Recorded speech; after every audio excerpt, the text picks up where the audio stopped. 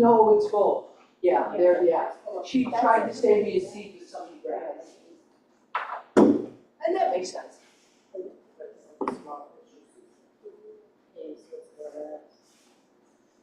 Oh, do we have any copies of the agenda? I didn't see any upstairs.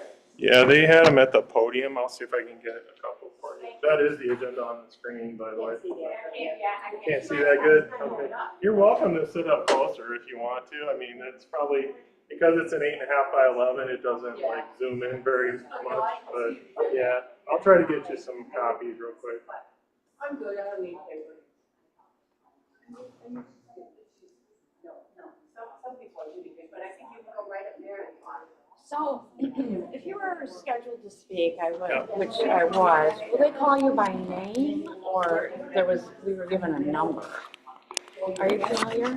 I am not familiar with that, but you can actually speak here. They'll call your name on the TV and we can have you stand in front of this camera. Okay, great. You'll appear upstairs. I'm actually getting that work, setting up it now, so hopefully.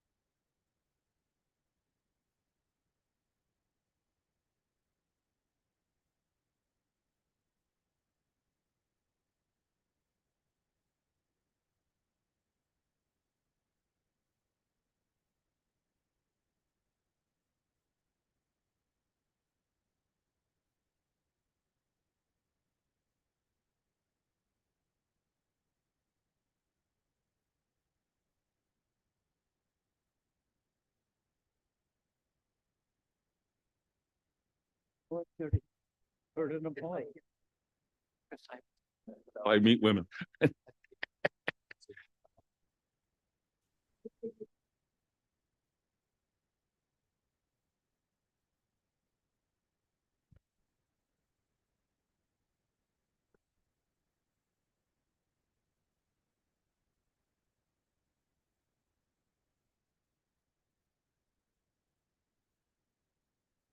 Kids in college, huh? Oh, wow. Yep. That's a quiet house. It'll be an hour getting out of the parking lot. One night.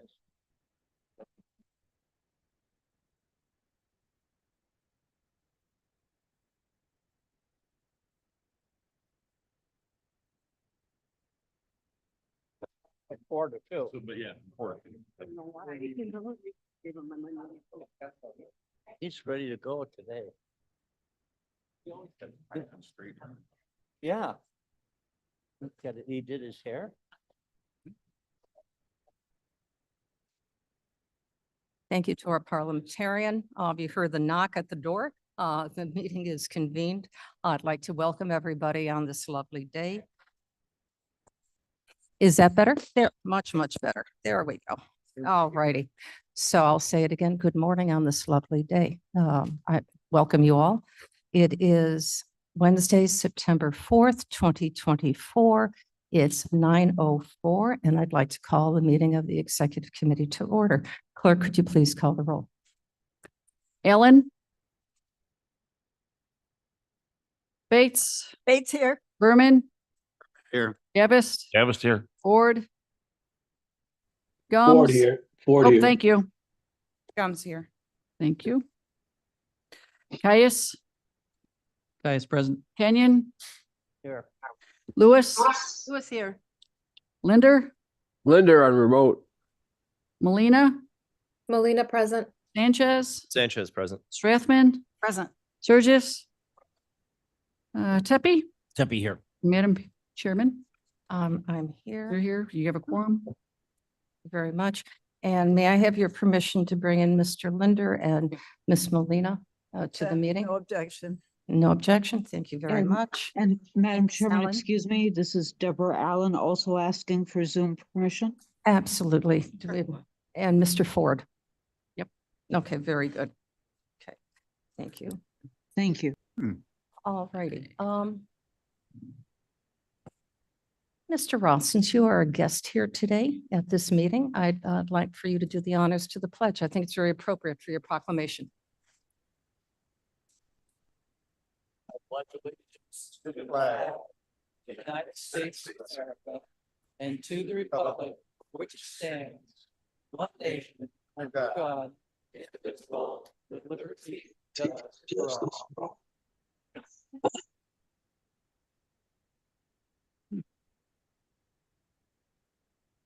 You. Get you.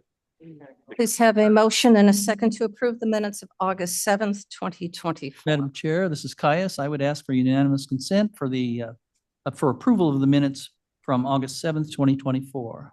Thank you, Mr. Without Caius. objection. Any objections? Hearing none, minutes are approved.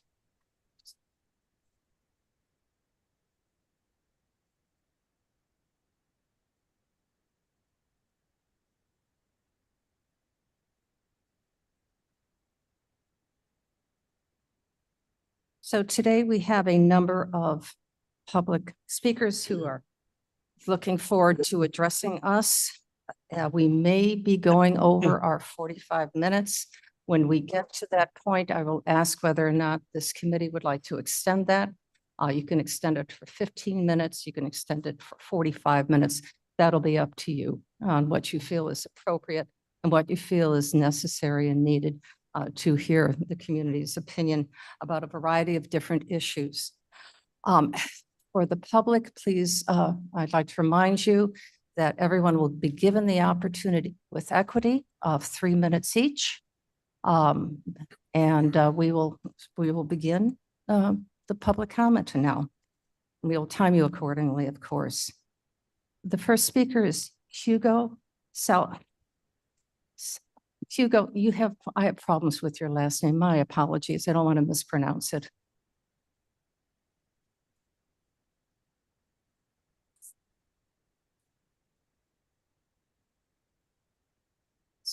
So say it for me, please. Ugo Saltagero. Saltagero. Welcome, sir. I have problems with it too sometimes. First, my name is Hugo Saltagero. I'm the Executive Director of Valley Shelter Workshop, or VSW. I'm going to give my friends the opportunity to speak first. Stephen and then Mitch. Hi, everyone. My name is Steven Mastel, and I've been working for a VSW for 12 years now. And it means the world to me that I see kids' faces bright up early in the morning, and it just means so much to me that they're always happy, always having fun, and enjoying life as we do. And we just hope that everything works out and stays open, and we invite everybody for our fun Fridays if they are always opened on Fridays afternoon.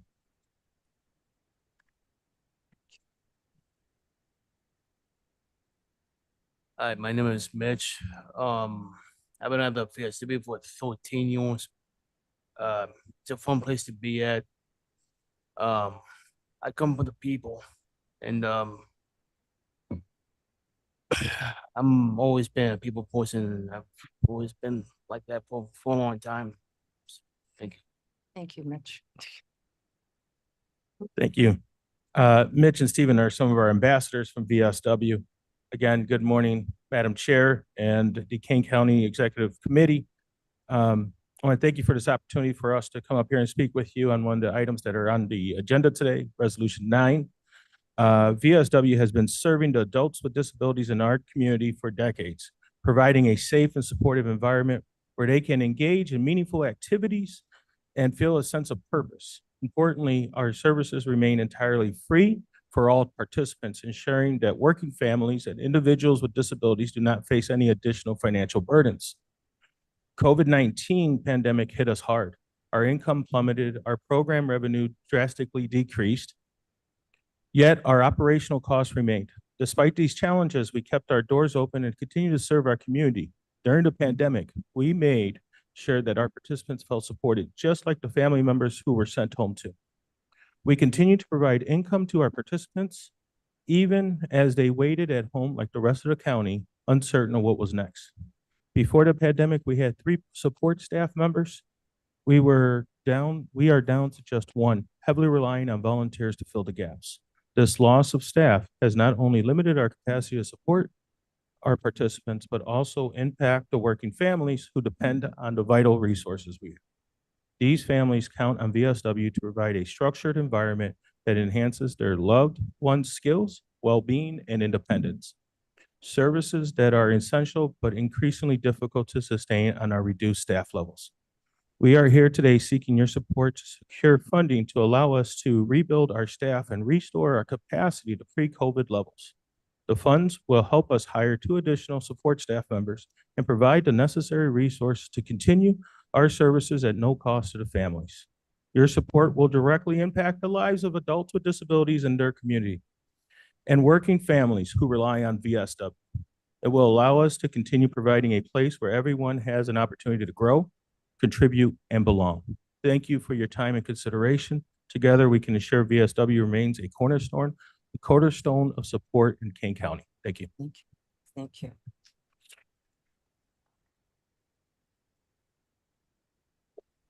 The next speaker is Mayor Schulte.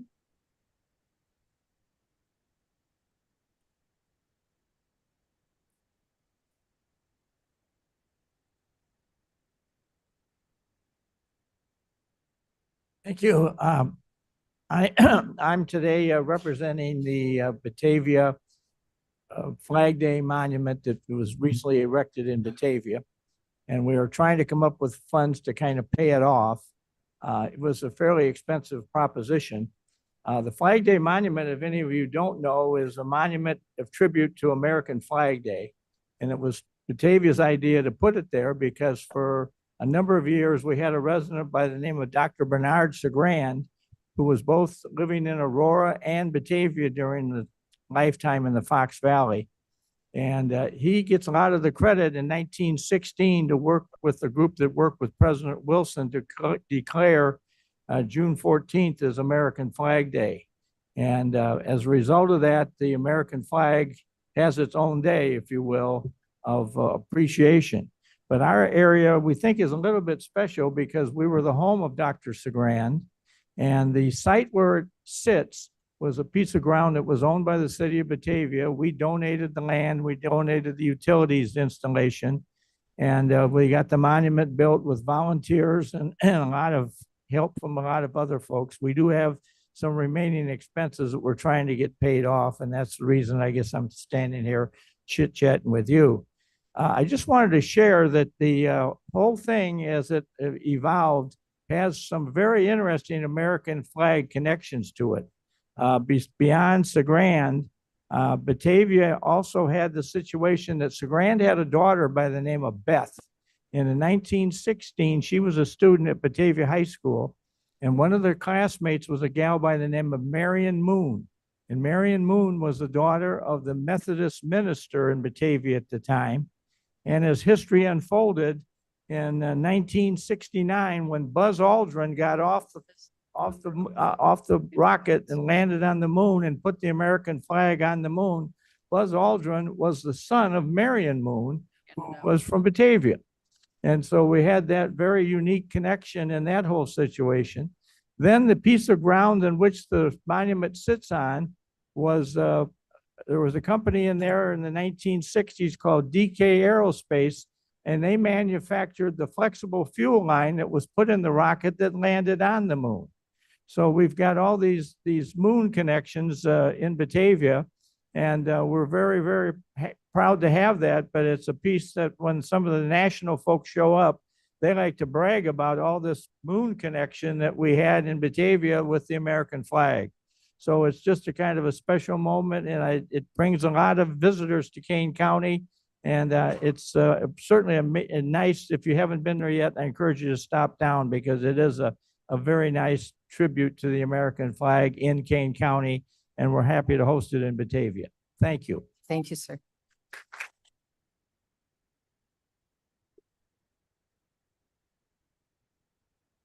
Next speaker is Austin Dempsey.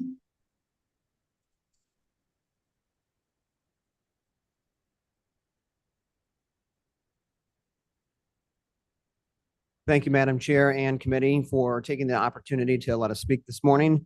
As the chairwoman mentioned, my name is Austin Dempsey. I represent the Fox Valley Patriotic Excuse me, Organization. Austin, just a minute. Whatever that, I'm not sure what's going on back there. Oh, okay. Thank you. The breeze is nice, though.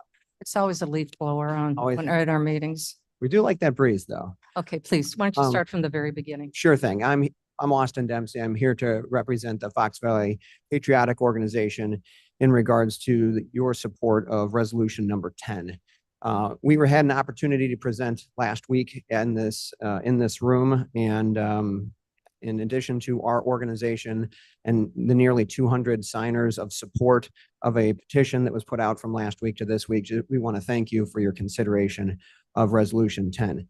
Last week when we were here, we had somebody talk to us about mental health and the importance of mental health in our county, and we couldn't agree anymore in how critically important that is.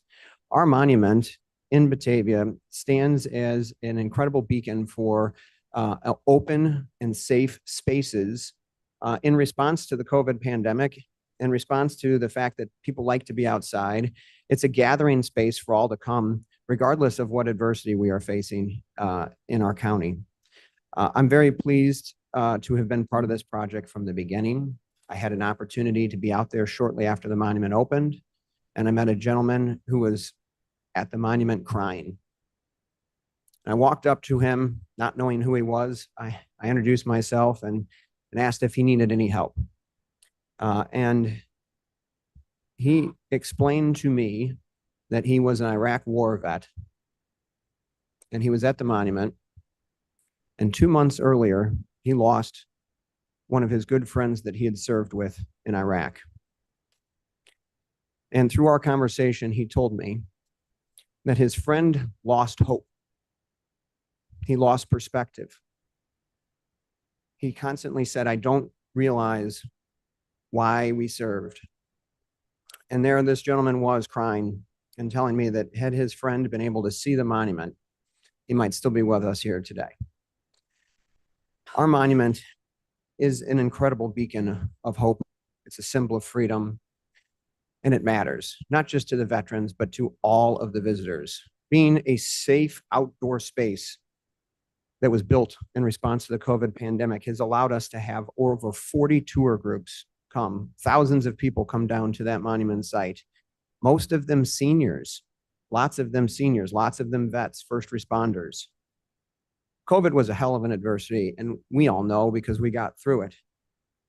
And we believe, just as you believe, this body stood up and did the Pledge of Allegiance with some incredible pictures of flags on display. And we find that important because our flag is important.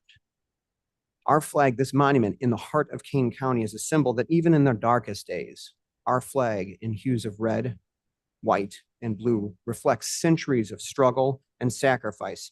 It represents a constant reminder of our journey from 13 independent colonies to a nation united in liberty and freedom. Supporting Resolution 10 supports Kane County veterans, seniors, and residents. Thank you. Thank you.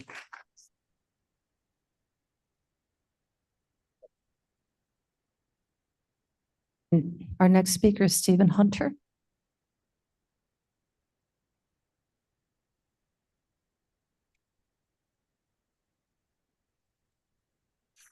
Morning. My name is Steve Hunter. I am a Geneva resident and the current commander of the Batavia VFW post, where I represent over 600 veterans of foreign wars and our auxiliary and their families. So Madam Chairwoman, ladies and gentlemen of the King County Board, thank you for the opportunity to speak to you today. I've had the honor of defending the values that make our country exceptional. Today, I stand before you not only as a veteran, but as a passionate advocate of a project that embodies those very values, the Flag Day Monument in Batavia. The monument is not merely a concrete structure or a simple flagpole. It is a tribute to the enduring spirit of our American flag and the significance of Flag Day. Conceived with the intent to educate and inspired with the patriotism of former King County resident Dr. Seagran, the father of Flag Day, it represents a living testament to the history and heritage of our nation. Yet the pandemic and subsequent economic challenges and supply chain issues hindered its construction, leading to delays and increased costs. But our community did not allow the obstacles to dim the light of a project designed to unite and uplift our community. The monument is a national caliber destination, drawing visitors from across the country to Kane County and celebrating our shared values of freedom, respect, and patriotism. The Flag Day Monument serves as an educational beacon, offering insights to the rich history of our Flag Day. It was a place where families can gather, students can learn, veterans can find solace, and people from all backgrounds can connect through a common sense of pride and heritage. It's an outdoor space where veterans who are immune compromised or handicapped have access and a safe space to meet with their children and grandchildren. My father-in-law is suffering from cancer, and on his way to Mayo Clinic, he came from Michigan, stopped at our house, and we were able to go to the monument and show it off to him. He flies his flag up in his on his farm all year. And on the monument, there's a little tribute to Bob Heft, the designer of the 50-star flag that we currently use, who happened to be a friend of my father-in-law's later in life. So a tear almost came at his eye because nobody anywhere acknowledges the history of our flag and what goes on with it. And so my daughter's grandfather was able to sit and talk to her and tell her the story of Bob Heft, how he designed the flag when he was the exact same age as her in school as a school project. And it's a safe spot where he didn't have to worry about contracting COVID or any kind of disease. There wasn't much we could do with him at that time. So I appreciate this monument more than anybody. By supporting this grant, you are not just providing financial relief, you are just pledging allegiance to our flag. You are investing a symbol of unity, pride that will stand with testament to our community's resilience and dedication. Your vote today is more than approval of funds. It's a declaration of commitment to celebrating and preserving the values that bind us together as Americans. Let us ensure that the Flag Day Monument becomes a shining beacon of unity and pride that it is meant to be.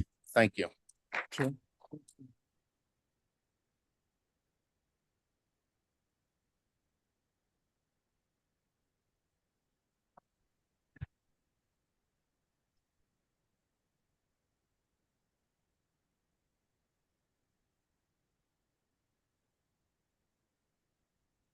As I move forward, I'm going to be pulling out from the people who have signed up online, as well as the people who have attended and signed up here. So we have a little mix of both. So you know if your name is being called, that's why. So why don't we start with Brad Paschke? Is Brad here?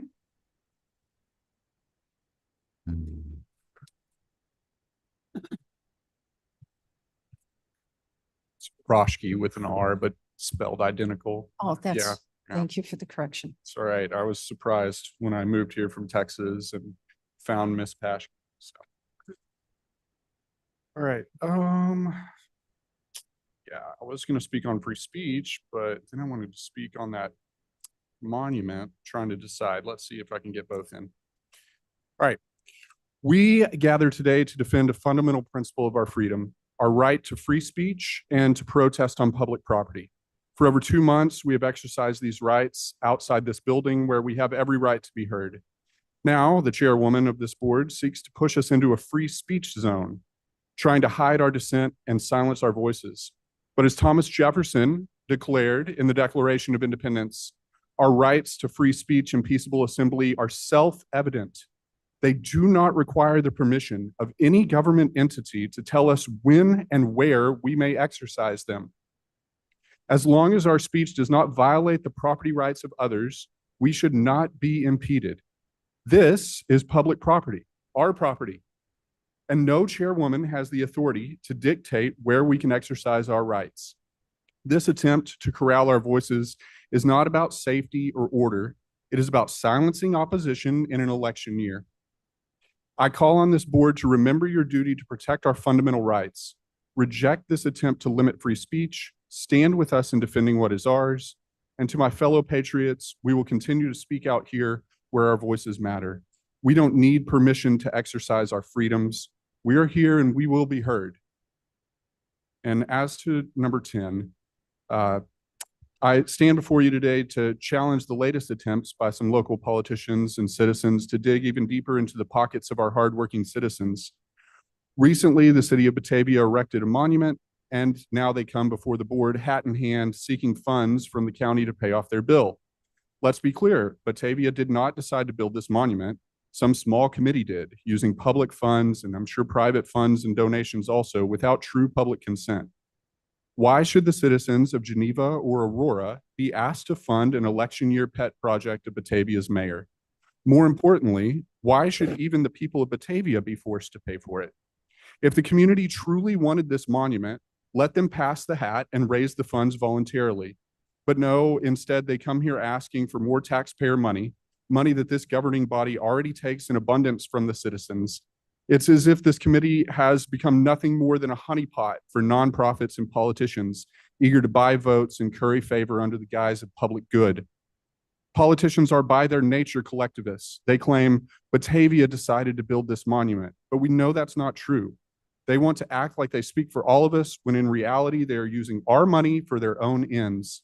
I urge this board to reject this request. Stand up for the taxpayers, the people who already shoulder enough of a burden. It's time to put an end to this practice of funneling money into projects that serve the few at the expense of the many. Thank you.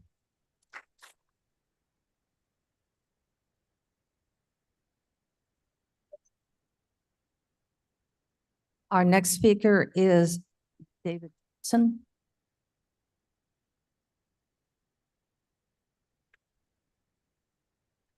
David Johnson. Good morning. Okay, better.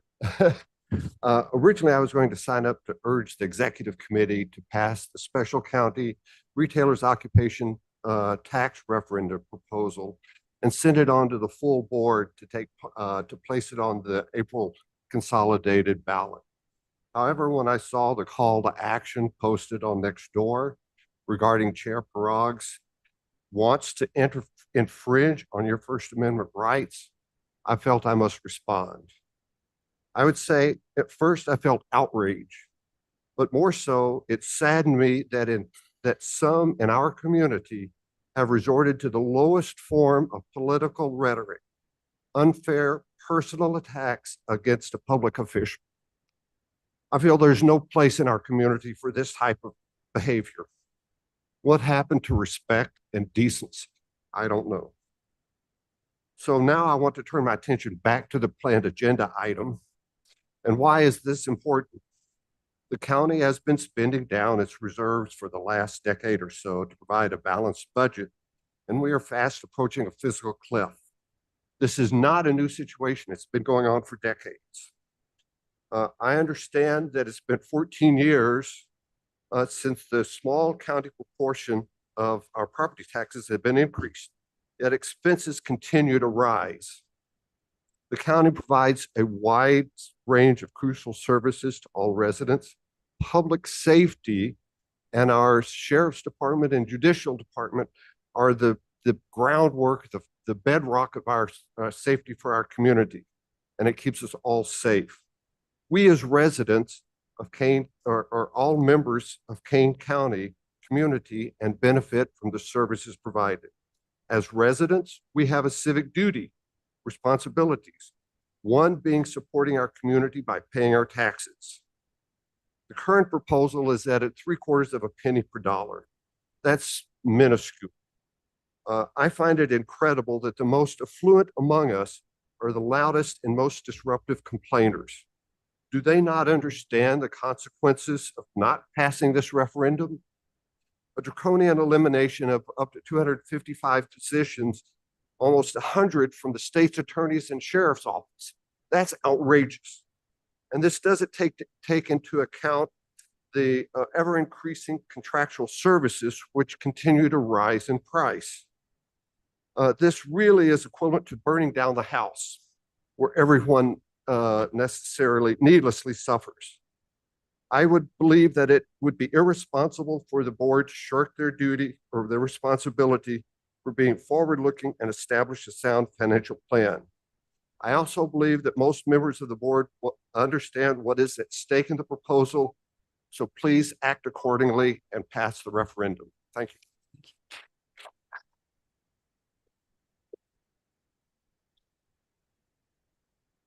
The next speaker is William Cole.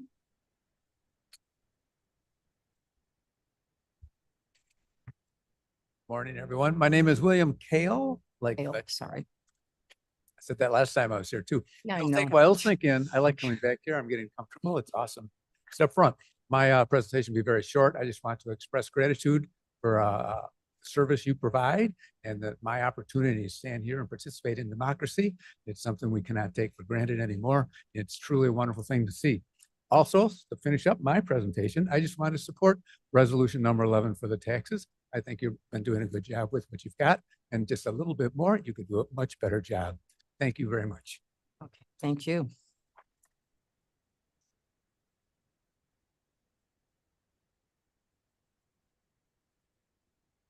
All right, our next speaker is Frank Esposito.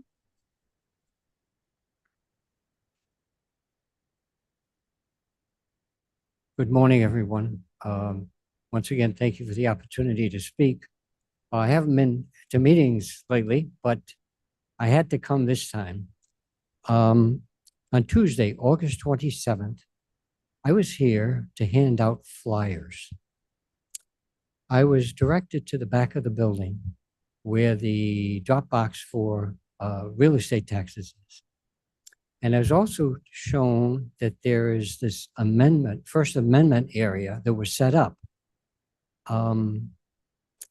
So I said, okay, I'll be a good doobie and I'll stand in the area. But that day it was cloudy when I first got there at 9 o'clock in the morning. The clouds dissipated and then it was just sunlight. And for 2 hours I was out there and it got pretty hot. And I had to give up after 2 hours. There was an article in a newspaper that Sheriff Hayne commented that the county facilities director, and it was a quote, "1 or 2 elderly, polite people were witnessed through your surveillance cameras." I definitely fit the thing of being elderly. Hopefully I was polite, but I want to tell you that I was 50 to 75 feet away from the drop box. Now, the reason I bring that up is that when people put their deposit into the box, they quickly rolled their windows up because it was hot and very humid. So if you're 50, 75 feet away from them and you're trying to hand out a flyer, of the people that went by, 17 people stopped their car and opened their windows. And I gave them a flyer. A couple of them wanted to talk about it. And it was very brief conversation. But 23 people did not want to get the flyer from me. They kept their window closed and they just went on by. Well, I was standing in that area, which is right next to the stop sign. 3 of the people didn't even stop. They just went through the stop sign. So I think that people should be given the opportunity to express their opinions and not be limited to 2 areas. And as far as I was concerned, the area at the front of the building that was set up was at the south end of the building. And the entrance for people coming to pay their taxes is at the northern end of the building. How was anyone going to be able to talk to somebody if they're an opposite end of the building? Thank you.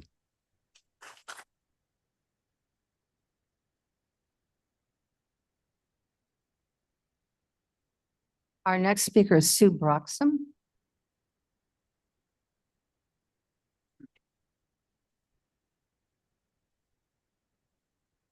Good morning, Madam Chair and Executive Committee.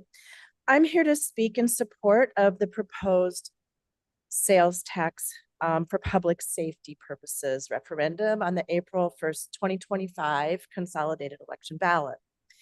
I love Kane County, and I know that each of you here, both on the board and in the viewing area, also love and care about our county. As caring citizens and residents of Kane County, we all want the best for our families. We all want safe communities where families can establish their roots through jobs, civic engagement, essential education, and quality social connections. I've lived in Kane County for more than 30 years. All 3 of our children were born here. My husband and I love Kane County so much that we not only raised our children here, but gave our second born the middle name Kane after Kane County's beauty. You see, in Welsh, Kane means beautiful. The name Kane is also affiliated with strength, bravery, determination, and leadership. Over the past 4 years, the leadership of Madam Chair Corinne Pirogue has been led through many issues facing Kane County. A large portion of the $200 million in COVID funds was distributed to local businesses and nonprofits to keep them operational. Madam Chair and our county board have overseen funds supporting the state's attorney, the public defender, the sheriff, and the health department by raising salaries and addressing pay inequities, particularly with women, to retain key personnel and hire new staff, sometimes filling vacancies that have been open for years. Kane County now has a reorganized maintenance department with both short and long-term plans to address ongoing maintenance issues of the county buildings. A consulting firm was hired to review all the county facilities. Their facilities plan key recommendation is that more space is needed, at least 100,000 square feet at the Judicial Center, and major updates to the Government Center in Geneva. As owners of 2 small businesses, my family's future was quite uncertain during COVID. My husband and I had firsthand experience of what it meant to receive COVID relief for our tiny businesses. We understand the importance of being responsible with our resources and expect our government to do the same. We also have experience needing first responders and know what it means to rely on public safety services when you least expect to need them. Public safety means having reliable access to first responders, emergency medical services, mental health services, a paratransit system, courts that serve the public, and even the coroner's office. Juvenile justice services and law enforcement must be backed up by fully functioning court facilities. We all want to feel safe from our first breath to our last. Kane County finances are complicated.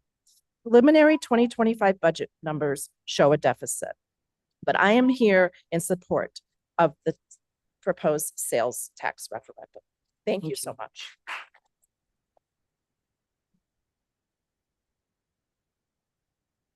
Patrice Berteau. Right the first time. Oh, very good. Thank you. Thank you very much for allowing me to speak today. I'm here to express my deep concerns over the alarming trend of abuses of protected rights in our country by our own elected officials. Recently, we have seen troubling revelations involving Meta's censorship practices and their implications for our democratic processes. Mark Zuckerberg's admission regarding pressure from the White House to censor information that may have influenced the 2020 election raises significant questions about the integrity of elections in our country. Additionally, with Illinois ranked 47 out of 50 in election integrity by the Heritage Foundation, with Kane County identified in particular as having significant structural deficiencies, citizens are left questioning how we can trust in free and open elections. It is deeply troubling that our own board chair appears to be unheedful of the dangers to our democracy, furthering this pattern of abuse by enacting unconstitutional policies specifically targeting her political opponent. In light of these issues, I urge you to consider the importance of transparency and fairness in our electoral processes. How can we as residents of Kane County have confidence in our elections moving forward when such actions undermine our democratic values? These do not reflect us as citizens of Kane County. The citizens of Kane County respect the Constitution, respect the lives lost to win our freedoms, and respect this country. Thank you very much for this time.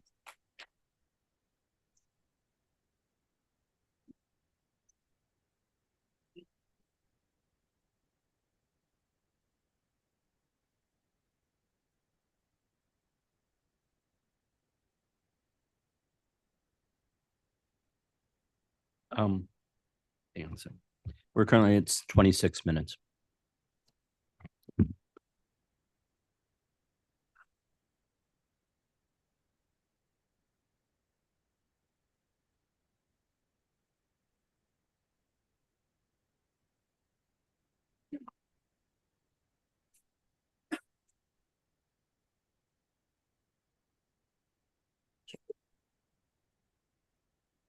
Oh, absolutely, absolutely, absolutely.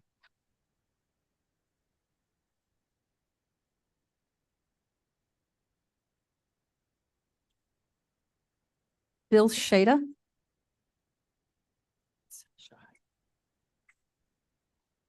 Good morning. Morning. A week ago, I was outside here handing out some information for people coming to pay their taxes.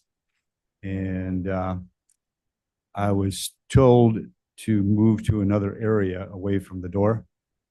The door is a very strategic place for people to hand things out, of course. And I was not in violation of blocking the door in any particular way. I was courteous to people. I did not detain them. I didn't prevent people from doing their business. Stayed off the sidewalk as well. So I was trying to be very cognizant of the fact that this is a place of business and I should not disrupt that. I was rudely told to move. This was not Madam Chair. Madam Chair, I saw her and she was very nice to me and we had a short conversation and she then continued to come into the building. Later, there was an employee, I would think, that came out and told me that I had to move. And there was a sign to which I had to move to. And so I asked her why I had First Amendment rights by the sign, but not by where I was stationed. And she didn't respond to that question. So I continued to hand out the leaflets. She then came back out again and said that if I didn't move, she would call security.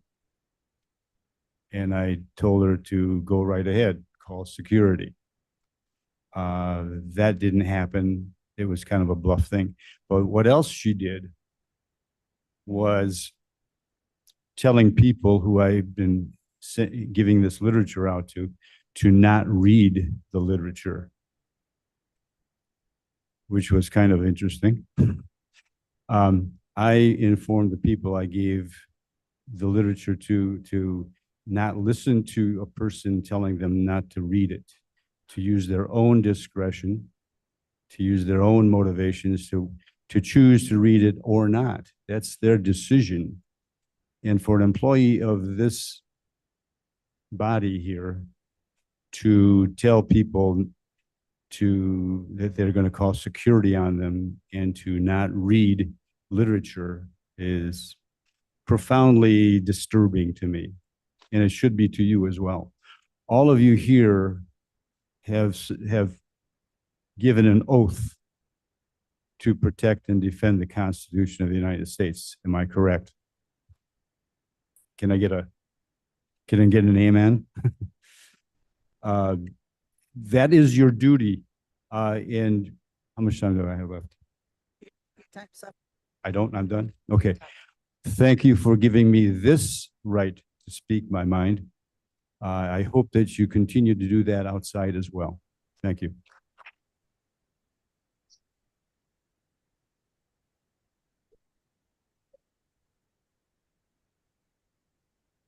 All right, Mr. Greib, your turn. Are you here?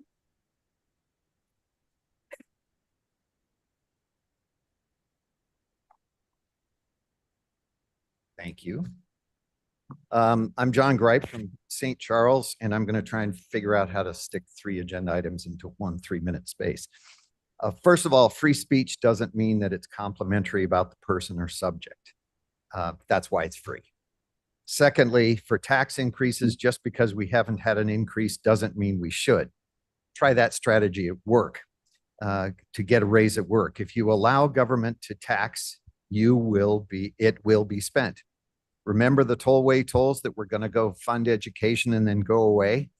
That never happened, but the money keeps getting spent. So recently someone decided to spend taxpayer dollars to have a sign made, chain off a designated on county property, and then have someone put up and take down that sign. Wow, you say, the public outcry must have been shriekingly loud. Well, not until some fearless patriots spilled the beans about this development. Then you should have seen social media light up. But most people think this is done with. The sign's down, the free zone is back to its previous free speech area called the United States of America. Well, not done exactly.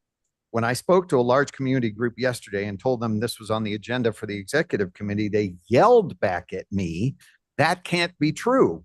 There is no way the board would ever consider something like this. It's already been fought, bled, and died for. But surely the state's attorney discouraged this when those fearless patriots brought it to her attention.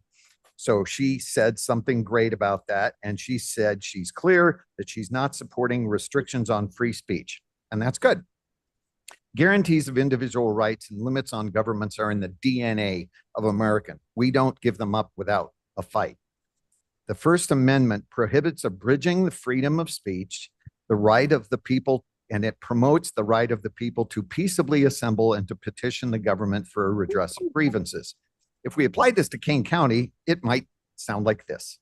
Neither the Kane County Board nor any member of that body shall restrict the free speech of the citizens of Kane County.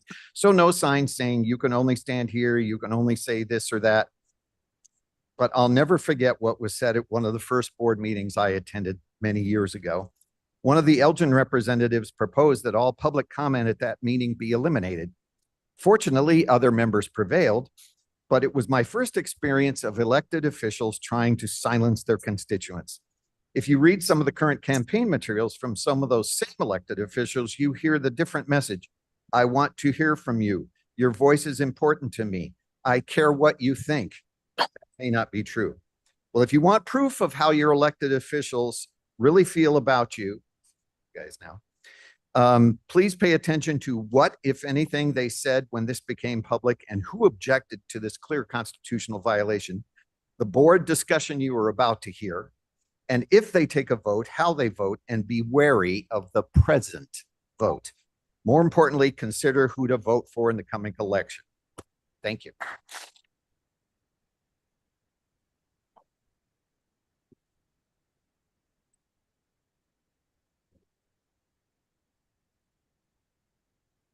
Here we go. Is Debbie Kanarowski?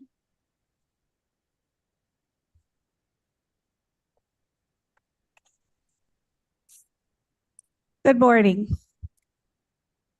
I work full-time and generally watch the meetings online.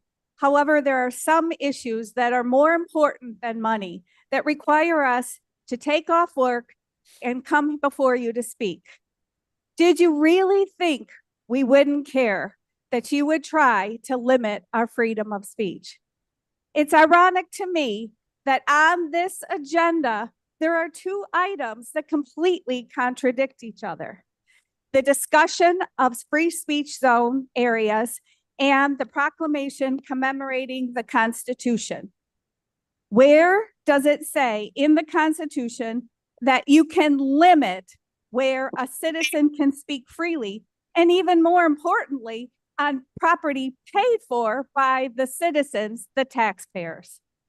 It's ridiculous that we have to come here to remind you that our constitutional rights are as citizens.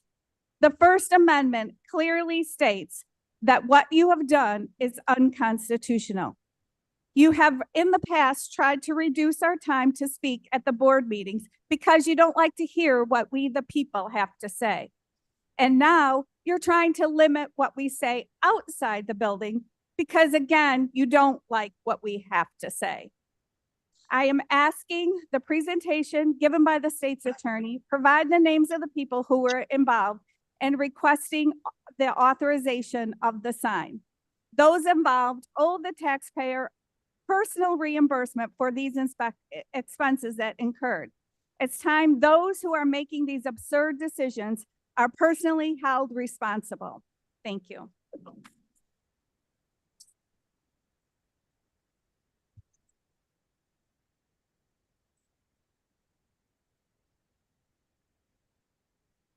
Speaker is Celia Brooks. Is Celia here? Oh, all right, fine. Celia?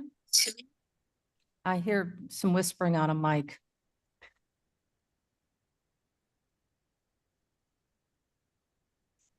Now we see you. Could we have full screen for her, please?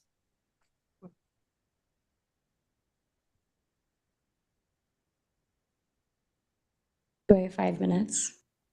You have 3 minutes, Hi. Celia. Hi, good evening and good afternoon and good morning to Kane County. Today, I come here before the Kane County Executive Board to address the proposal of a free speech zone. Let's break that down for a moment. I am absolutely appalled at the idea that an elected official would even propose such a preposterous idea. In what world would anyone think that it is beneficial to implement a direct infringement of the people's rights of freedom of speech? Unfortunately, there once was a time in this world when government officials did attempt to silence the freedom of speech and their political opposition.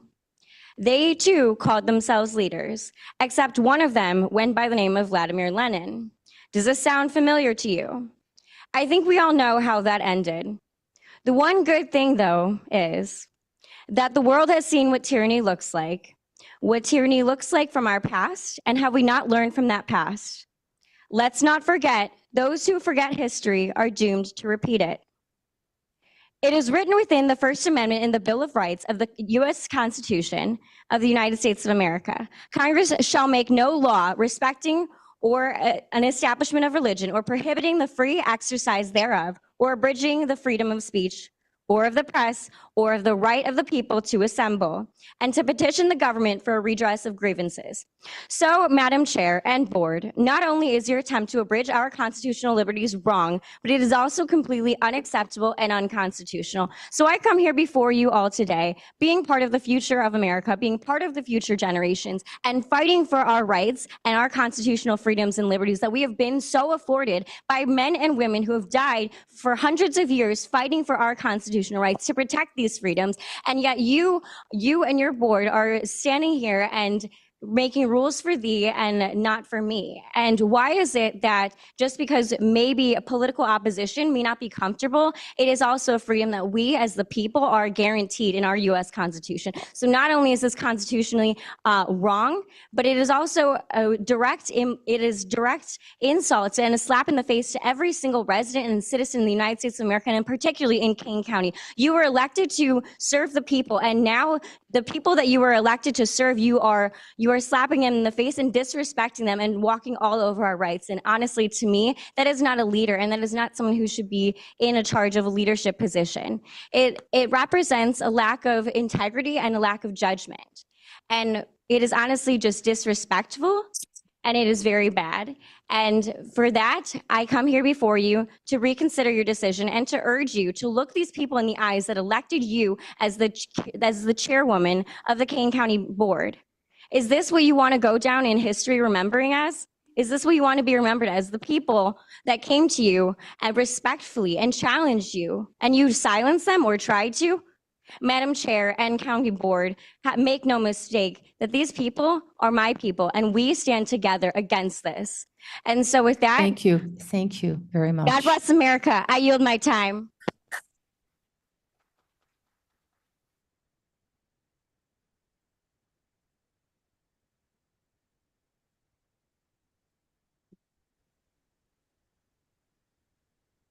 There we go.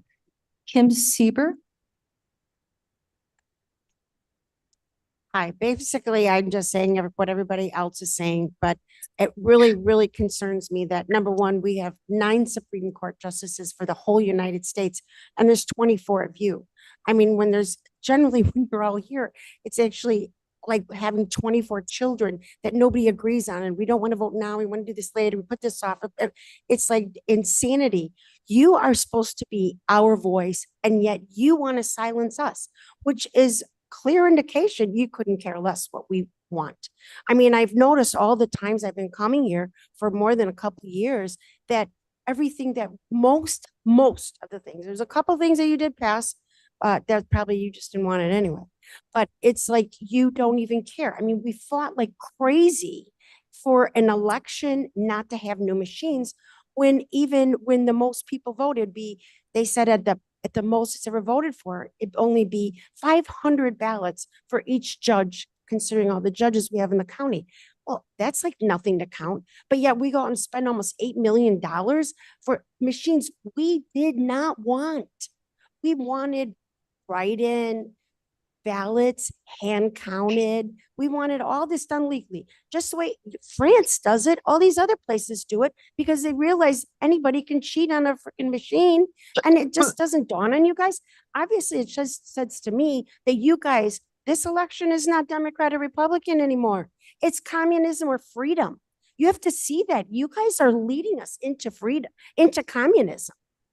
I mean, when you have somebody running whose father was a professor of Marxism in a college, that goes to say it right then and there. So you guys are following right along like you good little comrades. I mean, it's actually pathetic to watch you. And when I even think about you, I think 9 of you would be fine. Why are we paying your salaries when you're not even speaking for us? That's it.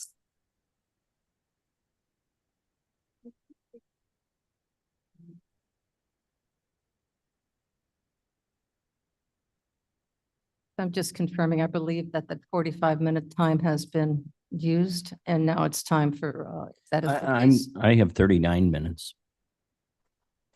Oh, all right, very good. Excellent, excellent. So we have time for 39. All right, we can have 2 more speakers. And then we can ask the board if you'd like to extend the time, and that'll be up to all of you. So our next speaker here is Bradley Rashke. Oh, no, that's fine, sir. It's all good. Thank you for your generosity in allowing somebody else to speak. So now we have Mr. Anderson. Are you here, Brian Anderson? There he is.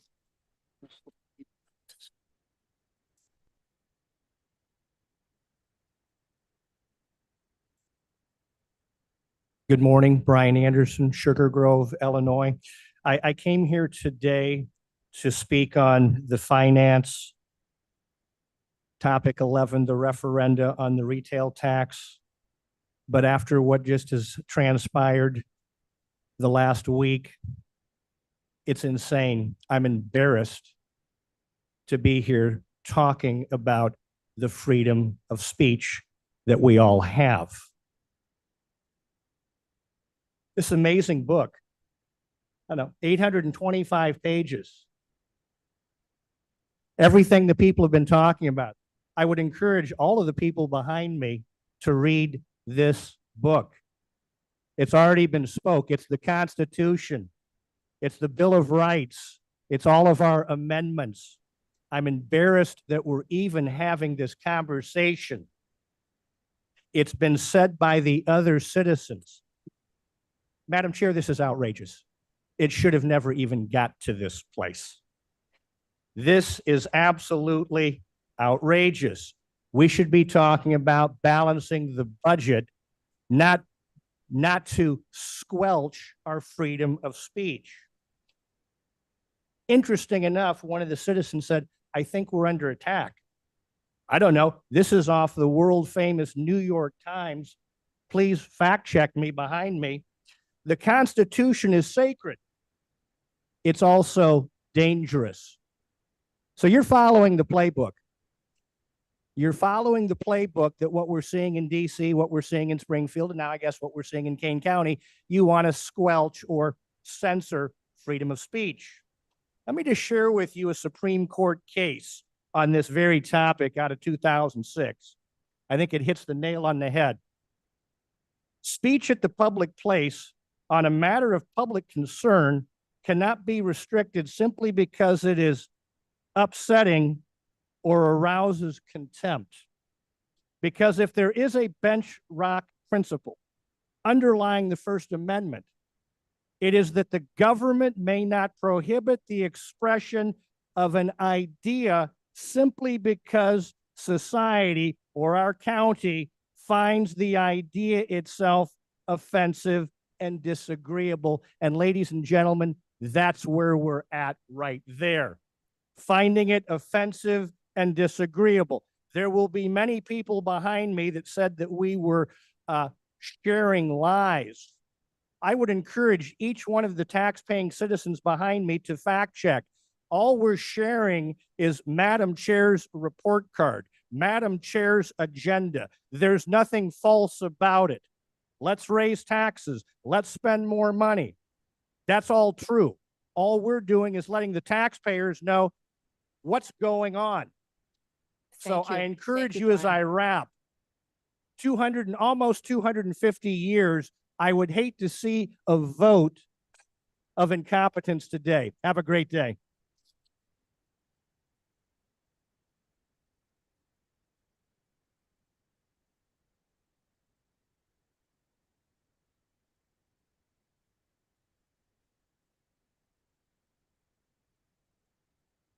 Applause for Mr. Anderson. Ms. Meyer, you are next.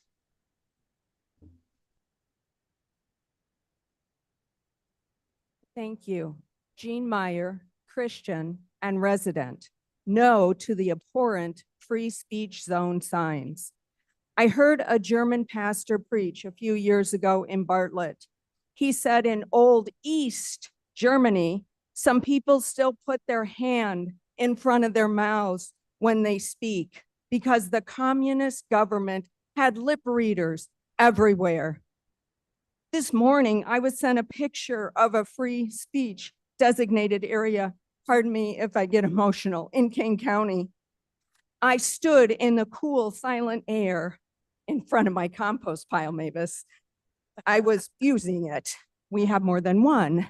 God's amazing creation this morning, and I cried out to God, Father, Father, Father, my country, my country.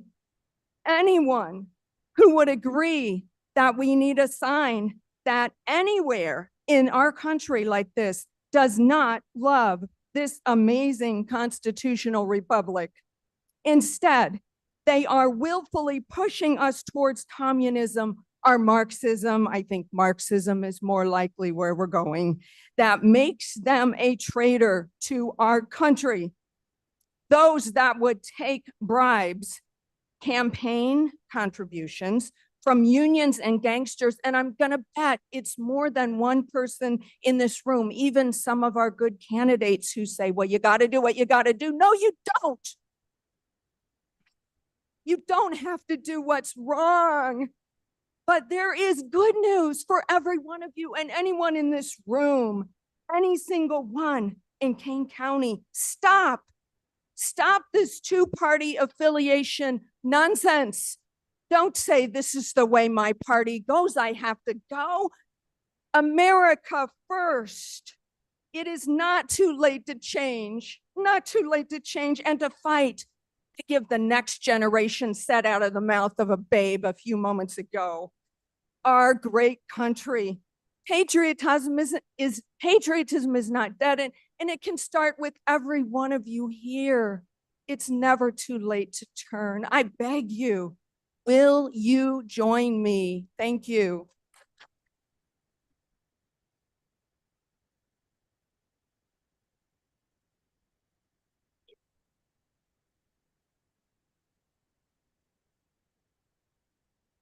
All right, ladies and gentlemen of the executive committee, we have one, two.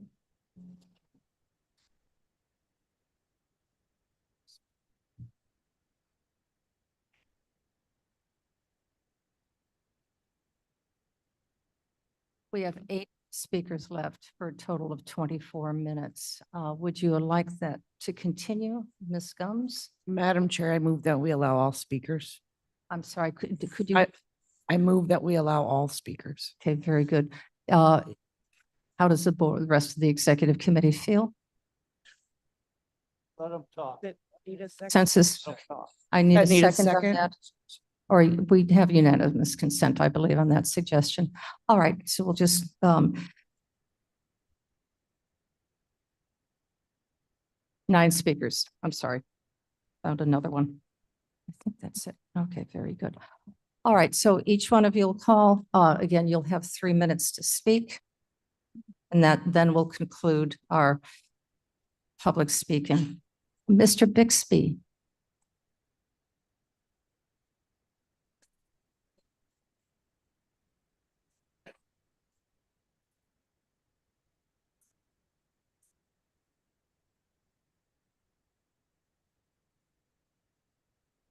Madam Chairwoman and men and women of the board for Kane County, thank you for this opportunity to speak to you. According to the official reply I got back when I did this, asked for this, I have 5 minutes to speak, but I'm going to hold, I've busily been in my seat to hold 3 minutes. Okay, so it is my understanding that this proposal of the First Amendment areas is limited, will limit and restrict my freedom of speech and all citizens of Kane County to all the areas determined by the Kane County Board. Since 1976, I've lived in 5 different cities in Kane County. And so I'm wondering, since this is such a significant step in the wrong direction by limited speech, has this proposal been reasonably communicated to the county, to the people in the 5 cities I've lived in? Have all the reasonable efforts been made to utilize all available news media to communicate this proposal as well? The United States has been involved in 70 wars since the beginning. If you look at, highlight some of the ones we all realize that fought for freedom, would be the original revolution, American Revolutionary War, in which 70 Americans gave their ultimate sacrifice, and another 8,000 were wounded. When you look at the War of 1812, 15,000 gave the ultimate sacrifice, and another 5,000 were wounded. The Civil War, a total of 655,000 men and women gave the ultimate sacrifice. In World War I, there was a total of 116,000, again, gave their lives. In World War II, there was a total of 405,000 and 670,000 wounded. In the Civil War, excuse me, in Vietnam War, there was a total of 58,000 and wounded 153,000. to me, what's unique about this particular war is there was hot contestants going on both sides, arguments. I think everybody's old enough to have gone through that, but yet they had the freedom to speak anywhere. Then when you look at well, let me just go to a total of this. When you look at all the men and women that gave their lives for freedom of the United States of America, the total that died is 1.3 million. The total that were wounded were 1.5 million, for a total of 2,852,000 people. I hold back my almost tears on this for all the people that have done this.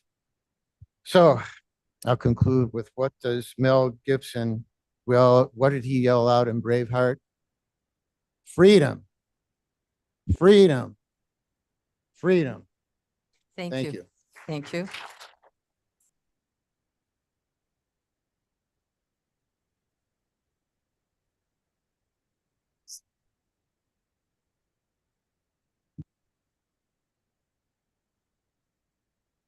Paul Mayer.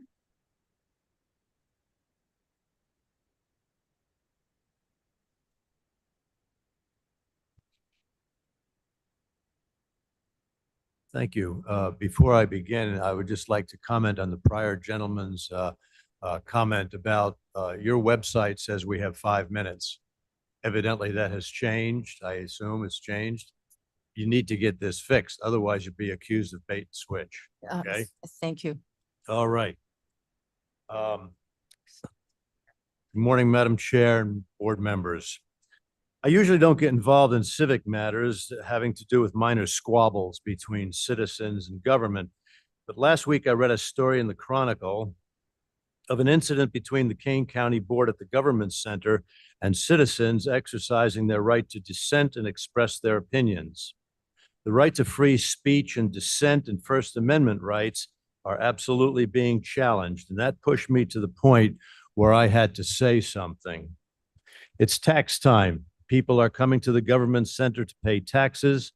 And as we all know, taxes are already too high in Illinois, which is the most highly taxed state in the union. And Kane County contributes its fair share to that distinction.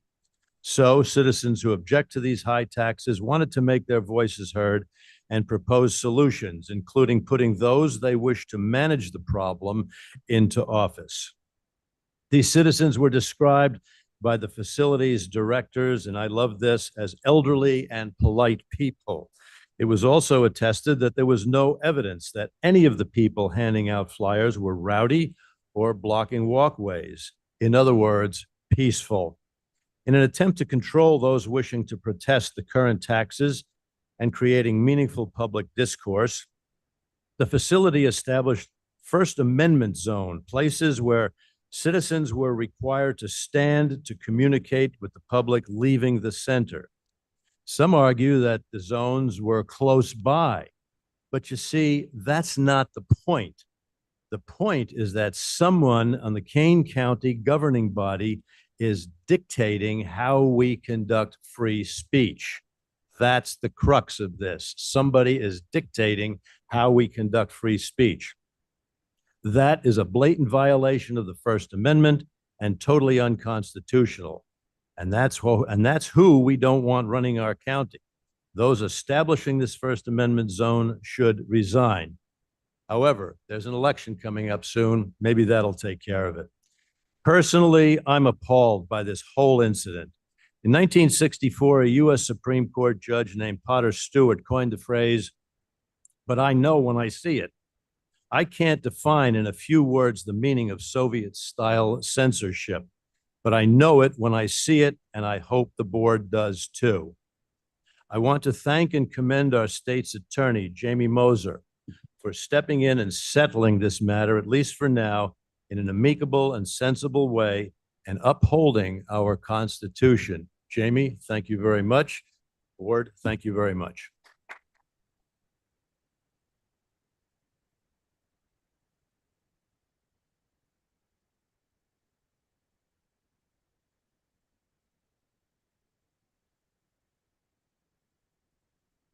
Susan Webb Kemick. Susan here? Is she downstairs? Nobody, nothing downstairs? All right.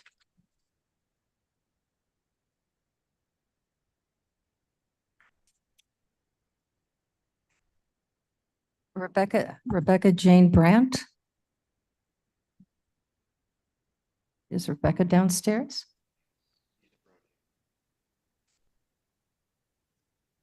Looks, all right. Hello, Rebecca. Is that you? Yeah, Oh, welcome.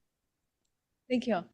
Good morning, Madam Chairwoman. Hold on, Rebecca, just hold on just a second. We're going to put you on full screen.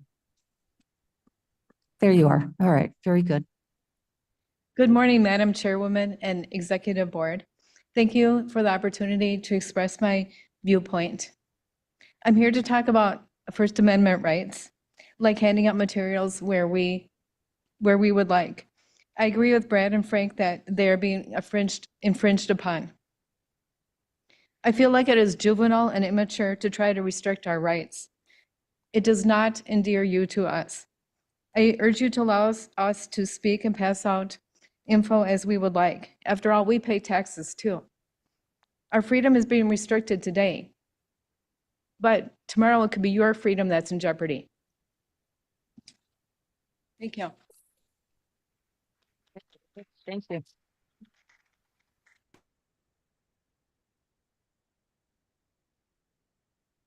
Oh, Michelle Geen.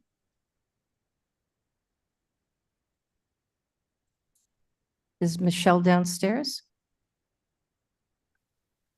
No. Right.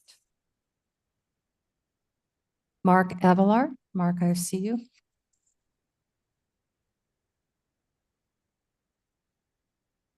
Good morning. Thank you, Executive Committee and board members and the members of the public, as well as other elected officials. Name's Mark Avalar. I'm from Algonquin. I live in the 23rd County Board District.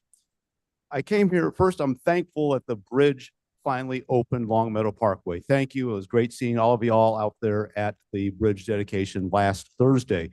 What I want to come talk to you about is the finance item number 11, the referendum. First, I ask that please pull that off a consent agenda. I think that needs to be standalone as you discuss it and potentially amend it. But I have to share, and there are many members who've been members of the public who've been attending these meetings for quite some time, but even before some of them were attending, I have to remind you where we've been. Over 2 years ago, we discussed this.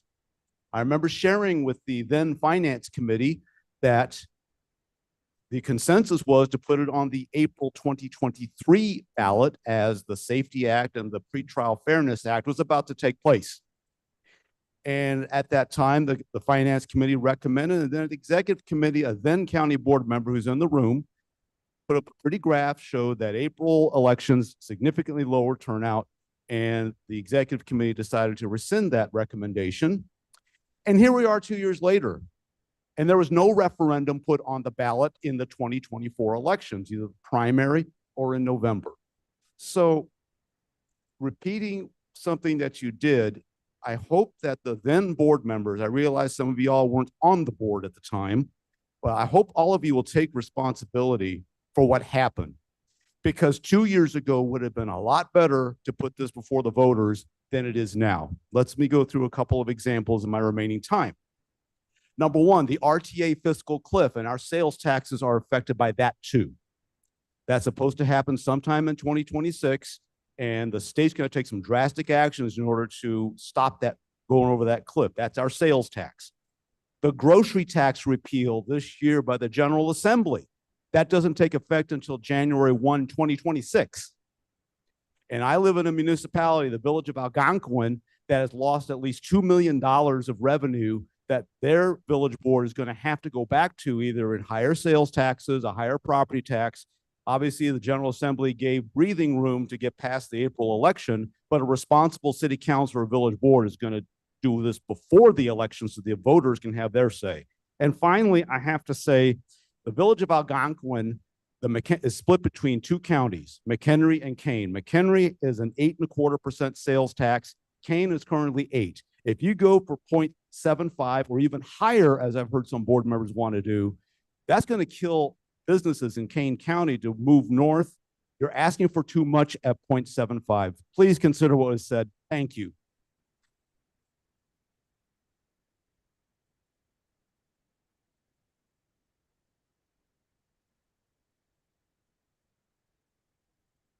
Vicki Davidson Bell.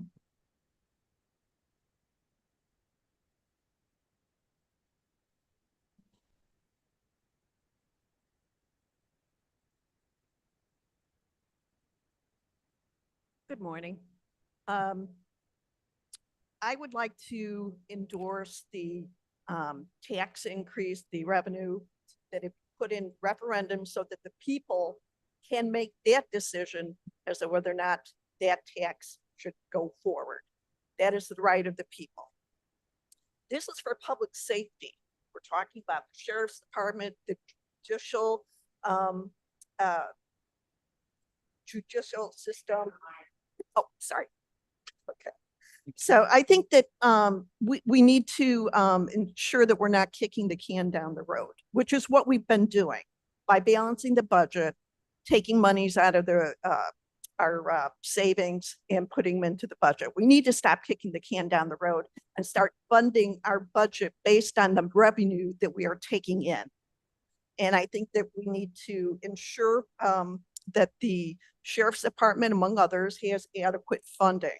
To do so or to not do so would be equivalent to defunding the police. As a citizen, it's my responsibility to ensure that my community has what it needs to serve everyone. And I think it's our responsibility as citizens to pay those taxes. It's not fun. I don't want to pay more taxes, but it's my responsibility. And then in response to the First Amendment, Kane County Speaks has been handing out flyers on county property that are filled with outright lies and deception. This is neither ethical nor moral. Political figures are vulnerable to defamation and as such have little recourse to push back against such behavior. These right-wing extremists cling to their so-called right to hand out deceptive flyers instead of addressing policy. By claiming that it is their right to free speech, the right to free speech should not include false information. Thank you.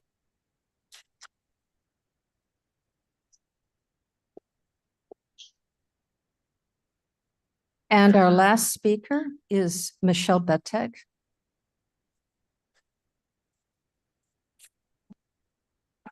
Hi, I'm Michelle Betteg. I was able to get my hands on the brochure that was being handed out.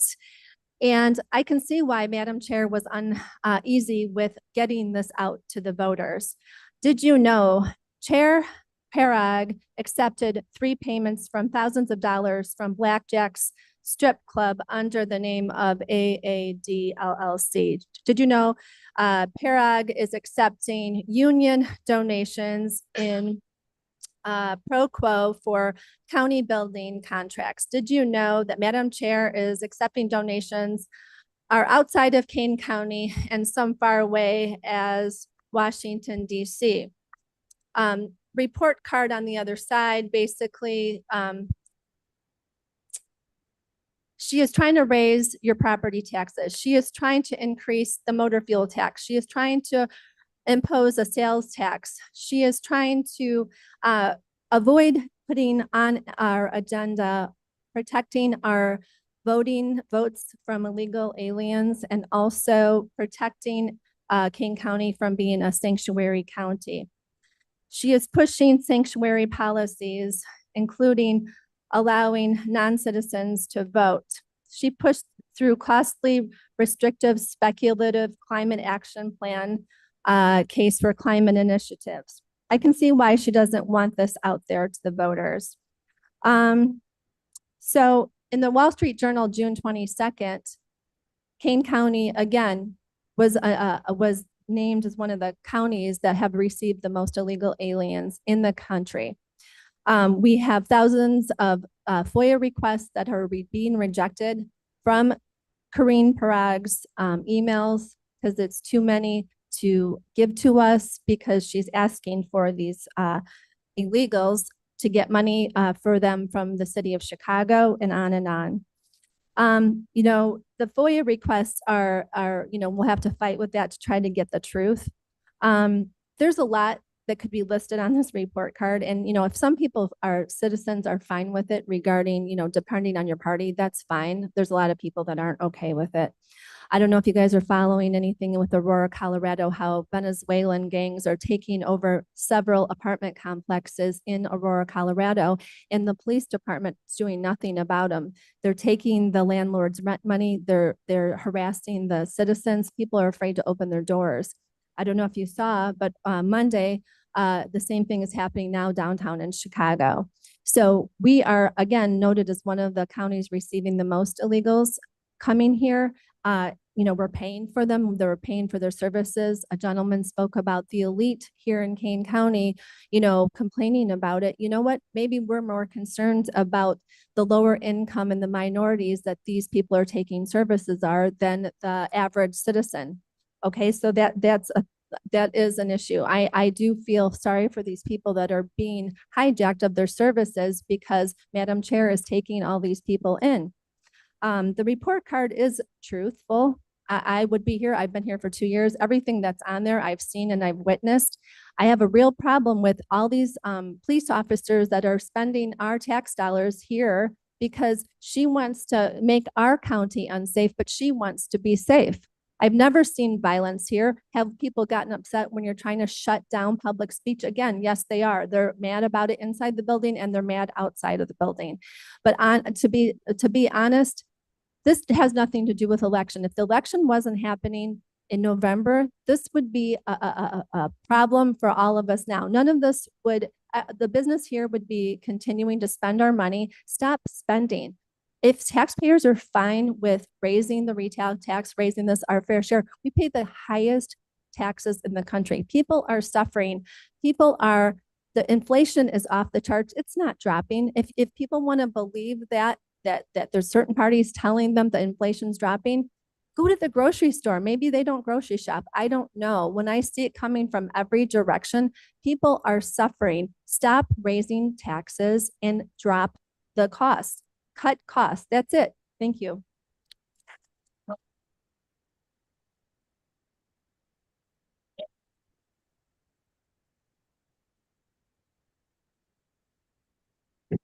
That does conclude our public comment.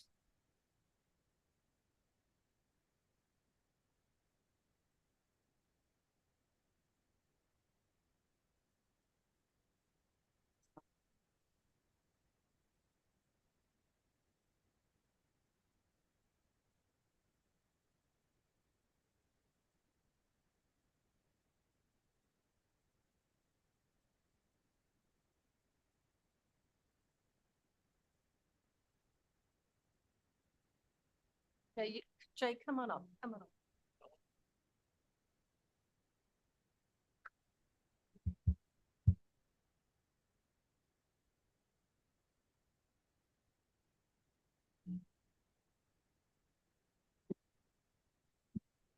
Jay. And yes, the timer is starting. Yes. Please, Jay. Thank you. Yes. Good morning. I find this idea of a free speech zone to be part of a disturbing pattern. For example, the board has reduced the time for comment from 5 minutes down to 3 minutes, though the website does not indicate that. So technically I should get 2 more minutes to make my points. These facts with the free speech zone and reducing public comment time indicate a drive to restrict public comment and input to the board from the citizens. In the public debate of ideas, the one who acts to restrict or hinder opposing positions or censor opposing opinions has already lost the argument. They're already lost the debate. I witnessed the First Amendment activity here at the building last Friday. It was a peaceable assembly. Nobody was forcing anything on anyone. No one was impeded from going into the building as they are going to do their county business. Generally, when people were leaving the building, they were offered literature. Most took it and said thanks. A few scowled and said no, and they were wished a happy day. A few stayed to chat. It was a fine example on a fine day of citizens talking with other citizens. I'm shocked and amazed that the board would try to define a tiny area in Geneva as a First Amendment zone.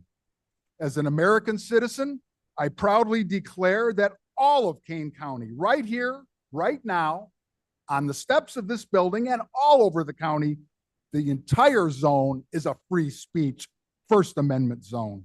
We are free to speak. The government cannot abridge where and when speakers may speak. Such a zone abridging freedom is un-American and probably unconstitutional. This is a sign that the board is attempting to avoid input from the public. Most of all, such a zone is unnecessary and can open this county and the taxpayers up to expensive court challenges.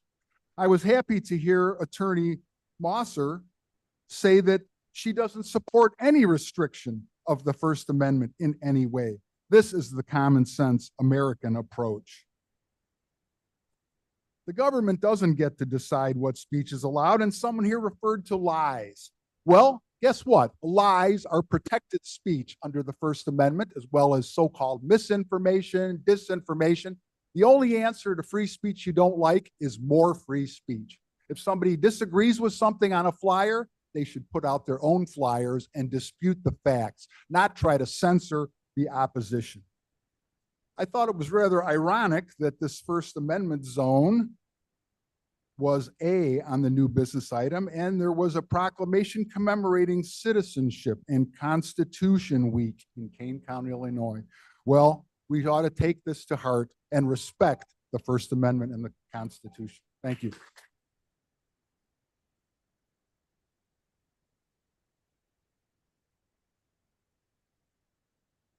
Oh, ladies and gentlemen, thank you. And that concludes our public comment for today.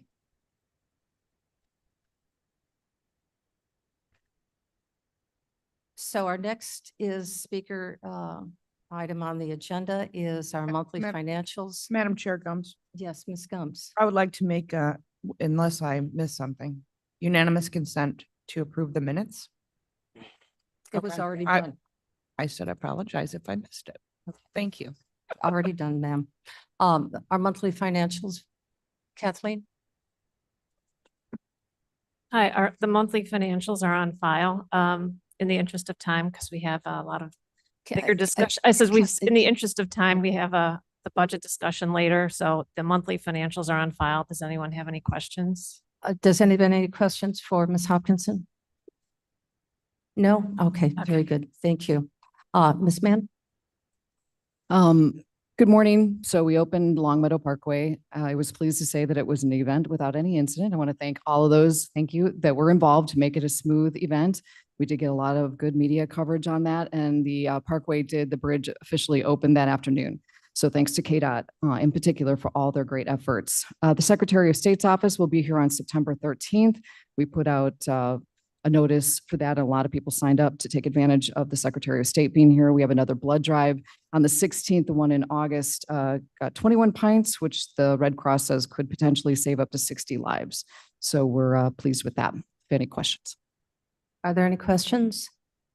And I would just, before we go further, I would like to thank all the board members who were able to attend for the Long Meadow Bridge opening. It was a beautiful day and a true remarkable celebration and a testimony to the work of KDOT for 40 years worth of work, and to the previous boards who came before us stewarding this opportunity to connect one side of the river to the other for free transportation. Yes, sir. Madam Chair, it is noteworthy the number of participants from previous boards from years gone by that showed up for the event from both sides of the aisle. And I thought that was pretty special. It was quite special. I agree. I agree. All right. So thank you for those comments, and thank you, Ms. Mann. Is there any old business that needs to be brought up? From anybody? No? All right, we go into new business, and our first item of discussion is going to be by Ms. Mosser, State's Attorney Mosser, regarding the free speech zones. Thank you. Members of the board, I've asked for this matter to be placed on the agenda so that we can provide information to all of you in the board as well as to the community about this concept of a free speech zone. This matter arose last week and caused quite a stir both in the media as well as on social media. Most importantly, whether or not this county has a free speech zone is and should only be a policy decision of this entire board.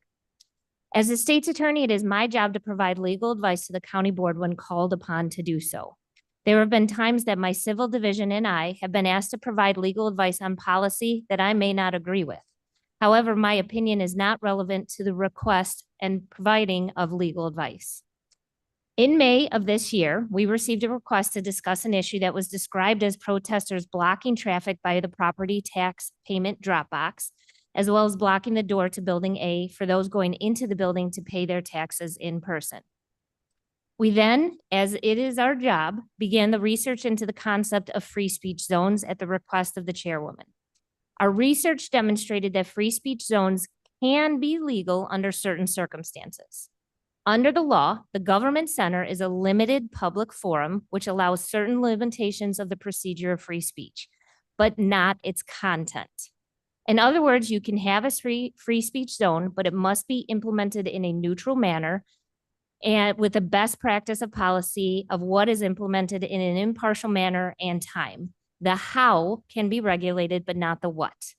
Further, the best way for the county to implement such a concept would have been through a resolution by the entire county board.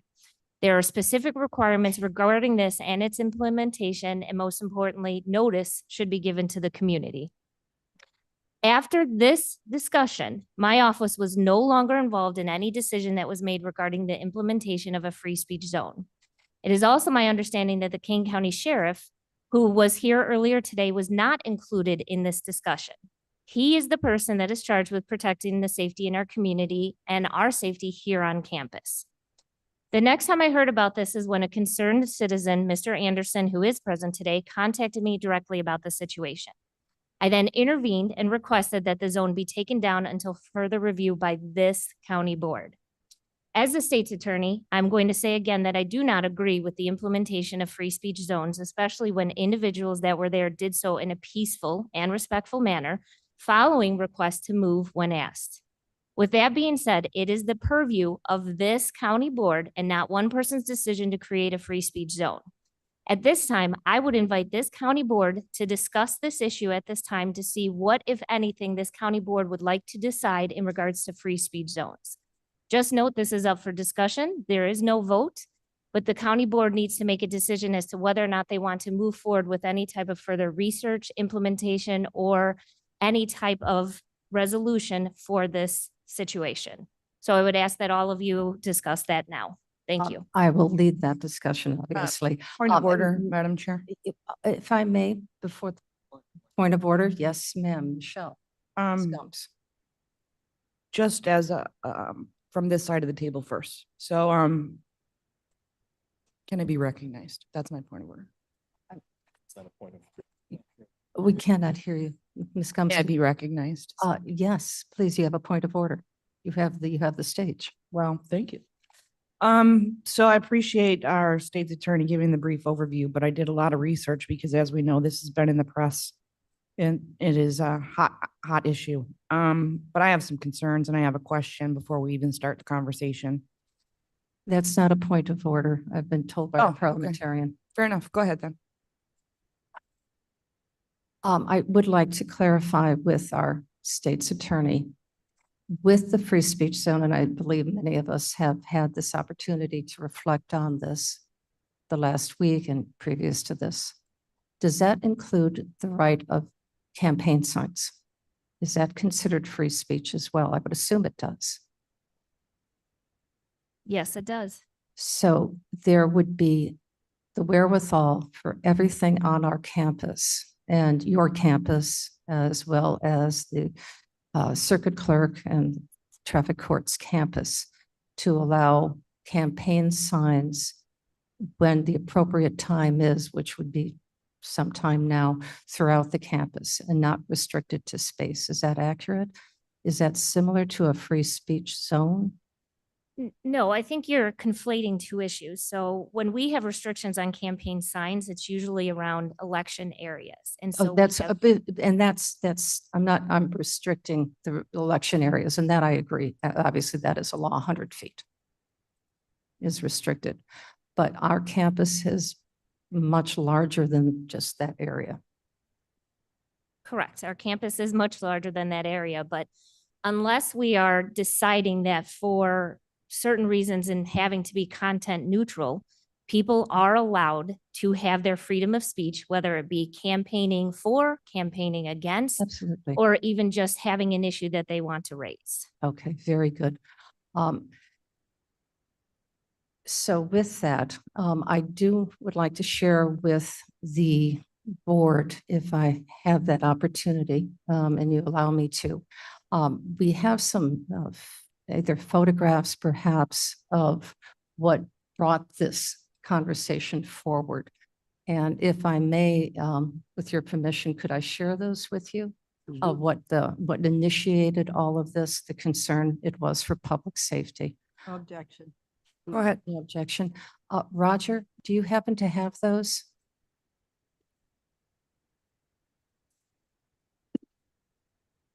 Yes, please. Don't even have any energy. Roger Fonstock with the IT department and building management at Blair. You can advance the slides, but just say, so this was the sign that was, go back up one, Blair, I'm sorry.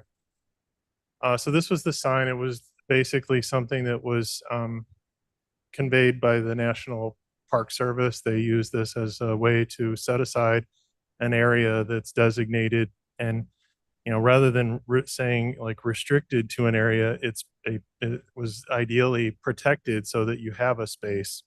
And that's what this says. It doesn't say that we're discouraging or telling you can't go somewhere. It's just telling you this area is protected for free speech or First Amendment. So anyway, go to the next slide.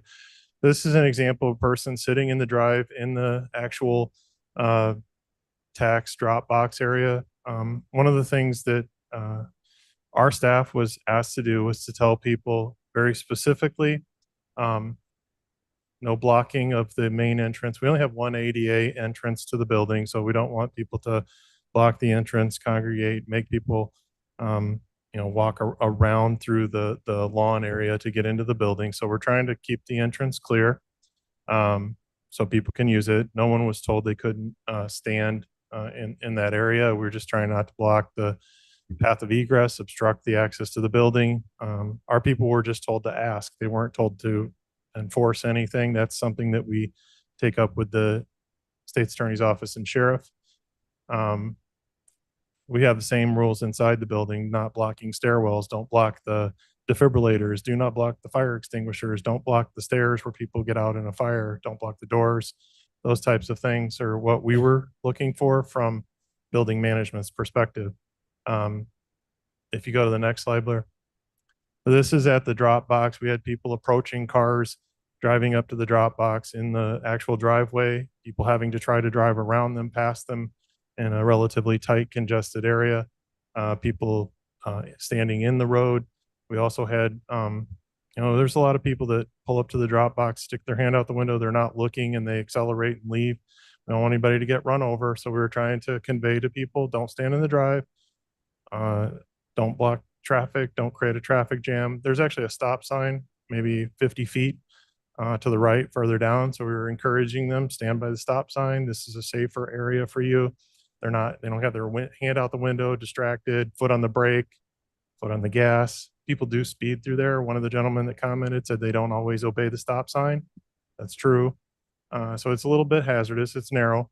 But the other thing was privacy while making a financial transaction, depositing in that box, having somebody come up to your window while you're reaching out to transact a check with the county. We just wanted people to stay away from the business transaction itself, so that they could be down the road. Nobody was necessarily enforcing anything. It was just guidance, asking them to not stand next to the box. If you go to the next slide. more examples, people getting out of their cars, they're talking to the guy at the box. I didn't clip the next one, but there's a car coming behind it. And that's the kind of interaction at a high volume tax drop box that we're trying to help the treasurer with. I will say that before this occurred, the morning before we started any of this, we actually met with the treasurer to tell the treasurer that we were doing this just so he would understand, because that's his tax collection period.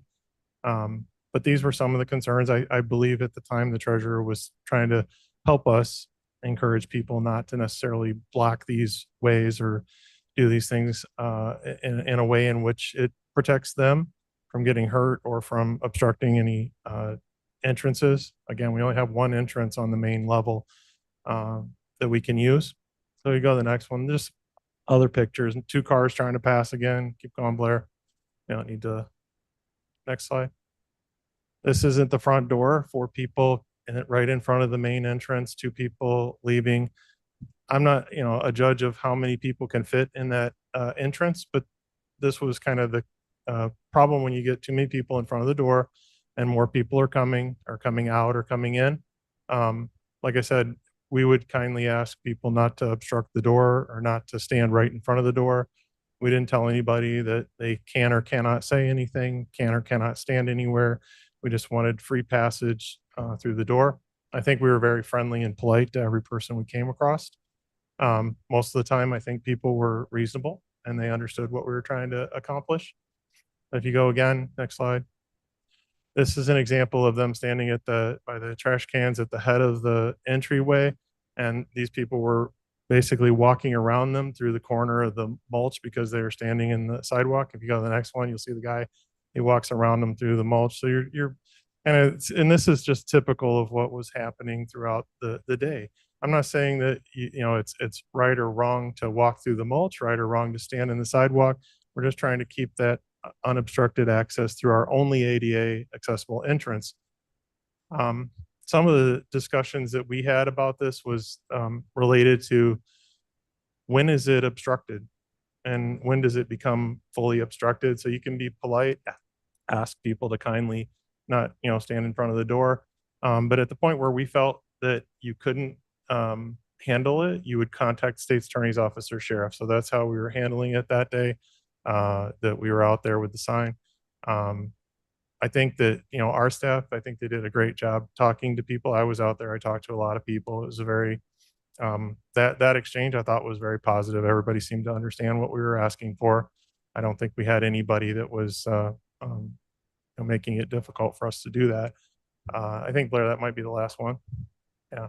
So those are the types of things that we were working at. And if you go back, Blair, to the first page, this is exactly what we were trying to do was set aside an area that is protected, that is available. You can imagine in a doorway at the front entrance is 36 inches wide, 3 people, 4 people. How many people is it before you have to do, something to open up the obstructed way? We didn't have that happen. I think everybody was cooperative, but that was one of the things that we were concerned about and trying to plan for is, as this progresses, if you get a large crowd, and that's could be for any topic, it doesn't have to be for what happened the other day. We just don't have the resources or place to handle a large crowd in front of that particular door. So if you have any questions, I'd be happy to try to answer those. So yes, thank you, Michelle. But to read this, it is non-restrictive. It doesn't restrict people to that one area. It's a set aside so that people can come to sing songs, to pray, to speak. So it is just a place to gather that is unrestricted and set aside for the public as a place to gather. Michelle? Thank you very much. Gums here. So obviously this has been in the press. It's been in, the room is full of people today with concerns. As a Democrat, as an American, I do not agree with restricting free speech at all. I will preface that my research is based on that principle. But I do want to say a few things that the Supreme Court has ruled. I should have been a lawyer, Jamie. Consistently that, and I just pulled it up. One of the U.S. Postal Service versus Council of Greenberg. And the Supreme Court says that the First Amendment does not guarantee access to property simply because it is owned by or controlled by the government. I'm only giving information here because I think that it's important for people to understand some of the accusations that what we have done is unconstitutional. I disagree with. I just disagree with that based on the Supreme Court ruling.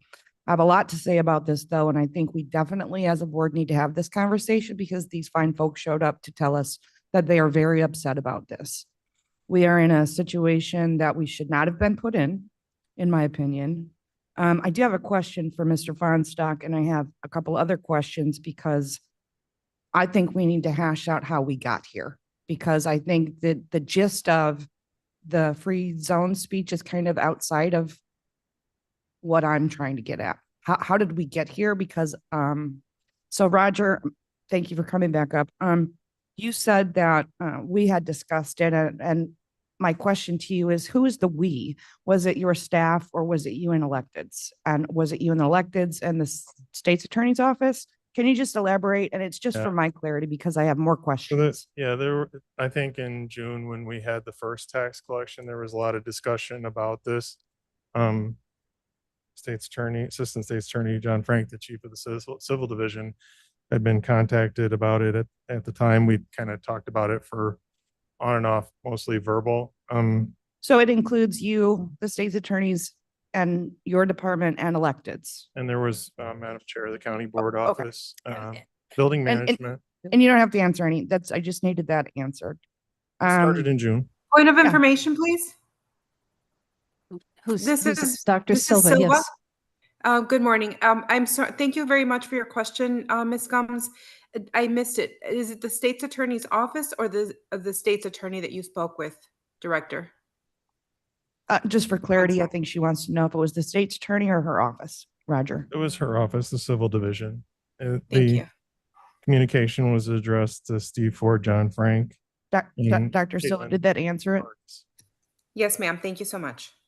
May I continue? Yes, please, go Thank ahead. you. Okay, so we've brought up the state's attorney and the state's attorney's office, and this is extremely, extremely bothersome to me in that reading through the articles in the press, it cites that our state's attorney decided that we should create this zone, and that is incorrect.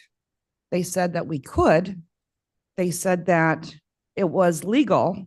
They said that, it was tricky. They told us all of the legal responses to that, but they did not tell us to do it.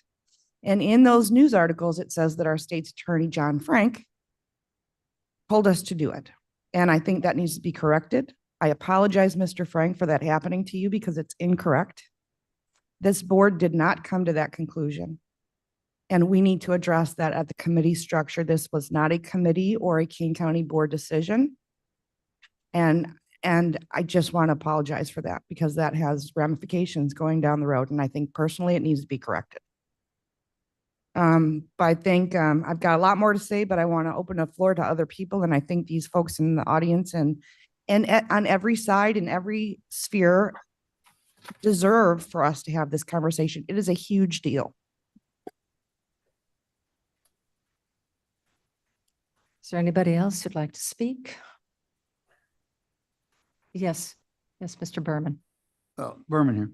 I think that setting aside a place for people is preferred. In my mind, that everybody has the opportunity to be where they want to be and speak what they want to say. So the only thing is really need to use some self-judgment and not stand in front of and not be so overly aggressive that they're offending people. So I think it's more than just the ability to be there and hand out information. It's more so how they do it and whether they're standing in front of you, preventing you from walking, just so they can hand out what they feel is the most important thing in their lives.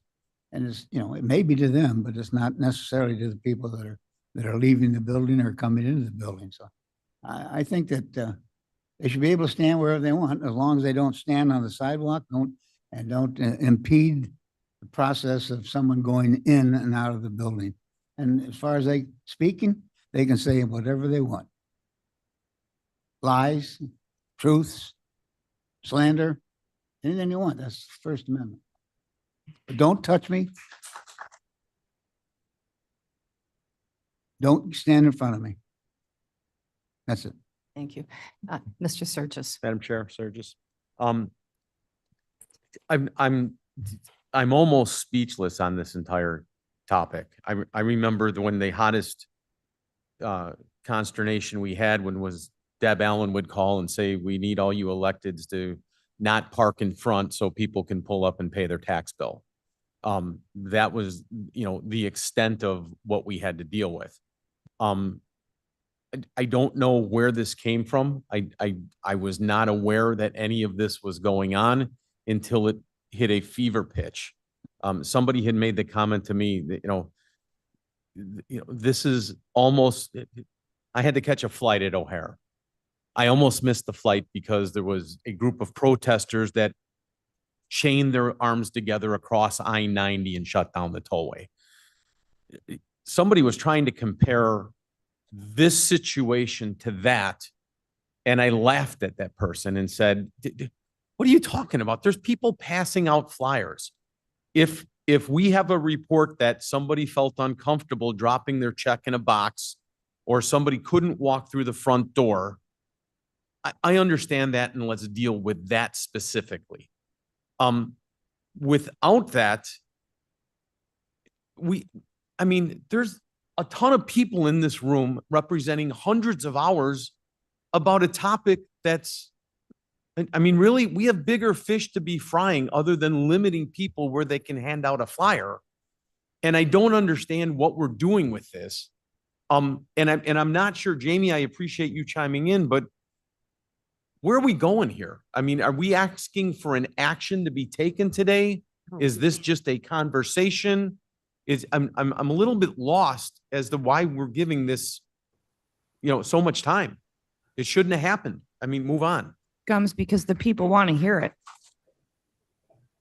It was a request of Ms. Mosser that we have this conversation. So Okay. that was her ask, to my understanding. This is something that decision should have been made by the county board. And to my knowledge, the 24 of you were not involved in this discussion. So that's why I asked for it to be brought before all of you, because if this is going to be the decision of Kane County, it needs to be the decision of the Kane County board. And so I wanted to bring the information forward and give all of you the opportunity to be heard about whether each and every one of you wishes to go forward with this, or if this is just an issue that is done and we will no longer have free speech zones in Kane County. Silva? Mr. Sanchez and then Dr. Silva, but Dr. Silva, I want to make sure that everybody who's sitting on the executive committee has an opportunity to speak first. Yes, So ma'am, I do please. understand that. Thank you. Thank you, Madam Chair. Sanchez here. Just listening to this whole conversation, it seems more to me that this isn't really an issue of free speech. It's more just an issue of right to access. I don't know why free speech got brought into this, but it did. So here we are. I'm completely against free speech zones. I think that was the Bush administration. We first saw that with Iraq protests, something around that time. And I was firmly against it then, just as I am now. I would be in favor of maybe just some signage that says, don't block the entryways, don't block the sidewalks, something like that. Give everybody a little space to get in and out, drop their tax bills off, things like that. But outside of that, I don't know that free speech really has any place in this conversation. We shouldn't be talking about adjusting where and when we can exercise that. So I'm comfortable with just some access, signage, something like that at the most. That would be a question we'd have to ask our state's attorney to reflect upon, to let us know that if we say no loitering, no gathering here, is that an impediment of the right of the public to gather in a certain area? I would assume that is a restriction of that ability. Once again, to go back to the original reason why this was brought forward. It had to deal with the treasurer's Dropbox, where citizens who were active, engaged, stood by the Dropbox as people are doing their financial transactions, no different from paying your check, your tax check, at the treasurer's office. This is an extension of the treasurer's office. And in my thought is that that should be done in a safe and secure manner without interference or impediment, because it's a financial transaction that you are paying your property taxes. Yes. So, yeah, I'm a bit surprised this came up too. I believe that we all believe in free speech. And the people that I have encountered have been very respectful. I think the people there love this beautiful building and this property as much as I do. And I've not seen anybody, do anything to hurt the property or even to interfere with people walking past. It's a simple thing of saying, excuse me, and people move. As far as the Dropbox, I think that was probably more of a misunderstanding, because I believe that once the person was told, don't be on the walkway here, in those pictures, they moved. They weren't in the driveway anymore. So I think that it's been a good discussion. I thank our state's attorney for bringing it up so we could discuss it. But I think that free speech should be honored here, and that we do not need to have free speech zones. So if there's no other discussion on this, Dr. Silva? And Madam Chair Mr. Ford. Leonard, and Mr. Leonard, I see your hand up as well. Mr. Ford. Oh, and Mr. Ford. Mr. Ford, you're on the committee, please. Thank you, Madam Chair. I was trying to remember, I thought we had a safety committee, our subcommittee that was established. Security Advisory Committee. It's an advisory committee. Okay, yes. Yeah, I'm just surprised that this didn't go through that committee to get it started. I agree with a lot of things was said by my colleagues about, I think Sanchez said it about other signage to just remind people of what else has taken place at that particular spot. I would not be for this, but I think there's other ways to work it out. Using that committee would be a big help, since we have one, and it's about security. So thank you. Mr. Ford, is it your recommendation then that this discussion gets moved on to that safety committee? I thought, yeah, especially when we talk about the signage and stuff, it should go through that committee. And Ms. Gumbs, I believe that you're the chair of that committee. Is that something that you would like to entertain? I will call a meeting. I'm not sure that we'll entertain, we'll leave it up to the committee. So, okay. Yeah, I will call a meeting for sure. Thank you, Mr. Ford. Thank you, Mr. Ford. Excellent suggestion. Now, Ms. Silva, Dr. Silva. Thank you, Madam Chair. I do notice that Ms. Molina has raised her hand, and I believe she is on the committee. Oh, very good. Ms. Molina, please. Madam Chair, I guess regarding that subcommittee, the agreement of the subcommittee was to allow the sheriff's department to make sure that they were keeping the campus safe. So I guess my biggest concern with all of this is that I think the direction should have come from the sheriff on what his recommendations were for this campus.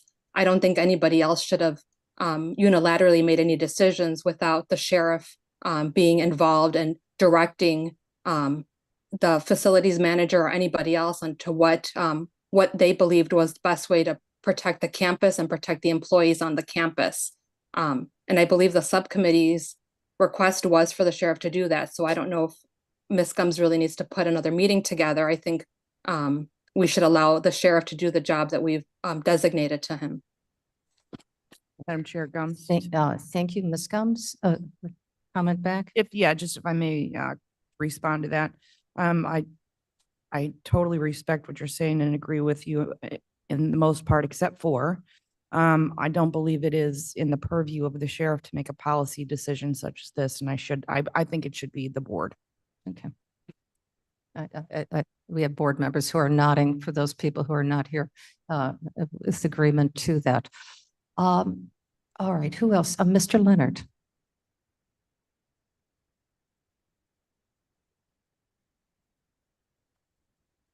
Bill, are you there? That's just the cursor. Oh, just his cursor. That's a hand cursor. Oh, very good. Okay, thank you. Mr. Linder. Hi, thank you. I just have a comment, and that is, I'm a semi-handicapped person, and I go to appointments when I have to, but I don't get out much. But that entrance there is inadequate for the building. It's something that we we have the wherewithal. We ought to be correcting that narrow little entrance. I would just ask people to use some common sense that standing between basically what's sort of a north-south sidewalk and the 10 or 12 feet up to the door is kind of intimidating and difficult for people to navigate. If people were to stay on that north-south sidewalk in that area, they wouldn't block anybody's access. It would be just fine. I don't think we need to tell anybody that's what they have to do, but I would ask anybody with any point of view that wants to be there to talk to people, to pass out literature, to just realize that as you get closer to that door, it's intimidating for people, especially people with special needs. I would just ask that people use some common sense.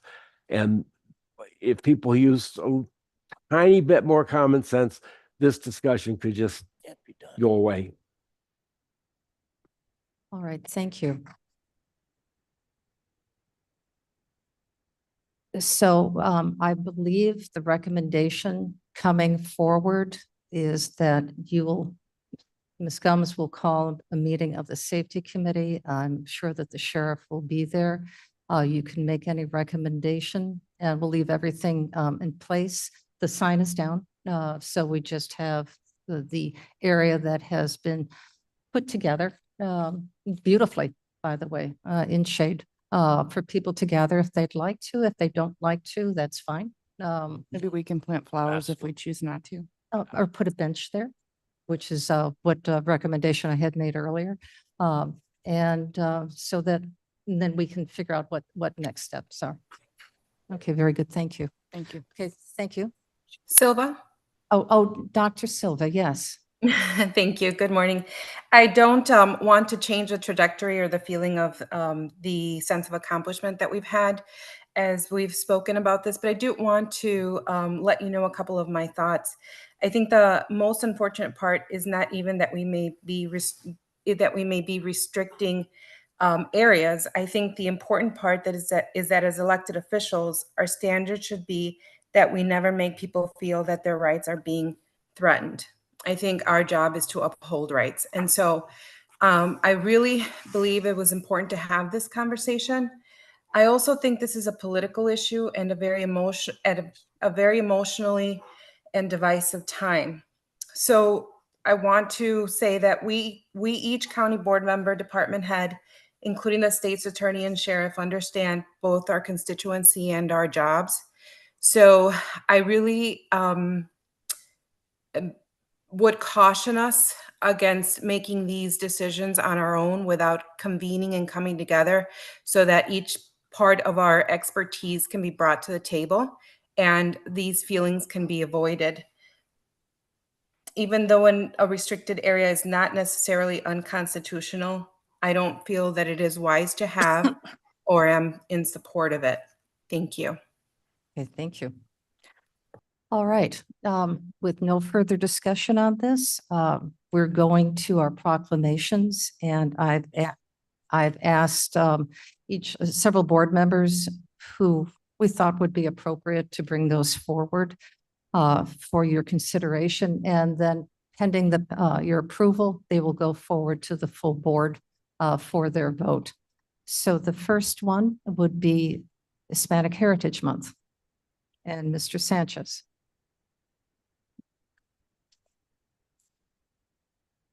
You just want me to read the proclamation? I think we do need to read, make a motion and then a second. Okay, I'll make the motion. Sanchez. Seconds. Thank you. Okay. And this proclamation of Hispanic Heritage Month in Kane County, Illinois says, whereas each year from September 15th to October 15th, the United States celebrates National Hispanic Heritage Month by recognizing the history, heritage, and contributions of Hispanic Americans whose ancestors came from Mexico, Spain, the Caribbean, and Central and South America. And whereas Kane County, Illinois honors the rich roots of Hispanic heritage and the many generations of Hispanic Americans have added to our country's story. And whereas the Hispanic or Latino population in Kane County, which makes up 32.5% or 168,609 of the county's overall population of 517,254 as of the 2022 census, has been integral to the growth, prosperity, and cultural enrichment of Kane County, Illinois. And whereas the Hispanic community in America has made significant advances in various fields, including law, religion, agriculture, art, music, education, politics, technology, architecture, cuisine, theater, and exploration. And whereas the Hispanic American community continues to leave a lasting mark on the governmental, cultural, and economic landscape of Kane County, enhancing society with diverse traditions, perspectives, and talents. Therefore, be it proclaimed that the Kane County Board does hereby proclaim September 15th to October 15th as Hispanic Heritage Month and encourage residents to learn about the heritage, culture, and contributions of the Hispanic and Latino communities in our country and beyond. Thank you.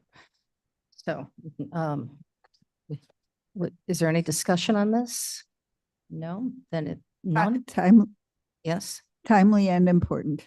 Thank you. Could we call the vote? Okay. Ellen? Allen, aye. Bates? Bates, yes. Berman? Berman, yes. Davis? Davis, yes. Ford? Ford, yes. Gums? Gums, yes. Caius? Caius, yes. Kenyon? Yes. Lewis? Lewis, yes. Linder? Linder, yes. Molina? Molina, yes. Okay. Sanchez? Sanchez, yes. Strathman? Strathman, yes. Surges? Seppi? Thank you. Okay, very good. Passes. That does pass.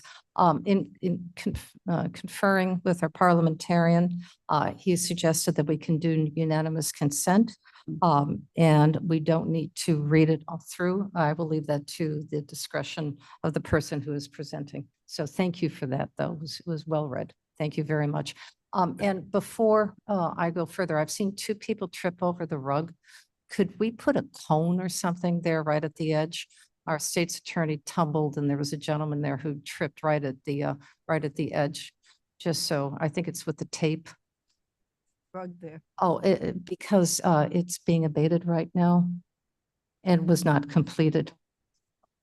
Okay, so it's we're trying to get the asbestos tiles removed. And yeah. Do you have we can get a cone, can't you, Roger? So it's there just for the future meetings until this thing gets taken care of. All right, Ms. Gums. Thank you, Madam Chair. I'm honored that you asked that I read this one. It's very Absolutely. special. You're the So- perfect person. So, everybody remembers what they were doing on September 11th. Yeah. And, I was dispatching. I was in the 911 center. So, it was an interesting experience for me.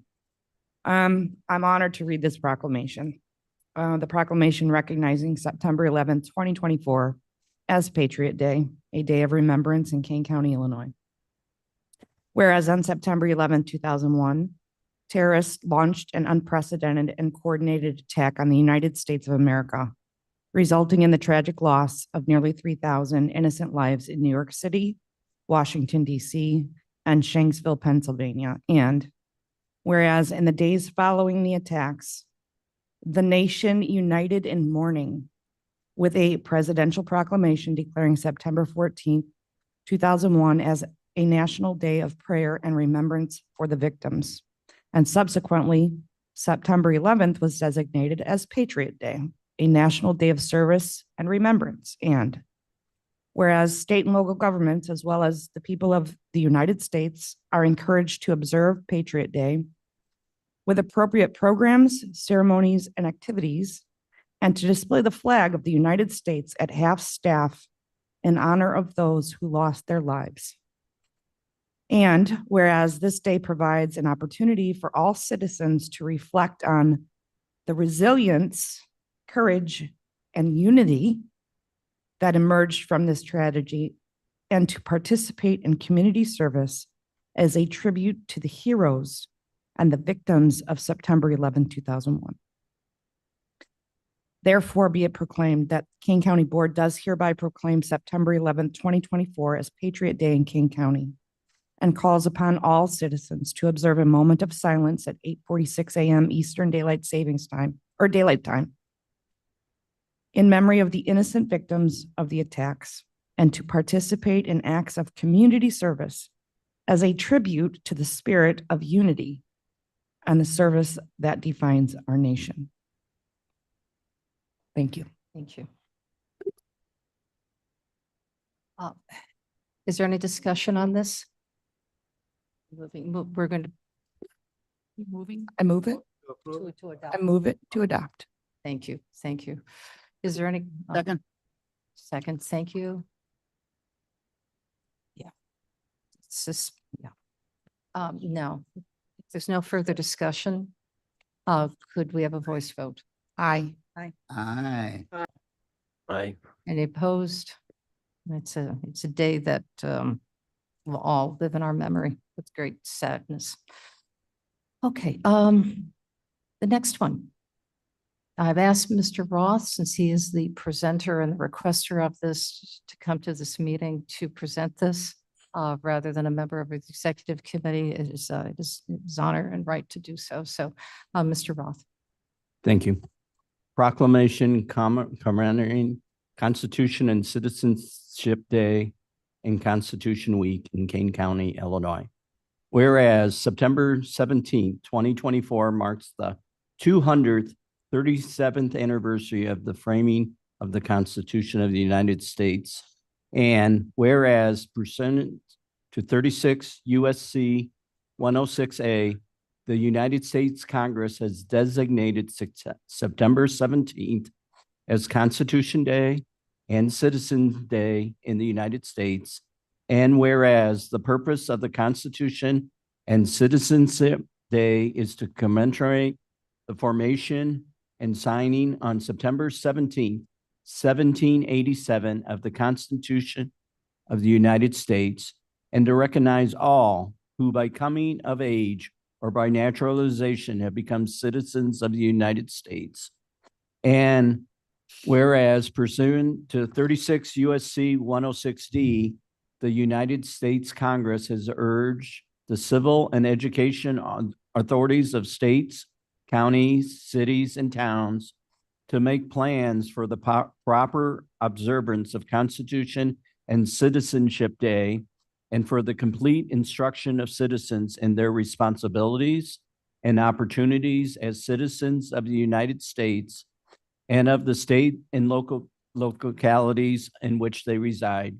And whereas pursuant to 36 USC 108, the President of the United States is requested to issue each year a proclamation that designates September 17th through September 23rd as Constitution Week, and invite the people of the United States to observe Constitution Week in schools, churches, and other suitable places with appropriate ceremonies and activities. And whereas it is fitting and proper to accord official recognition to the Constitution of the United States and its memorial anniversary, and to the patriotic celebrations in Kane County that were commemorated.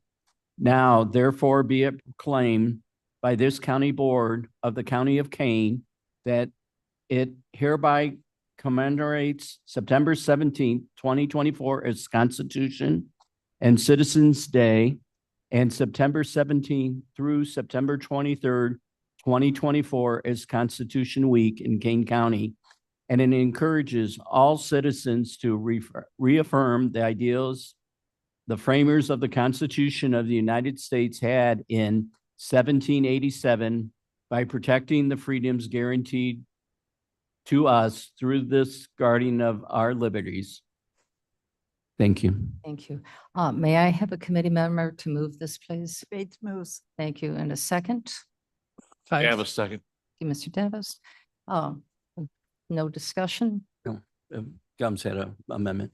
Any? No, I didn't. Oh, okay. History? Yes. Shepro observation, the journal on that date reflected that it was the unanimous declaration of 11 states and Mr. Hamilton of New York. Island wasn't there. No, but we'll vote and then I just want to. So we'll vote and then I just want to comment. Are we ready? Clerk, please call the roll.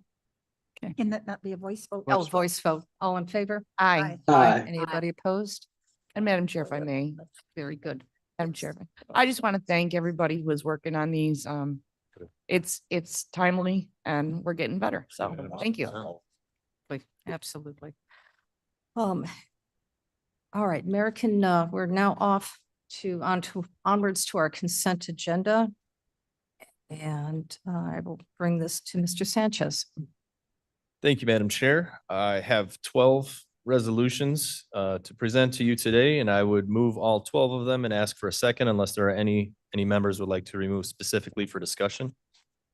I would like to remove number 6. Okay. Numbers, what was the number? 6.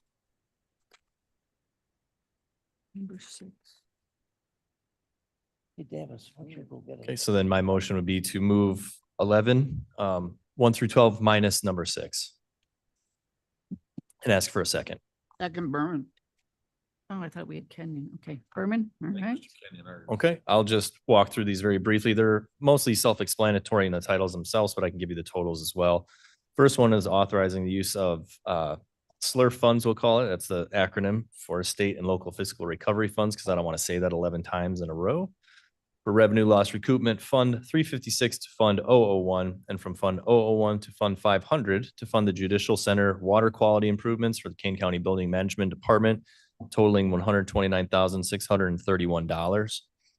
Item 2 is authorizing use of SLRF funds from the Revenue Loss Recoupment Fund 356 to Fund 001 to Fund 420 to fund countywide wetland resources mapping update for the Kane County Department of Environmental and Water Resources, totaling $30,000. Item 3, we have the authorizing the use of SLRF funds from Lost Revenue Recoupment Fund 356 to Fund 001 to Fund 405 to fund the Kane County Unstudied Floodplain Mapping Initiative, the Kane County Department of Environmental and Water Resources, totaling $250,000. Item 4 is authorizing the use of SLRF funds, Revenue Loss Recoupment Fund 356 to Fund 001 to Fund 650 to fund the recycling contractual services and commodities for the Kane County Department of Environmental and Water Resources, totaling $285,000. Item 5, authorizing the use of SLRF funds to Environmental Water Resources to fund the base flood benchmarking for the Kane County Department of Environmental and Water Resources, totaling $50,000. Item number 7, authorizing the use of SLRF funds to fund the HVAC improvements at the 3rd Street Courthouse, the second part for Kane County Building Management Department, totaling $100,948. Item number 8, it amends Resolution 24-175, authorizing the use of SLRF funds to fund the Adult Justice Center domestic hot water improvements for Kane County Building Management Department. This increases the ARPA award amount by $1 million. So that is also the total of that resolution is an additional $1 million for that project. Item 9 authorizes the use of SLRF funds to fund the services for adults with disabilities for the Fox Valley Sheltered Workshop nonprofit organization in Kane County, members of whom spoke today, totaling $47,500. Item 10 authorizes the use of SLRF funds to fund the Flag Monument Project for the Fox Valley Patriotic Organization in Kane County. Also, we heard from them as well today, and that total is $300,000. Item 11, authorizing awards for behavioral health system improvement grants and the execution of behavioral health system improvement grants agreements. Those are not dollar items. That's part of the overall $9 million behavioral health initiative that we have approved for the health department. And item 10 or 12, I'm sorry, is authorizing the use of SLUR funds in agreement with Jess Kulka, Term and Strategic Communications for the Kane County Health Department ARPA Behavioral Health System Improvement Initiative, that project I just spoke of. And this is just the contract in totaling an amount of $200,000 for marketing and communications campaign. And I'll answer any questions if you have them. Otherwise, those are them. Madam Chair. There was a confusion with the numbering between electronic and what's on paper. Madam Chair? Mr. Tippy, yes. Oh, thank you. Was there one of these that was not approved by the committee? There is an item that was not approved at the committee level that you will see later in the agenda. And the reason you're seeing it later in the agenda is I believe it was felt that perhaps more information needed to be shared, as that resolution was part of a project that was already approved by the committee and by the board, more importantly. So that one does show up later on after the end of consent agenda. And there is also another ARPA related project that's item 3 after the consent agenda related to Kane County Sheriff's Office transitional housing project. Okay, and my apologies, I was out of the room, nature called. I wanted to have a separate vote on item 10. Is that still possible? No. I can change my motion, and if Berman changes a second to separate it for discuss, I mean, we can discuss it as it is. It's just I'll let the power. we can still talk about it. So That, Yeah. Shepro, we can do this at regular, we can do this at the board because it'll be moved on regardless, but Mhm. I will personally be donating to this particular, so you need to abstain. this, you know. Yeah. And I'm extremely in favor of anything we can do to honor vets, okay? What I'm concerned about is that we were down at the end of funding, and I'd much rather see our funding go to the homeless, to mentally ill, and things of that nature. So this $300,000 to me could be utilized a lot better. So I'll be voting for this package here, but at the committee, at the board meeting, I'll be asking this be separated out, and I will be voting against it. Understood. Just as if, please just make an amendment to your motion. I appreciate what you're trying to do, but it creates all kinds of political quagmire. If you Okay. don't abstain to the whole thing or you don't change one or the other, let's not do a mix. Thanks for taking care of my That's call of fine with me. nature. I think Berman agreed that it was okay. Okay, Ms. Gums, hold on just a second. We please. have a legal- We have legal something question. on the floor right now. Are we going to be moving number 10 off consent? Or keeping I think that was the request, was to do that. And I will amend my motion if Mr. Berman will amend his second as well. That's fine. Okay, so we'll have number So- 6 off. And off- items yeah, 6 and 6 10 and 10 are going off consent. on the digital agenda. I don't have the paper in front of me. That's different. Okay, very good. All right, we'll continue any discussion on that item till after that. Ms. Gums? I just had a quick legal question for our state's attorney. So if we are donating to a non-for-profit, we have to abstain? Because that seems a little. No. I mean, What I'll generally say is there's a long analysis as it relates to conflicts. This would be kind of probably to a point of what they call an appearance of impropriety conflict. Do what? An Appearance- appearance Appearance of of impropriety impropriety. conflict. It's not what you would call a direct conflict, but when you get into this world and you're having to ask the question, should I be voting? You're usually better off just abstaining. And then it, especially if it's something that you don't think is gonna be a tight vote where you think your vote's gonna be just one of 23 that's also gonna get voted through. It's just a better practice where there's any kind of a situation where you may be involved personally and you're voting on something in your position as a board member. Okay, all right. So with that, voting on all items Items. except number 6 and 10. Yeah. Are we ready to call the vote on this? Move this forward? I believe so. Clerk, please call the roll then. Okay. Allen. Allen, I. Okay. Bates. Bates, yes. Berman. Berman, yes. Davis. Davis, yes. Ford. Ford, yes. Gums. Gums, yes. Caius. Caius, yes. Kenyon. Yes. Lewis. Lewis, yes. Linder.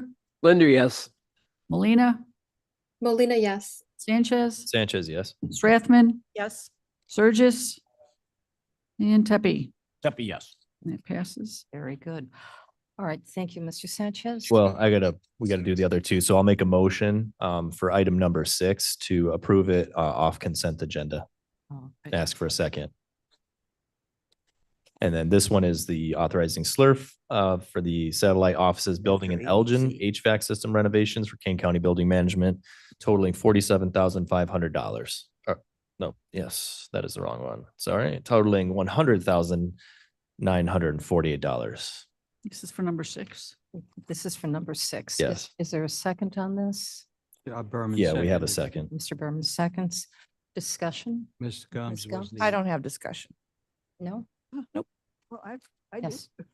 What building is this? Is this the new one we're trying to buy, or is this something that already exists Honor. that we will not be using for a long time, much longer? This is not a new building. I don't think Roger is here. This is, Satellite. yeah, this is part of our existing satellite offices, And this is an office we're going to stay in for a long time? at least for now, as far as I'm aware of. Okay. Yes. All right, that's all. Then it's fine. Okay. Okay. Address. What? I couldn't find an address. Is Roger here? Because I'd like clarification on the location of the building.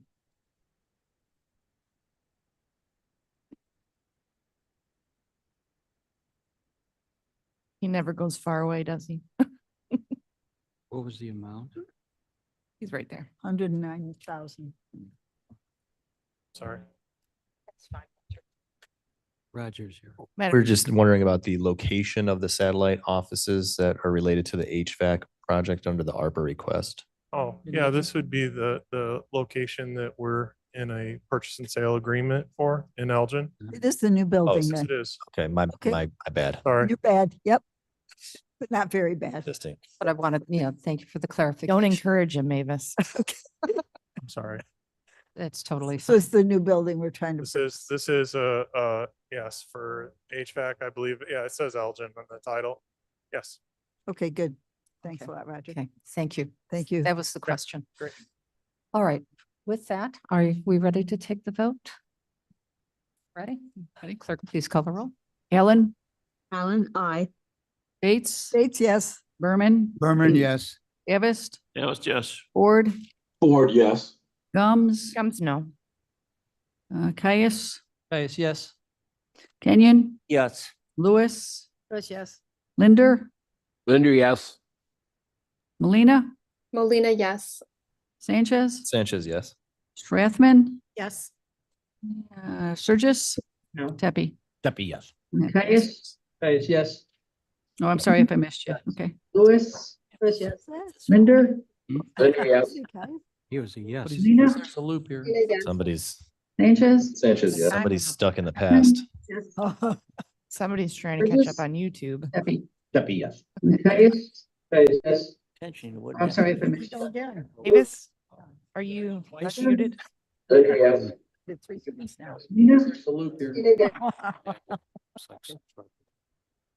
We just start saying the same things, it'll create an echo, Us. Well, we get to vote multiple times. Should be volunteer staff. If they come to us. I gotta vote no.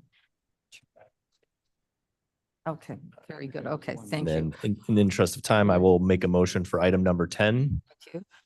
and ask for a second. Yes. Thank you. This is the Fox Valley Patriotic Organization Flag Monument Project. Yes, Totaling Madam Chair 300,000. Tepe. And that's Mr. Tepe. Yeah, again, I'm very much in favor of establishing memorials like this. I just do not feel that ARPA funds should be used for this. I will be personally donating to this fund, but I would prefer to see the $300,000 either go to mental health or go to homeless shelters, where I think we have a tremendous need. And that's my objection. Thank you. Yes, sir. Yes, Madam Chair, this is Caius. Question, was this vetted through the company that does our, Yes. so it's a vetted, approved Yes. Mhm. Place to put the money? Yeah, the risk assessment is attached in the agenda for anybody that wants to check it out, and it shows the Okay, so- expenditure codes that Ernst & Young identified for the project. Thank you. And I would say, just to address the timeline issue, or the issue of why it's even here, it's because it is a request that came through. We're towards the end of our window of time to get the money going. And if we had had some sort of program or request, for homeless shelters or anything like that, of that nature, around the same time as this, we would have been able to discuss that. But it takes a long time to go through this review process, to have our third-party consultant vet everything. Some projects can be very simple and we can get back a risk assessment in a matter of days. Other projects, it can take weeks. The public health facility building is a perfect example. That one took about, 6 months almost, or a few months at least, to get the initial assessment back. So if we had more time, we could really get into the nitty-gritty details about other things we could do with the ARPA money, considering that we do have requests in front of us and we're pretty much out of time, or we're right at the end. It's where we're at, and it is an eligible project that's out in the community. So. Ms. Combs?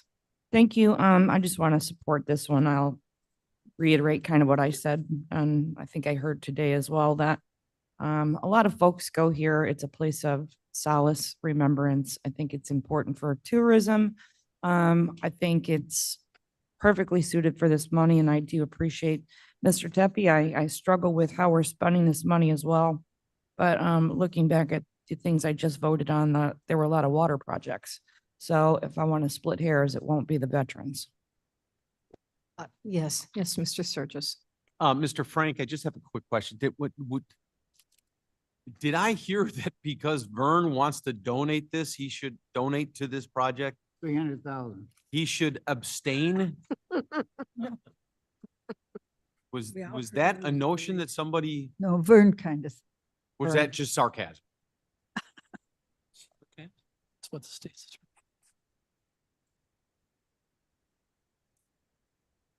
So Mr. Tepe had indicated he was going to be abstaining. What I'm saying is, Not because he was donating toward it. well, I mean, so that's an open question for you all to consider. There's, like I said, there's a super long analysis to this. There's no pecuniary interest, so there's not a direct conflict. It's what they call an appearance of impropriety. You have to decide whether or not you believe there's an appearance of impropriety. And so he can, if he wants.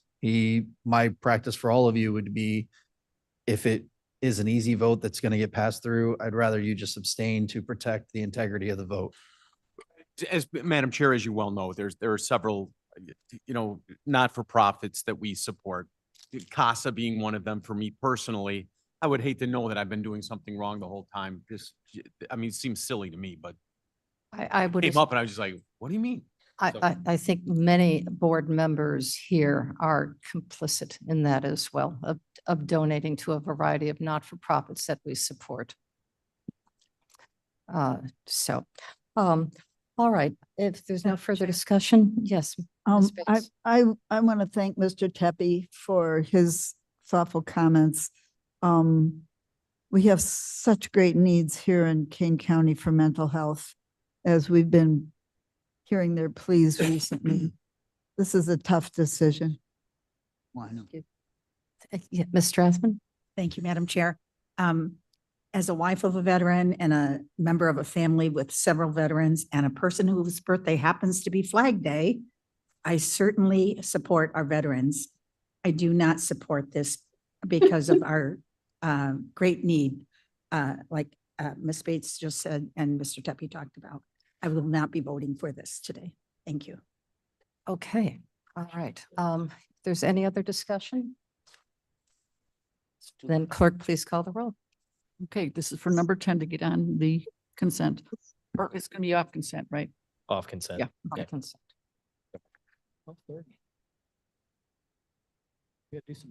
Ellen, Ellen, I. Bates, Bates, no. Berman, Berman, yes. Davis, Davis, yes. Ford, Ford, yes. Gums, Gums, yes. Caius, Caius, yes. Kenyon, Yes. Lewis, Lewis, yes. Linder, Linder, yes. Molina, Molina, yes. Sanchez, Sanchez, yes. Strathman. No. Surgis. Tepe. Tepe abstains. Okay, passes. All right, that'll, those two items will be moving forward then off consent on the. Yes, very good. That concludes that committee's resolutions, finally. Thank you. Okay, Mr. Berman. Thank you, Madam Chair. Finance Department has this committee has 14 items. I would move for approval of the 14 unless someone wants to. One for special, Mr. Burgess.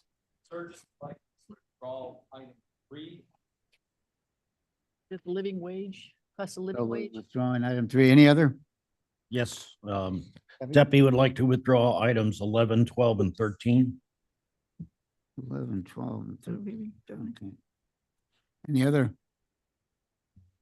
I have a question about number 4, but if we can do that after it's been moved, I don't need it to be removed, you know. I don't- Very good. Oh, I have pull 4, Caius and pull 4. Okay, Let's talk it over. Fours, okay, by. just want to be able to talk. Okay, so that's Caius. So we're approving excluding 3, 4, 11, 12, and 13. Do I have a second? Burgess. All right, the first resolution is approving July 2024 claims paid, $33,596,970.65. 2 is a resolution adopting a request for county offices and departments for proposed reductions in the preparation of the fiscal year 2025 county budget. 5 is a resolution approving the fiscal year 2025 draft budget to be placed on public display. 6 is a resolution authorizing an intergovernmental agreement with Mason County for juvenile detention services, $175 a day. 7 is a resolution authorizing a contract for building management snow plowing services with Winter Services LLC, bid number 24-039-DK, $250,000. Item 8 is a resolution approving fiscal year 2025 operations and maintenance agreement with USGS for the stream and rainfall gauges of $70,060. 9 is a resolution authorizing expenditure of funds for HVAC maintenance, repairs, supplies, and equipment with Trans US Incorporated through Omnia for the Building Management Department, $12,223,000. 10 is a resolution authorizing the purchase of body scanners for the Juvenile Justice Center, $285,000. And 14 is an ordinance increasing the GIS fee at the county from $26 to $48. We have a motion and a second. Any discussion? Any discussion on those? If not, Roll call. roll call, clerk call the roll. Ellen, Ellen, I. Bates, Bates, yes. Berman, Berman, yes. Davis, Davis, yes. Ford, Ford, yes. Gums, Gums, yes. Caius, Caius, yes. Kenyon, Yes. Lewis, Lewis, yes. Linder, Linder, yes. Molina, Molina, yes. Sanchez, Sanchez, yes. Strathman. Surgis. Happy? Tepe, yes. That Thank you. passes. And I don't mean to interrupt you, Mr. Berman. There's been a request for a brief break. Would you like to take the break now, or would you like to wait until after this finance committee is end of finance? Okay, very good. I make a motion for item 3, an ordinance authorizing fiscal year 2025 non-union cost of living wage increase. Sanchez seconds. So Berman and Sanchez. Discussion. That's Mr. Surges. This came up in finance and I had voiced some. Microphone. Which one are we? Yeah, looking I'm at? sorry. I'm sorry. Point of order. This is item 3, ordinance authorizing fiscal year 2025 non-union cost of living wage increase. And my concern at the time was that we were using this, my recollection was that this was a placeholder that we were putting in at 2.5% for our non-union people. But that placeholder, we never went back to revisit the ramifications on that. In addition, there is just such a hodgepodge of reports that are available where we were trying to execute the internal equity study, some parity across departments, putting together some information, and then come back and revisit this. And I voiced that concern last week at finance. I'm voicing it again now, asking that we return this. And I'm happy to take it at Human Services just for a month to kind of review a little further. But right now, my biggest objection is that we have currently 1,318 employees at the county level. 747 of those are non-union. So the majority of those are non-union. They are not part of a bargaining agreement. Their contracts aren't negotiated. And it was critically important when at committee level that we introduce or reassert the notion of merit increases and our availability to use those. So much so that it's in our county compensation policy to provide for merit. Yet we didn't spell that out. Are we saying that of this 2.5%, like 2% of it is COLA and 0.5 is merit? We just didn't take the time to spell that out. Additionally, last week I had kind of mentioned that I'm a little bit uneducated on how this equity study caused increases in individuals and how big were some of those and how did that impact the non-union people. And the information that I was able to put together briefly was, if I just look at the circuit's clerk's office, and I'm not using them to single them out in any way, shape, or form, but their starting wage increased 32%. The sheriff civilians category, 18%. I mean, we have, on average, the state's attorney's office, 7%. I mean, these are sizable percentages, but our non-union people, which is the bulk of our people, we're going to cap at 2.5%. It doesn't seem to be, and the equity just doesn't seem to be there. And I would love to take a chance to just come back and say, if we put this as a placeholder, what are our options and what are the financial consequences of that? I know that Jamie and I have been working on a couple of things at our committee level saying, how does all of this kick into, like, I think we're going to have a pretty strong slap in the face when it comes to our workers' compensation bill, because all of these, I mean, the cost of the insurance hasn't increased, but our wages have gone dynamically up, which is going to cause an increase. How does that kick in? We've looked at a bunch of other options. We're trying to find enough savings someplace to say, maybe this 2.5% should be more commensurate with the rest of the group. And if the average is 7% and we're not even halfway at the average for our non-union people, on the other hand, of the circuit clerk, only because I pointed them out, if the average increase was 32% for their starting wage, how many employees of our 747 were affected by that 32% increase just from that office? And we just haven't had the time to go back and kind of analyze that. And I would love to be able to come back to this committee, to finance committee, and say, oh my gosh, 2.5% is absolutely appropriate, except for this small subset. or say, oh no, I'm really sorry, but 2.5% is really kind of a slap in the face, and this needed to be 3.8%, busted out into a COLA and a merit to fall in line with our comp plan. Again, comp policies. Yeah, so I'm asking for this to just be brought back to Human Services for 1 30-day period, and then we'll bring it right back, and we can even bring it back from finance to executive if you'd like. A second. Budget, the budget. Wait, hold on a second before. Conversation. Mr. Conroy, wait, there's no seconds yet. Mr. Yes. Tep, Madam Chair, I'd like to add on to his questioning a point of if we do not deal with this, will this delay our budget approval yes, process? that Yes, is it a will. Yes, it concern. will. So let's turn that over now. And Kathleen, could you answer that Yeah, question? I mean, for us? this resolution typically is part of the whole budget package Right. when we're adopting the budget. And we built into the budget at the recommendation of the Finance Committee way back in February. The Finance Committee asked that we build in 2.5%, which we did. So we have built in 2.5% cost of living increases into the budget. So if that gets tabled, then the budget isn't ready. Right, so this is just one piece of adopting the budget. If this is just, and The if I budget then may, will be delayed until if, October for the presentation to the community. Has to sit with the community for 2 weeks. And then we could take the vote in November after the election.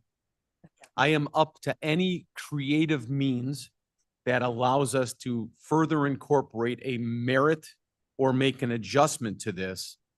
But I would be a hard no to just say, was that Siri? I'm so sorry. To just do, this was a placeholder at 2.5, to just keep moving it. On the other hand, I'm not insensitive to the notion of we have a hard deadline or a fast stop for the budget, but we can move pretty quick on this. I recognize you, Mr. Berman, just a second, if I may. Could we have you, I don't know what your schedule is, but could a special meeting of the Finance Committee be made before the board meeting? And I know the board meeting is on Tuesday. Could that be a possibility? No. No? No? Berman here. Mr. Berman. You know, we're talking about a budget and it is a placeholder. It has nothing to do with what we're actually going to give them in raises. So whatever we decide, and we've got until we plan on giving those raises, we've got until then to discuss it. Now, Dale, if you I don't can, budget Madam it, Chair, if I can just it's not- respond to it's Dale not one. budgeted, One but second, please. where would it come from? It's going to come from the same place we get it if we make that decision 6 months from now. I understand. Come out of reserve. So whether I make the decision now or later, we've already presented the budget. It's already, If by placing this in ordinance, Yes. Madam Chair, Yes. this comes back to when I bring it up again and I'm said, I'm sorry, but we only budgeted 2.5 and by ordinance you are limited. No. I will raise stink like you've never seen, but if you're saying it's a guideline and we can go beyond that, I'm okay with that, but the merit needs to be built in. we've That's our got- policy. I agree. Yes, everyone's, there are many hands up right now. Let's turn this over to Kathleen and then to our Chief of Civil. Kathleen, please. So, as I mentioned last week at Finance Committee, this resolution is for cost of living. And with pay, one of the topics that has arisen that I hear often from other department heads is the separate issue of merit increases. So this resolution is for cost of living. I would recommend that the budget be adopted with this cost of living, and the board can always come back and award merit pay separately, and we can amend the budget. We amend the budget all the time. We're going to be doing the study this year on the external equity. And I would suspect that we will also have changes to the salary structure as a result of that external equity study. And we will probably be amending the budget at that point as well. And please, before you begin, Mr. Frank? 2.5%. I would parrot largely what Kathy's also saying on this, but the other thing I would also point out is, so when you guys did this last year, the electeds, due to internal control, can allocate that amount for however they want. If someone want to use it like a merit, then it's there, but it won't be capped. And you all, as a part of the larger budgeting process, so for example, if you give an elected official more money, that elected official can then do a merit-based increase within that set of money in addition to this. On the flip side is there's no limitation under this resolution that I can see that would prevent that from you adding money later. You understand what I'm trying to achieve. I just want it on the record. Okay, thank you for that, Mr. Surges. Yes, yes, Ms. Bates. This may have been said, but I'll say it again. As Ms. Hopkinson said, it says cost of living right here in the name. And so, Mr. Surges, or whatever you're doing, I'll wait a second here. I'm sorry, Mavis. I applaud you for trying to take care of our employees. That your heart's in the right place. Let's get this passed and then work on the merit. As Increases. long as we all agree that that's on the table. Yeah. Yay. I don't think agree. anybody is disagreeing. Staff is not disagreeing with you either. Ms. Gums and then Mr. Berman. I just want to say I agree. I think we're belaboring this right now. I did have a quick question since you're standing there. Who's doing our external study again? Do you know that off the top? Being discussed next Wednesday Thank at you. Human Services. Enough, done. Okay, very good. Mr. Berman? I'm gonna say, we've already approved a study for our wages for next year.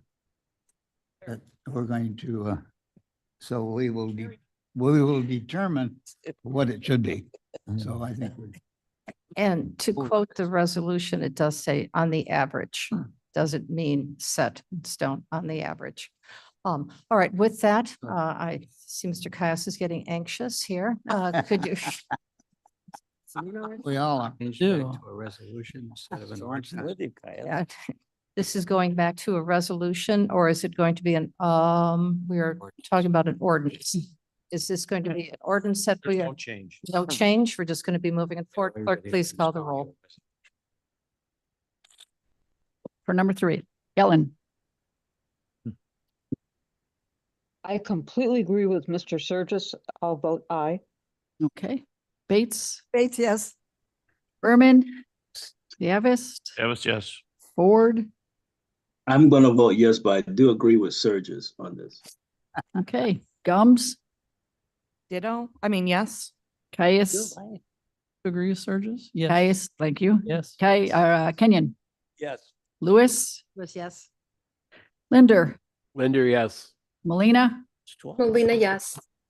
Sanchez, Sanchez, yes. Strathman, Yes. Surges, No, just so I can find it.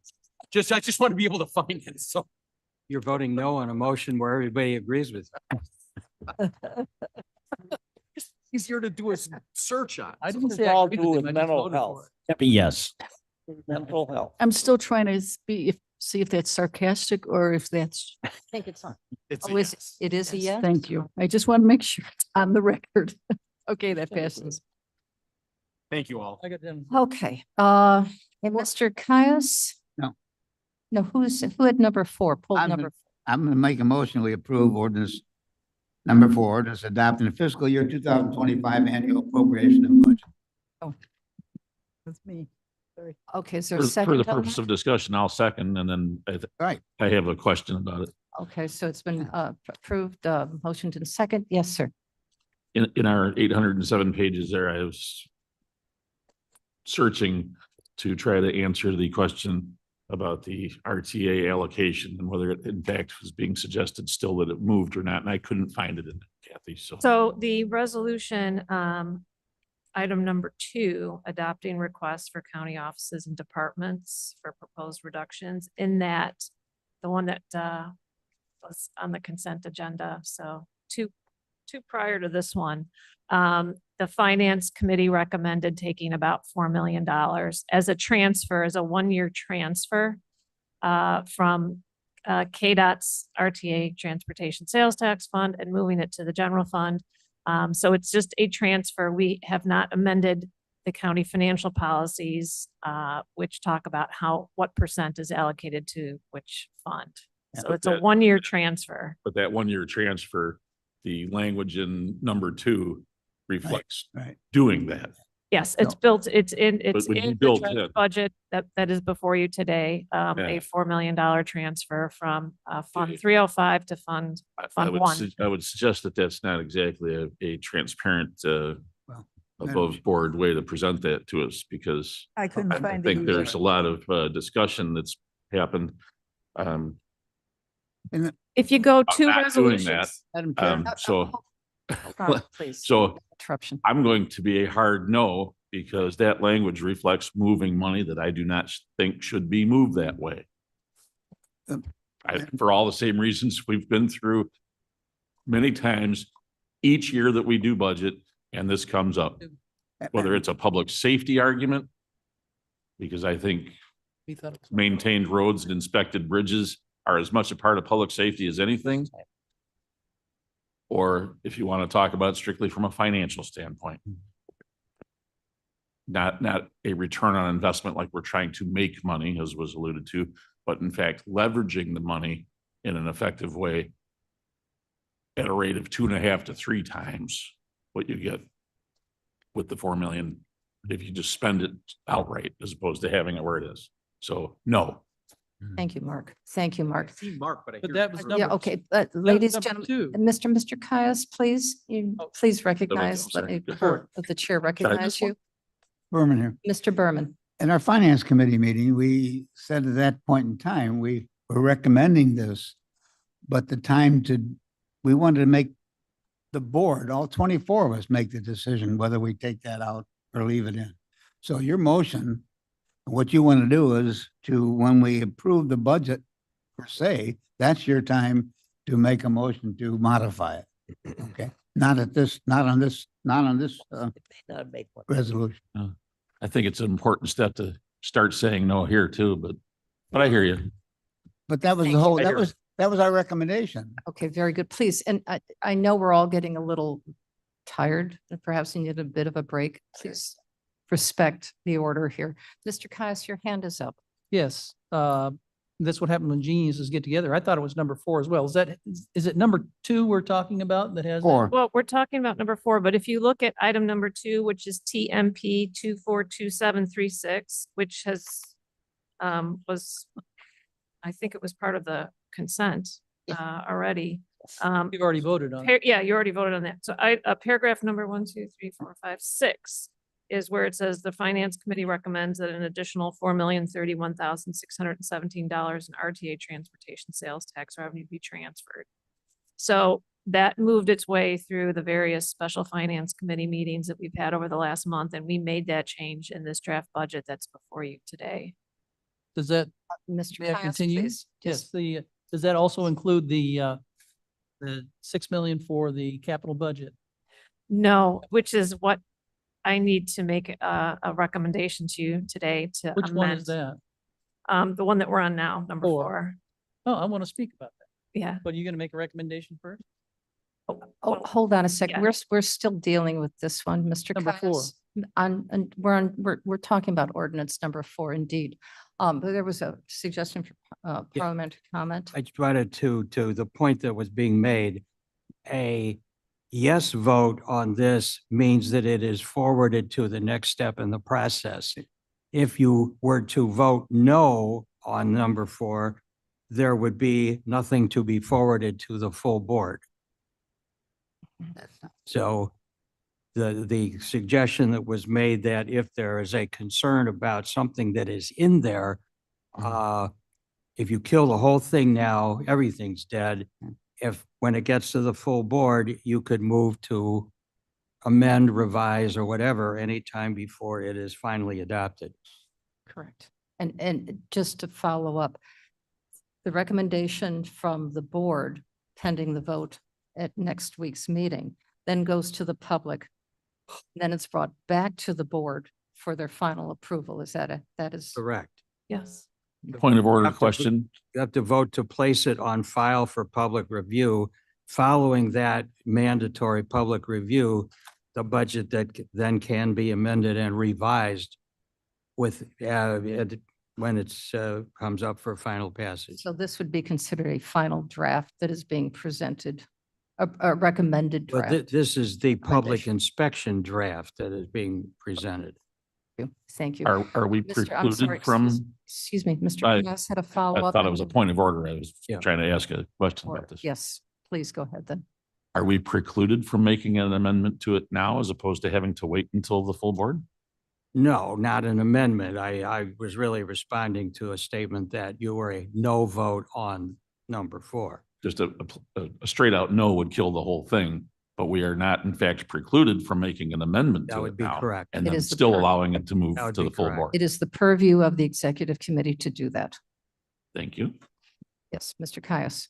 That would be, I would, this, since, although this not, has to do with the transportation, this would be the capital budget. And I would request that we amend this. I move that we amend this to replace the $6 million into the capital budget, because I think that it's very short-sighted, that we not, as we found in the past, and expensive in the long run, that we not pay for maintenance and new things that we need to keep the buildings and everything running smoothly, and that we take it from the most appropriate thing, which I believe would be the excess funds. So that was a motion on my part to take that. Strathman 60 seconds. Sorry. who's Did you second? guys want to include the 4 million one into one amendment or do you want to do them separate? Do it. We already passed it. Well, he's going to make a. Oh, it's part of number 4. It's part of the discussion we're having right now. No. It's part of- number 2 on that list up there. We're on number Oh. 4. No, I want to do them separately. Okay. All right, very good. So there is a motion and a second to return $6 million back to the capital budget and being taken from the reserve fund. Is there any discussion on this? Okay. Ms. Gums, did you have your hand up? No. Okay. Mr. Tepe? Part of the reason for one of the ones I've asked to be excluded is that the capital budget has been highly subsidized going forward associated with the ARPA funds. And, is the capital budget now substantial enough without this change to, in effect, do the kind of job that needs to happen? So I'd like to ask that of Roger. I don't know if he heard me, but. Okay, with all of the funds that have been reallocated associated with ARPA to the capital projects associated with items. Okay, and the funds that are included in number 4 here in this ordinance, do you have enough funds to effectively handle maintenance for the county for the 2025 year? There's a difference between the maintenance and operational maintenance is separate, and that's in the operating budget. This is capital. So this is basically from the 2024 capital projects that you actually have on the agenda today. Those are what we're currently funded for and would carry into 2025. So projects that we've started would be completed. In 2025, we would be doing ARPA projects, which there were, I think it's almost $17 million in ARPA projects. But because of this change, we would not start any of the 2025 planned capital that was in the budget, and we would defer that to a later date. So it would either be in a future fiscal budget, or it would be something that the county would bring forward in the course of the year to try to start one of the 2025 projects up. So we would be deferring, and I would tell you that the capital plan that we had for 5-year capital plan was in excess of $60 million. So you'd be deferring a year of those plans that would normally start in 2025. Thank you. Any other questions on this? With no other questions, I see none online. Clerk, please call the roll on the amendment to ordinance number 4. And that would be again returning. Why don't you read it, please? I have Caius moving to amend the budget to return the $6 million to the capital budget and taking same amount, 6 million, from the reserve funds. seconded by Stratman. Okay, ready, call the roll. Ellen, Colin, I. okay, Bates, Bates, yes. Berman, To enable this to be moved in onto the board meeting, I vote yes. Davis, Davis, yes. Ford, Ford, yes. Gums, yes. Caius, Yes. Kenyon, Yes. Lewis, Lewis, yes. Linder, Linder, yes. Melina, Lena, yes. Sanchez, Sanchez, yes. Strathman, Strathman, yes. Surges, Tepe. Tepe, yes. It passes. All right, In that case, Davis with a motion, Mr. Davis, I recognize you. move that we also amend to not make the transfer, 1-year transfer of RTA allocation and rather leave it where it is with transportation. Are you, point of clarification? So if we are not removing that, are you, we're $4 million less than? Point of, because we don't have the yin and yang. We have the movement from, but a gap still. Point of order. I'm not sure that we have to decide that. Yes. To put it back into the fund. Do we have to decide that? Where it comes from? I would suggest they come from the excess funds. If a source of replacement is necessary to this, then I would have to offer the use of excess reserve funds. I'll second Linder. Part of your motion? Point of question. Yeah, my understanding is that you need to present a balanced budget. Right. Mr. Frank? Correct me if I'm wrong, I believe that was finance that has to present a balanced budget, correct? And then the executive will pass through the finance or modify it as needed, and then the county board can do the same. Well, I believe the only requirement is finance has to present a balanced budget. Yes. This came up last year, if I recall this Yes. correctly. Yes. For us to. So if it passed without a replacement, the budget that would be placed on public review would be out of balance. Right. That's my Yes. point. That's- Mr. Kyles was right. We need to have a replacement for that 4 million. Fine, we can not take it out of motor fuel tax, but we have to have some place to get it. So the motion has to be to replace it with excess funds. Then let my motion reflect that the replacement would come from excess reserve funds. And just to be clear, Yes. best practices, I'm agreeing with Mr. Shepro. You really should have it be balanced as it goes out publicly. The only thing legally required, though, is that the finance committees be balanced. And did I second that? I would agree to modify my Before- second to do that. All right, so Okay, move it's point then. different. It's been, Hold on, Ms. Gums, you had a Nope, comment? I'm good now. You good? Okay. I'm confused. Go to ask a question, it gets answered, so hey, it's Okay. teamwork. Makes the Okay. dream work. Okay, please, Okay. ladies, gentlemen. Pay Ms. attention. Bates? So Mr. Kaya said that we don't have to make the decision on whether or not to, he's don't just we have to agreed, say, don't we he- have to say here, we're not, he's modified his second to Modified it. incorporate the fact that there would be a replacement coming from the excess funds. we are taking back the idea that the RTA sales tax would not go to KDOT. Taking it mean, back, yes. So Saying no to the don't we have 1-year to say that? transfer. We are not, do we have to say that? We are not going to That take was the in the RTA original. sales tax to give to, and the RTA sales tax will still go to KDOT. Yes. We say it?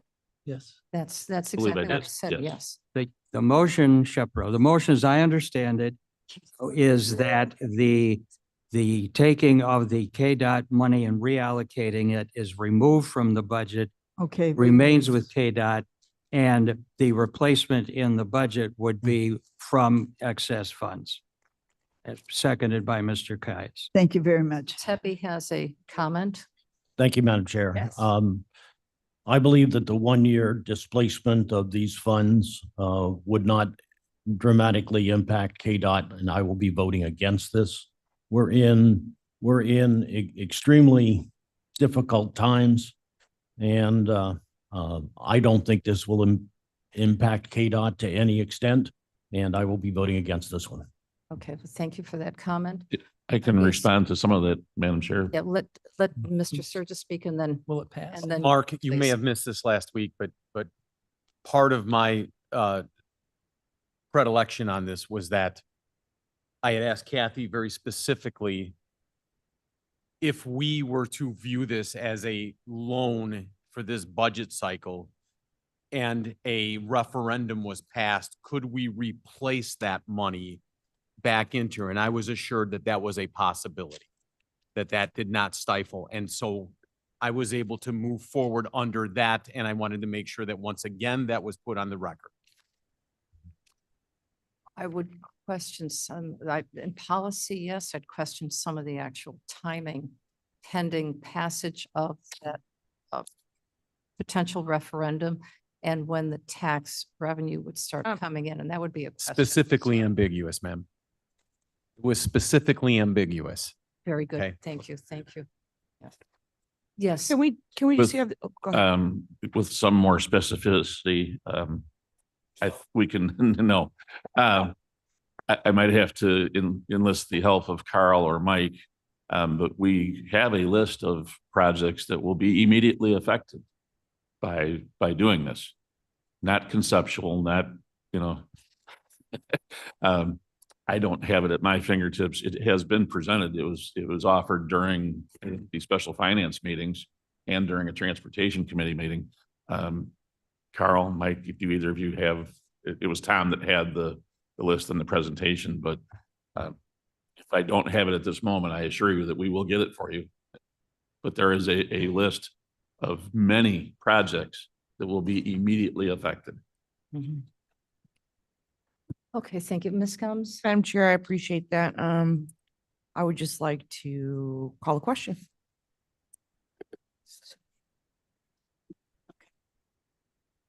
I'm sorry. wants to call I was the question. being Call the I question. wanted to call the question. Okay. No debate on that. Thank you for that. And can I, Mr. Shepro, Sometimes. so eloquently restate that motion, because, so I got it right. My understanding. Yeah. Move to amend. My understanding is the motion is to remove from the current proposed ordinance the reallocation of the RTA funds from KDOT and to restore it to KDOT and to balance the budget by reason of such transfer with excess funds from reserves. May I make That's one more correct. comment? What he said. We're about ready to take the vote. I think the vote has been called. Well, a motion has been made to call the vote. Unless there's unanimous consent, there should have to be a second and an appropriate That's two-thirds Caius. vote to call the question. We have Davis and Caius on that, right? Okay, we have Mr. Caius. Hold on a second. Mr. Caius, you second that? Yes, Yes. yes, I did. So can Ms. Bates chime in? Now you would take a vote Okay. on the whether or amendment. not to call a question. Okay, are we ready to take the vote on the vote on the? I will remove my motion so that Ms. Bates can ask her question. And and Thank you, Alan Ms. wanted- Gums. I, Alan also- am I recognized, Madam Chair? Yes. We spent weeks coming up with this plan. And now we're throwing out everything that we spent weeks on and several special finance committee Well, meetings. I agree, but now let's move this on to the board. And then we have an opportunity to, at that point in time, to change it if we want, or change it back to the original or whatever we want. Let's It move was on. weeks. Let's move Okay. on. My objection has been the same Fine. throughout all those weeks, maybe. Should be no surprise to anybody from me.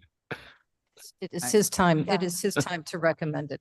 All right, I think we're ready to call the question. And do you want, on the amendment to, could you read it for the record, please? Oh, Here we go. Come on. I can only part of it.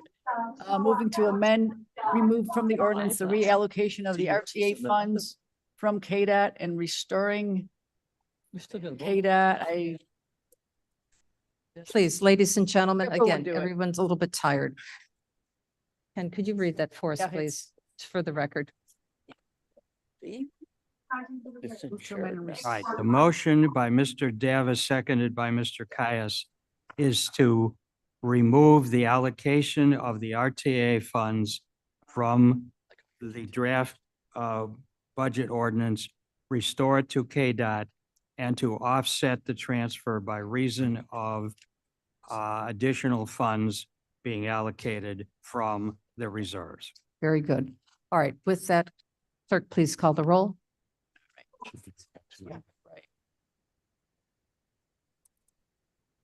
Okay, Ellen, Alan, I. Bates, Bates, yes. Berman, Just for the sake of moving it on to the full board, I'm voting yes. all right, Davis, Davis, yes. Ford, Ford, yes. Gums, Yes. Caius, Yes. Kenyon, Yes. Lewis, Lewis, no. Linder, Linder, yes. Molina, Molina, no. okay. Sanchez is gone. Strathman, Strathman, yes. Surges, Tepe. Stepping no. passes. All right, passes though. All right, Nays. now we're going back to vote on For discussion. for discussion, the motion as amended. We have two changes to this and we will read those as appropriately. Yes, Ms. Hopkins. So I had sent out last night, just in reviewing the cash flow of everything, we had identified just a couple other of small changes that needed to be made to the budget. One was, we need to transfer an additional $800,000 from Fund 125 to Fund 128 to fund sheriff's vehicle purchases. And then on one of our special billing areas, Fund 5311, it was off a couple $1,000s, and it's on that sheet that I sent out yesterday. How much was it off? 3 accounts, the net impact is $2,455.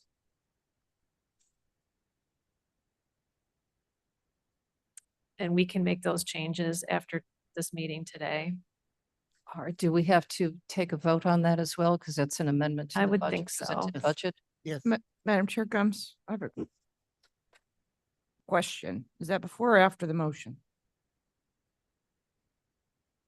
Sorry. Well, a statement. I'll just make a statement. I could not read all of the documents that you sent. It was less than, I don't know, 13 hours before our meeting started, and I do appreciate you, but I have no possible way to support. I don't know what you know what I mean? Like I haven't had time to go through that. We can amend all of this at the full board. I do understand that. I just want you to know what my position is and why will be voting the way I'm voting. Very good. Thank you. All right. You'll have the week then everyone will have a week and the full board will have a week to review the documents that were sent out yesterday. Okay. Thank you, Kathleen. So these are recommended, and I'm going to ask again. I believe we need to take a vote on this amendment that was suggested of $800,000 for the sheriff vehicles and $2,455 as a budget adjustment. Thank you. Second. Thank you. If there's no further discussion on this, clerk, please call the roll. Amendment number 3. Okay. Space. Hang on.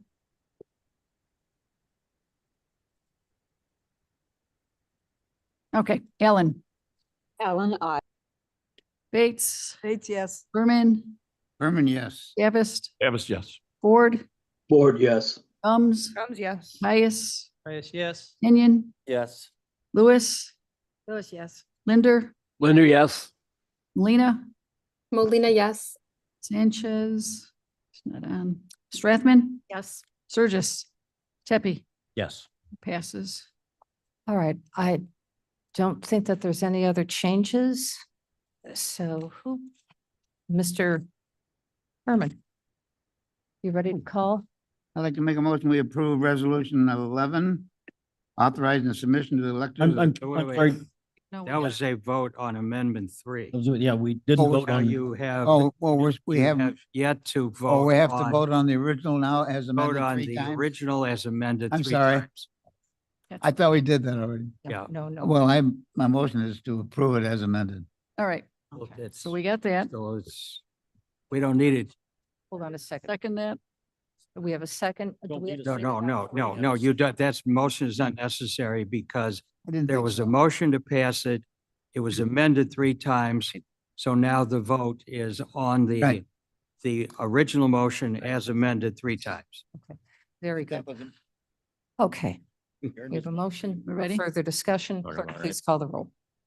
Ellen, Ellen, I. Bates, Bates, yes. Berman, Herman, yes.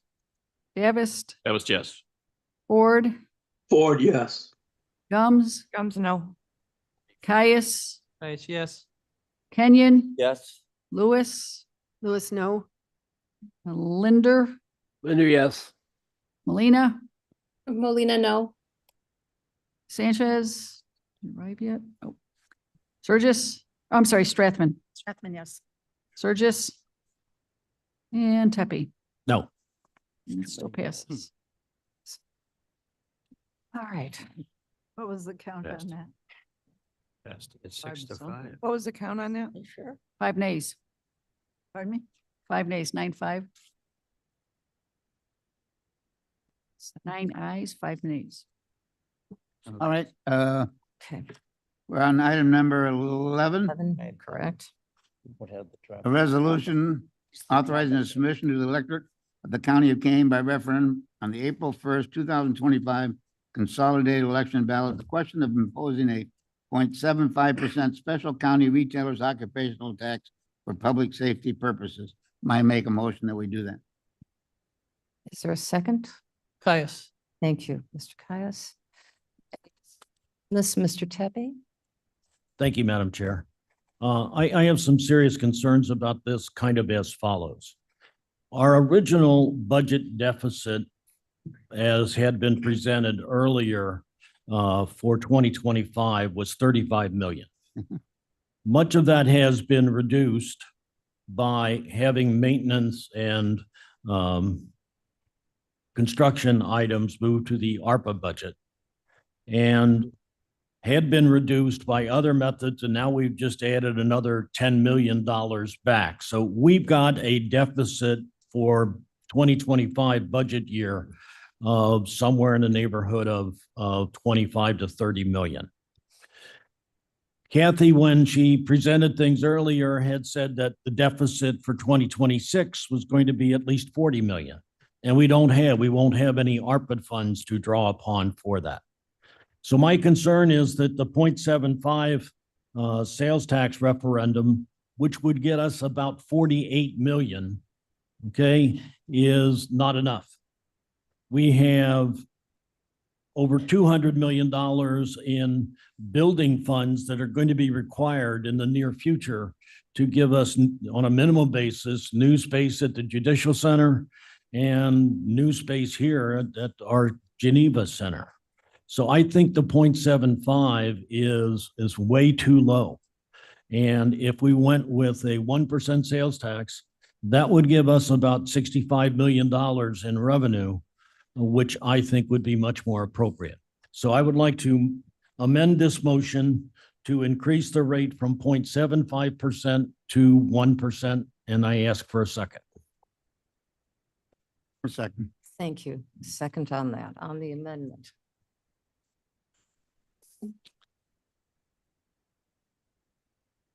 Before we begin our discussion, Mr. Sanchez is online.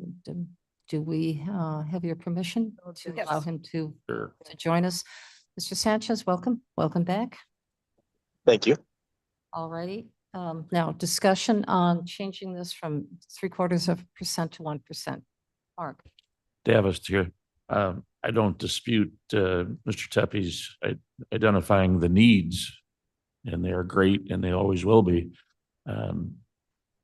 But there is a tremendous sensitivity to taxing and to asking people for more. Even when they say that they understand that we're only 4% of the bill, they show up and are outraged and clearly don't have a full grasp of that. If we overreach in our ask, we will have zero. We'll have 100% of zero increase and be right back where we are.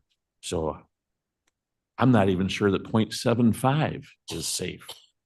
When this discussion started, I spoke to Madam Chair starting maybe a couple of years ago, and we talked about 0.25. So that when people showed up at the Commons in Algonquin or Geneva or the outlet mall by the tollway and spent $100, we were just going to ask them for a quarter. Felt pretty safe, close to not painless, but not too bad. And the projections ranged from $13 to $19 million a year.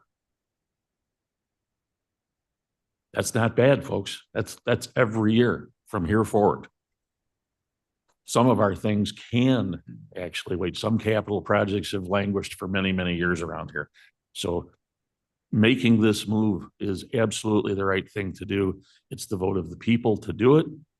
But if we over ask right out of the gate and they say no, we've stuck ourselves, we've dug the hole deeper. We've really, put ourselves in a bad spot then. Then what do you go back to them with?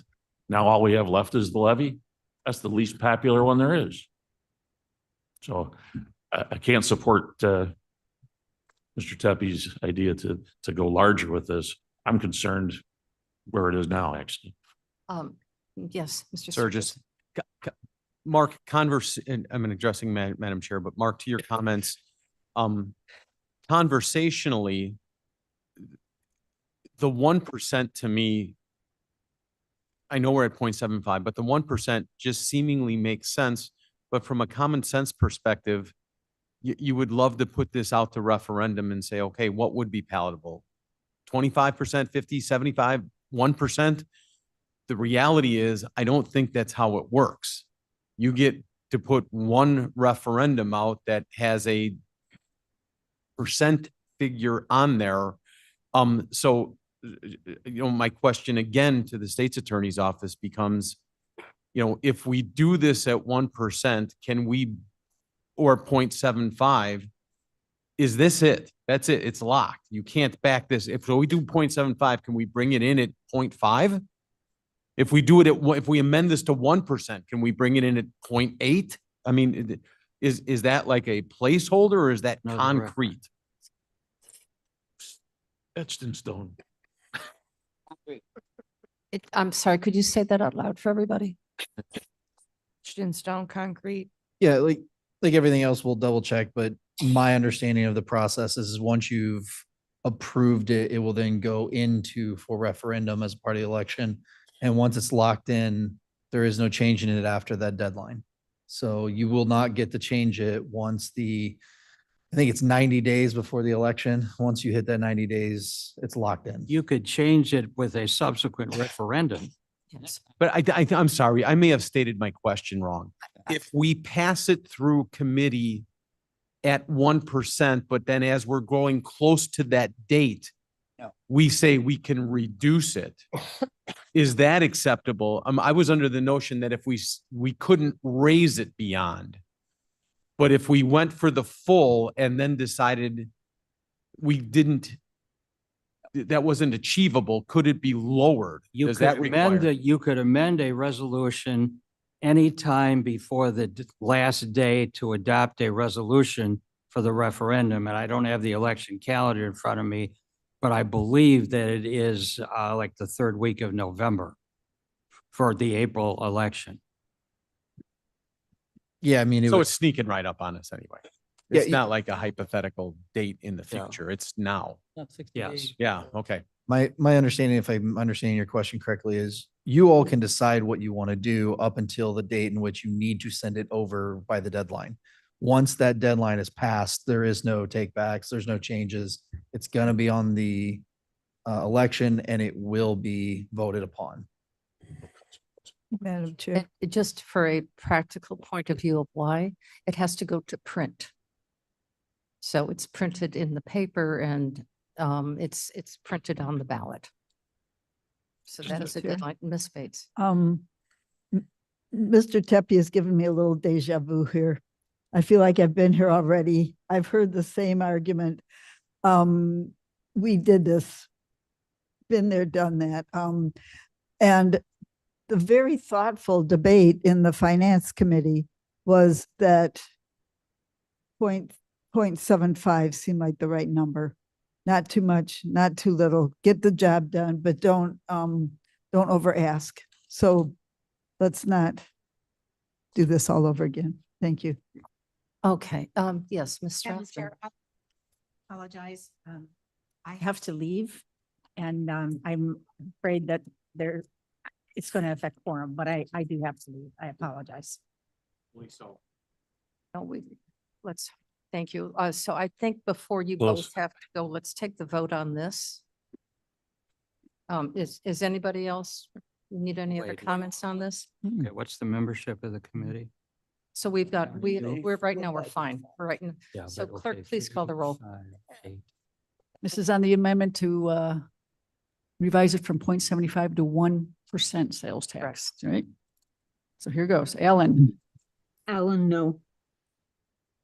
Bates, Bates, no. Berman, Berman, no. okay. Davis, Davis, no. Ford, Ford, no.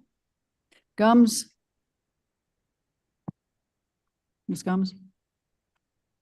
Yes. Okay. Caius, Bias, no. Kenyon, No. Lewis, Lewis, no.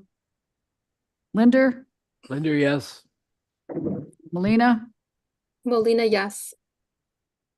Sanchez, Sanchez, no. Strathman, Surgis, Tepe. Yes. I think 9 nays. So that fails. Okay, it fails. So it remains at, 7, 9. Right? 6-9. 6, 9, I'm sorry. it remains at 3/4. 5, Okay, Mr. Berman. Right, is there any discussion on this? Ms. Sturgis, can you stay for the final vote? Or I mean, Ms. Strathman? Can you stay for just the final vote? We're ready to vote. And then we'll let you go. All right, if there's no further discussion on this, clerk, please call the roll. Okay, this is on with the amendment. Or I'm sorry, without the amendment. It failed. It failed, yeah. As original. Okay, just as original. Allen? Alan, aye. Okay, Bates? Bates, yes. Berman? This is a vote on Original. The original. unamended On number 11. 11, As it reads. As it reads. originally moved. Yes or no, sir? Berman vote yes. Okay. Davis? Davis wishes we'd done polling, but Davis, yes. We all. Ford? Ford, no. Gums? Gums, yes. Caius? Where is that? Yes. Kenyon? Yes. Lewis? Lewis, yes. Voting. Linder? Linder, yes. Molina, yes. Sanchez? Sanchez, yes. Strathman? Oh, there you are. Thank you. Surgis? And Tepe? No. Still passes. Okay, very good. All right, do we have quorum? Okay, so we have 3, 4, 5, You haven't left. 1, 6, 2, 3. 7, 8. So we still, Just left. Still fine. Oops. yeah, 3, 4. Surgis is leaving. Yeah, okay. So we have 3, 4, 5, 6, 7, 8. Right back. We need 8. We still have 8 in the room. But yes, otherwise, No one can leave. yes, lock the doors. Nobody can change. Yes. Yeah. Yes. Got something I gotta do, guys. 6, 7, 8. Get out of here as quickly as you allow. All right, that number 11 passes. Mr. Tepe, you called out number 12. Why? Somebody needs to make a motion. Berman's making a motion to, item 12, resolution authorizing the finance committee workflow to adhere to Kane County Code 2-48. Okay, Lindy, second. second. Okay, thank you. Yeah, Madam Chair, I just wanted to point out to this item, this means that any item that has been approved in the budget will no longer come before the committee. I think I think it would be prudent to delay this for a year. We've got an extraordinary year that's coming up. And I think it would be best for us to continue to review things, at least for one more year, regardless of whether or not it's considered in the budget or not, because we're going to have some drastic things we're going to have to start doing. So that's why I asked that this be pulled. Board, I second that. Is that a motion to? Yes, I'm ready. Well, No, I'm let's- just or talking table about it. defeating this, so. Would you like to table this? No, I'd like to defeat it, Okay. not tabling it for a month or a year, can be brought back in a year from now, but I would like to defeat it. Okay, we have a concern I sense a concern here. Hold on a second. You're reading this wrong. The question is, Mr. Tepe would, if I speak on his behalf, does not want to approve this because of the concerns of financial implication that this may have that will no longer be reviewed by the Finance Committee. Rather, if it is a budgeted item, it will go directly to the, through the committee for approval and then come to the executive committee to be moved forward to the full board. I understand what this is. What my question is what are we, if you want to defeat it, just take a vote. Vote no. I'm sorry, I thought there was a question on No, like how to no. do, okay. Yeah. Ms. Hopkinson? Can I make a one point? One of the reasons why this issue came up is that all of the other routine purchases that are budget approved across the county go from the home committee to the finance committee, except for transportation. Transportation items, just out of tradition or historically, have always skipped to finance committee. So my question would be, if this is in fact voted no, would that mean for the time being that transportation items then go from transportation to finance? Yes, and Mr. Sanchez has a question, but yes. That's it, Frank. So this is actually something that also comes recommended from us. The reason for this is when you sit through a finance committee meeting, you realize that the vast majority of them are budgeted items that have already been approved by the home committee. All this does is skips finance. And if you look at the jurisdiction as it currently stands, there's nothing in the finance under 248 that says that they have to look at budgeted items. So unbudgeted would be what essentially would be looked at only, as well as the actual budget itself all year long. If you look at their current stuff, I think Mr. Berman reads off maybe 15 to 20 of these things at executive every single week or every month, and maybe 2 of them were unbudgeted. So it was something that the finance department and the SAO were in agreement on. We talked to the finance committee. They were all in agreement with it. And so that's what I'll say about that as and that's as far as I'll go with it. Thank you. Mr. Sanchez? Thank you, Jared, Madam. there you go. Thank you, Madam Chair. Yeah, I'm here. I'm fully in support of this simply because, well, I mean, if you look at the code, we're just trying to stick to what's actually in the code. And if we wanted to change that, that's the conversation we should be having, is actually changing the section of the code.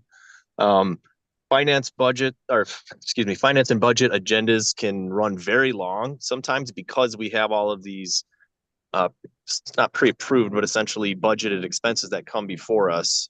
We could be spending a lot of that time discussing some of the other big issues that we do face, including expenditures outside of the budget, and what we're going to do about the future, which is something we've spent a lot of time talking about lately. So I'm fully in support of this. It streamlines our process. It saves us all some time, and it keeps us compliant with our own code. So that's it. Very good. I think we've had enough discussion on this. Clerk, please call the roll. No. No, not at all. We're not doing the Bring amendment? up, down vote. Okay. As presented then, right? Yes. Correct. Amazing. Let me fix my roll. All right, Ellen. Alan, no. Bates, Bates, yes. Berman, Berman, yes. Davis, Davis, yes. Ford, Ford, no. Gums, Gums, yes. Caius, Kenyon, Yes. Lewis. Yes. Linder, Linder, yes. Molina, Molina, yes. Sanchez, Sanchez, yes. Strathman is gone. Surges. Oh, he's gone too. All right, and Tepe, Except, no. I'm sorry? No? No. You have 3 nays, so passes. All right, item 13, a resolution authorizing the updated capital projects for the capital fund of $10,553,124. Bates moves. Thank you. That was a motion. And Oh, Bates seconds. seconds, Mr. Tepe. Yes, Madam Chair, thank you. I did not understand these particular items. Are they being carried over from 24 into 25? Mr. Fonstok. New items. This is Roger Fonstock with IT and Buildings. Yes, these projects Mr. were, Fonstok, could you get closer to the mic? sure. These projects are in various stages of project planning, but most of them are in progress. There's 3 at the bottom that were added. So this list was being presented for the 3 at the bottom that were recently added. And this has been updated periodically throughout 2024 just to keep the board apprised of what are the approved projects for the capital fund. So we do full disclosure. These are the projects that are approved by the board that we're working on. And there were the 3 at the bottom were added this past month at admin. These will continue into 2025. These were the projects earlier that I was discussing that would be completed in 2025, but then we start 2025 projects with next year's funds. But these items that were added were not in the budget. They were not itemized in the budget. They're being added to what is in the capital fund for 2024. Okay, thank you. Yeah. All right. Any other questions? If not, clerk, please call the roll. Okay, Ellen, Allen, I. Bates, Bates, yes. Berman, Berman, yes. Davis, Davis, yes. Ford, Ford, yes. Gums, Gums, yes. Caius, Yes. Kenyon, Yes. Lewis, Lewis, yes. Linder, Linder, yes. Molina, Molina, yes. Sanchez, Sanchez, yes. and Tepe. Steppy, yes. That passes. That passes. All right, ladies and gentlemen, I believe if you That's take a the look at end of the it. agenda, we have about another hour worth of discussion. I'd like to request that we have about a 5-minute break, personal break. Okay. So, Well, I Are- got things to do. Lock the doors. Are we gonna, Have the jail. will the loss of one more change our quorum? Believe I counted 9 with Madam Chair, so I think you could lose one more. Eight. 4, 5, 6, Uh, 7. Before we break and lose too many, could we just take care of the county engineer thing? Yeah, the exam. Yeah, Be the last. 5, 6, 7, 8. We'll I don't mind, reconvene I in don't mind a 5 bathroom break. minutes. I'm just saying, I don't want. 3, 4, 5, 6, 7, 8.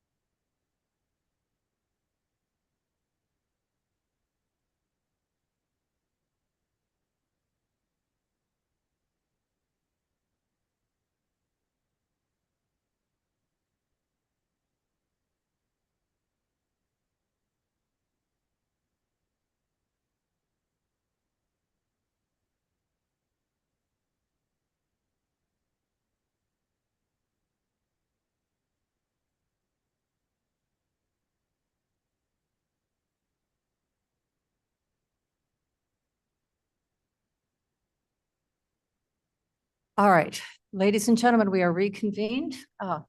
And once Celeste is able to sit down, if anybody would like, I have got the last bag of chips if you'd like to share.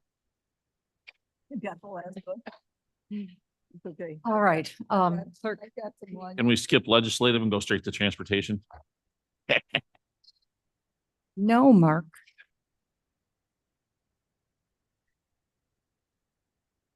I got open. Oh, okay. Okay, this is for attendance here. Ellen, are you present? Miss Ellen? Maybe not yet. Bates, Dave's here. Berman, Here. Davis. Davis here. Okay, Ford. Mr. Ford? I'm starving. All right, Gums, Gums is here. Caius, He's gone. Gone. He left. Gone. he's gone. Kenyon, Yeah, I'm here. Lewis, Who's here? Linder, Then you're here. thank you. Melina, Melina present. thank you. Is this the tie-in? Sanchez, Sanchez present. gotcha, all right. Strathman's I gone. think you might- Surges Well, is that's gone. certainly- Tepe's here. All right, we do have a quorum. I Alan believe. present, but not in the room. Stratman. What's the membership of the? IS. And 15. Hers is, she'll make 16. We should- Have 8. 4, 5, 6, 7. I don't know where Strathman 1, went. 2, 3. COVID's really getting. I'm gonna bet. I've got 9. Oh. I have Bates, Berman, Davis, Gums, Kenyon, Linder, Kenyon, Lewis, Linder, Molina, Sanchez, and Tepe. We're talking about in the room. Oh, in the room, I'm sorry. Got We're 8, fine. and we're good. We're good. We're fine. Yeah. 2, 3, 4, 5, Nobody else is 7. here. Yeah, you are all sequestered. Thank you for agreeing to be here. All right, Ms. Gums. Thank you, Madam Chair Gums here. We have a resolution before us. It is 242254. Supports state legislation authorizing counties to lease buildings and land, and I would look for a motion. Deputy moves. You have a second? Madam Chair, an amendment? An amendment? Correct. Amendment to the, okay, may I ask a question, please? Is that amendment to our resolution or are you amending the proposed state law? No, the amendment, or yeah, the resolution, sorry. Gums here again. I just want to add an amendment. So it should reflect the attached legislation as written. I would like to make that an appendix A. Yes. Hang on. Let me get Yep. to my, let me get to it. No, you're good. 514. Is it temp? This is temp 2254, right? Yeah, Right. page 514. Amend. You're moving to attach. Correct. Correct. This is the best part of the As meeting. attached. Okay. Okay, so just to clarify again, I'm making a motion to amend it to add an appendix A, and that appendix A would include the language that we do have in our packet of the bill. So it would include all of the language of the bill that is attached in your packet. And we would attach that to the resolution as appendix A. The reason I do that, I would just clarify, well, I would ask for a second on that first. Second, Berman. Okay. The bill number is Senate Bill 2651. 2651. And then include 2651 was suggested. Correct. Exhibit A, Exhibit A. Senate Bill 2651. 2651 as of this day. As of today's date. And just for an explanation is we never know when bills will be modified or changed. So as of today's date, what we have in front of us is what we're agreeing to support or not support. Order. Tepe. Are you talking about just the highlighted area? Or are you talking about the entire bill plus the highlighted area? Gums here, if I may. I am talking about the entire document attached from page 516. 516 will include 517, will include 518, will include 519, will include 520. That would be on the Appendix A. And Yes, Mr. and Tepe. thank you again, Ms. Combs. And would you please again explain why you want to do that? Sure. So when we are sitting here at this as a body here in support of legislation, we want to make sure that we are in support of something that we have in front of us, as opposed to something that may change behind your back and you don't know it. So if you don't add it as an appendix and they change it, we are now saying we support something that we haven't read. Thank you. Okay, we have a motion and we have to adopt the amendment now by voice vote. Yeah. So I'll approve that the change, the modification. And just for clarification, Exhibit A, not Appendix, I don't know. Exhibit A. Exhibit A. By voice? Sorry, yes, just yes. No, I think we Yes. have to have a voice vote on that, don't we? Okay. Or I'm sorry, Approve the amendment by voice. just for Oh, good. approving it by voice vote. Yeah, it's just a slight change. aye. Aye. Aye, everybody. yeah. Mr. Berman? Aye. Aye, okay, everybody's fine. Was that Okay, line? Yeah. It's amended. We do amendments by voice. vote? Okay. Yeah, Ms. Gums, anything else? I have nothing else. I would defer to you if you would like. Yes, we're gonna- yes, no, we're gonna- Yeah. yes, we're doing that. No, we're doing that. All right. So, no, I have nothing else, but I would, as amended, if I would defer to you, if you would like to explain a little bit further as to why we want to support this. Oh, well, thank you. But Davis moves as amended. It's amended. Okay. Perfect second. Okay. There, now go ahead. and talk. It's already, all right, it's already been done. It's already done. Oh, So all right. Well, She's asked me. Motion and it's amended. You don't need another motion as amended. as amended. Oh, okay. So we're all fine. And I know right. we're all getting, it's tired. So I was asked why I think this is an important bill, why it was introduced. We do not have, as the counties in the state of Illinois exempt from Cook County, have the ability to lease land or a building for a different purpose or a different use, as long as it's for the public good. It has to be for the public good and not for private use. Municipalities have that authority to do this. Obviously, Forest Preserve, which is a different taxing bodies, have the opportunity to do this, but the counties, 101 counties in Illinois do not have this opportunity. And I will give you a specific instance that may be of concern to some of us. The Amasa House, which is sitting on Fabian Parkway, has no public use for this government. But it does have a public use to be restored by a not-for-profit to open up as a potential visitor center, a potential museum, because it is one of the oldest buildings in the state of Illinois. So with this opportunity, that old house, pending an organization, Preservation Partners of Kane County, et cetera, may want to take a look at that and raise some money for the public good to be used as to restore it and to use it for another opportunity that would be open to the public because they are a not-for-profit. So that's just one very small example. State legislator has passed legislation that allows us to use land for farming. That is an annual lease. We see that on 38, where that property is leased for corn. To grow corn, can grow soy, can grow whatever. But we can't do this for buildings. And we only can lease out property for farming. And this would give other opportunities for public good to use property. So that's the reason why. So, Madam Chair Gums, I will be supporting this. thank you. Thank you. If there's no other questions, clerk, please call the roll. This is still for legislative, Yes. number legislative. one, the amendment? Okay. Correct, as amended.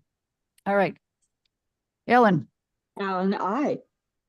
Bates, Bates, yes. Berman, Berman, yes. Gavist, Yes. Ford, Ford, yes. Combs, Yes. Caius, he's gone. Kenyon. Yeah. Lewis is gone. Yes. Oh, there you are. I'm sorry. I'm looking in the wrong. No, you it's did. Good. wrong place. Linder, Linda, yes. Molina, Molina, yes. Sanchez, Sanchez, yes. Strathman's gone, Surges, Tuppy. Tepe, yes. That passes. Where we at? Okay, transportation, Mr. Davist. Yes. Mark, you have people here been anxiously waiting.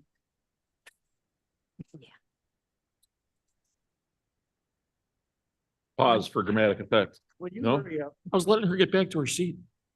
All right, transportation. I have 13 items for you today. Wow, that's, Would you move and last for a second? look at that. It's almost as many as Dale had. All right, first one. You move it? Yeah, I'm gonna move all Okay, 13. I'll second all 30. Oh, that's a great idea. Kenyon second. Okay, first one, adopt a highway. We have one new and 3 renewal applicants. Second one is a supplemental appropriation for the Ride and Cane program. This is trying to give, it's phasing out for us. We're trying to give the people that are still using it a lot of warning and a soft landing. There's some ARPA money that'll go in, so it's 325,000 total, 175 from us. Number 3 is a resolution appropriating funds to Central Community Unit School District 301, Central High School, for some road improvements. They've got a particularly difficult, was a super elevation of a horizontal curve. It's a little above their pay grade, so we're gonna help out there, not to exceed $104,400. Number 4, new highway be called Dauberman Road. Number 5, a new highway, you might have heard of it, Long Meadow Parkway. And then along with that, number 6, Long Meadow Parkway will be established as County Highway number 86. Jersey's available soon. Number 7, an intergovernmental agreement with Blackberry Township for the Brundage Road Wayside Horn System. We're going to help them replace the horn, and then we're going to transfer that all back to them when we're done. Number 8, approving Phase 1 engineering services with BLA Inc. of Itasca. This is the Randall Road at US Route 20 interchange. It's a big deal, $3.9 million worth. Resolution number 9 is an agreement with ACOM Technical Services, which is an asset management program. Got to manage your money.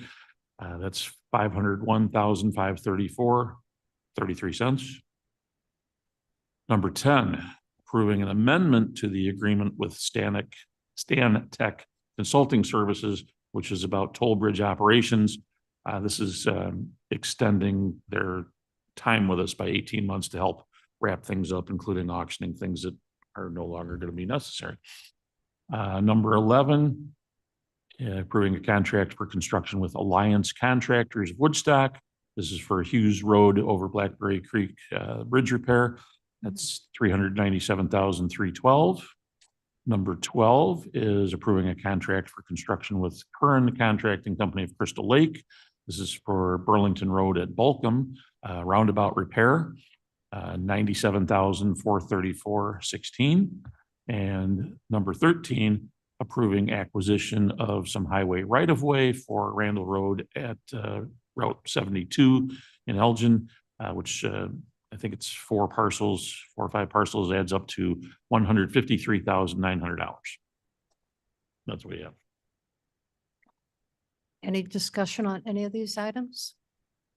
Seeing none, clerk, please call the roll. Okay. Ellen.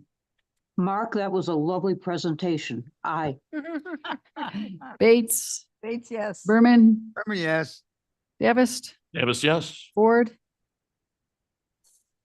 Mr. Ford, Gums. Guns, yes. Kenyon, Yes. Lewis, Lewis, yes. Linder, Linder, yes. Molina, Molina, yes. Sanchez. Oh, he's going Sanchez, to- yes. My oh, apologies. Thank you. And Tepe, He never goes along with anything I say, but yes. that passes. Okay, very good. All right, This I one would time like, Back in August. I would like your permission, please.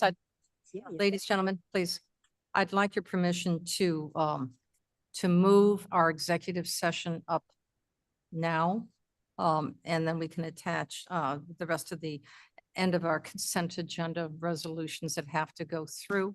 I don't know what happened to our state's attorney, if he's here. I think, well, we can, Yeah. he's here? Okay. We need a motion to go in. So So we need, I will move that we go into executive session. make Oh, sure we sorry. get permission, to move this. Everyone in favor? Yes, No no issue with issue. that. Okay, we're moving executive session up now. Okay.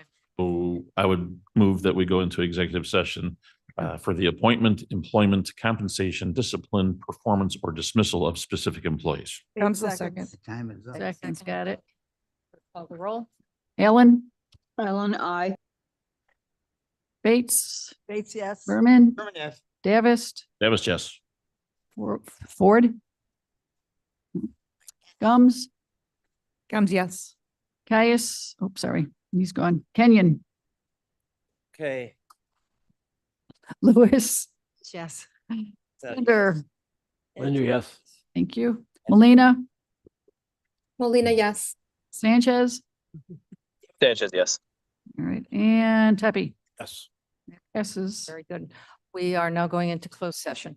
All right, everybody online that's joining us, please accept the invite. If you don't accept the invite, I'll have to put you into the waiting room. Look for those invites. Please accept as soon as you can.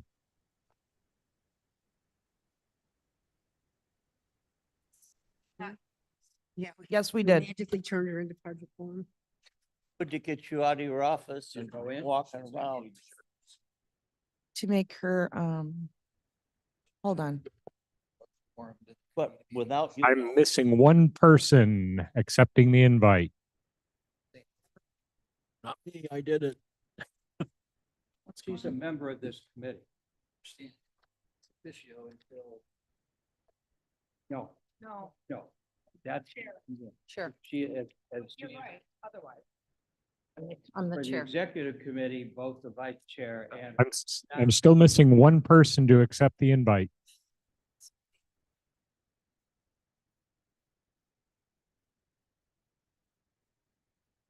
A member of the committee. We're all members. Are we in? Not needed for executive. If this were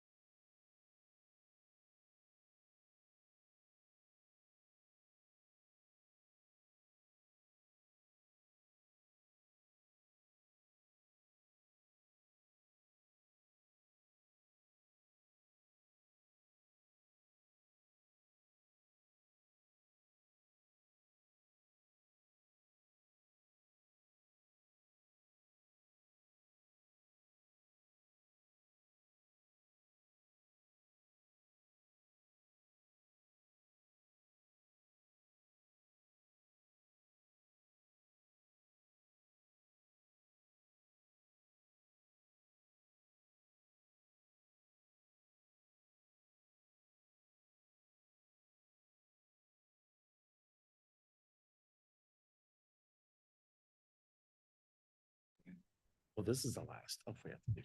I know. Just let us know. Your fault. We blame everything on you and. No, I think Serge, I think since he's not here to defend himself, I think we blame. Oh, he Serge. makes everything slower. We have consensus that we're blaming most of the delay on Surges. Just saying. Always. Always. With consensus. All right, you are in open session. Okay, we're back in open session. Clerk, please call the roll. All right. Ellen? Ellen, present remote. All right. Bates? Thank you. Berman? Berman's here. Davis? Ford? Gums? Comes here. Caius? Kenyon? Yes. Lewis? Who's here? Linder? Mr. Linder? How about Molina? Molina present. Sanchez? Sanchez present. Thank you. Strathman, Surges, Tepe, Deputy here. Madam Chair, you're present. Yeah, Linda, I was here. You're here. Great. Thank you. Well, We've got a welcome. quorum. All Okay. righty. Okay, very good. So may I please now have a motion and a second to approve the resolution certifying name to take the examination for county engineer? Davist will make the motion. Thank you, sir. Comes, comes Kenyon with, would second it. Second.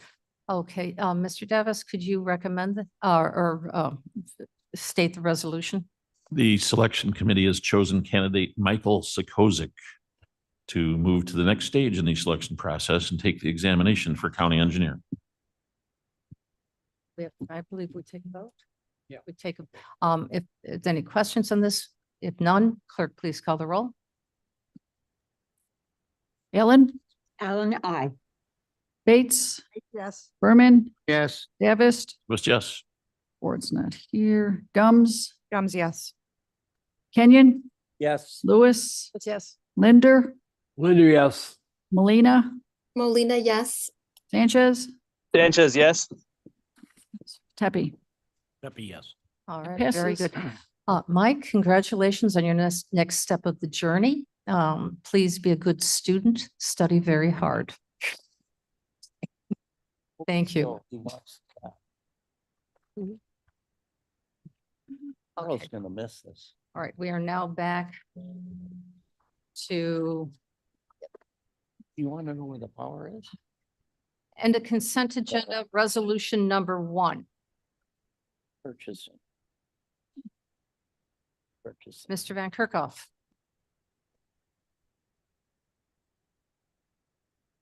May I have a motion and a second to approve this discussion? Sanchez moves. Sanchez moves, second, please. Berman. Thank you, Mr. Berman.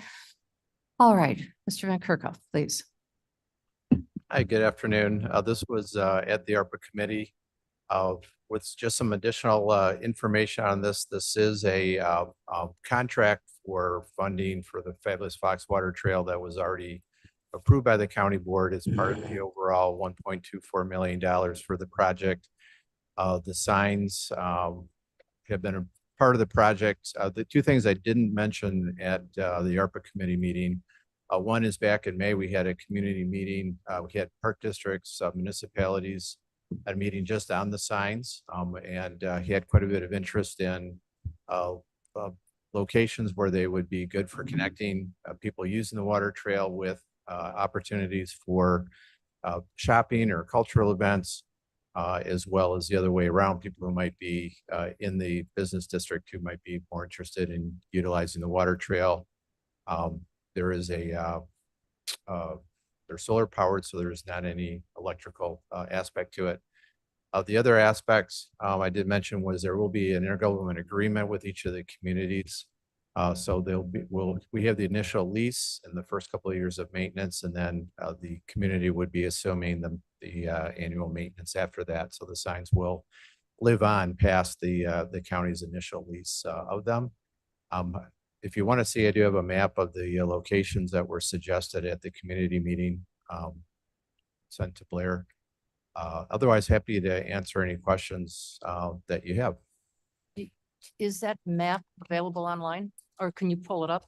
I sent it to Blair earlier, if you see in your emails.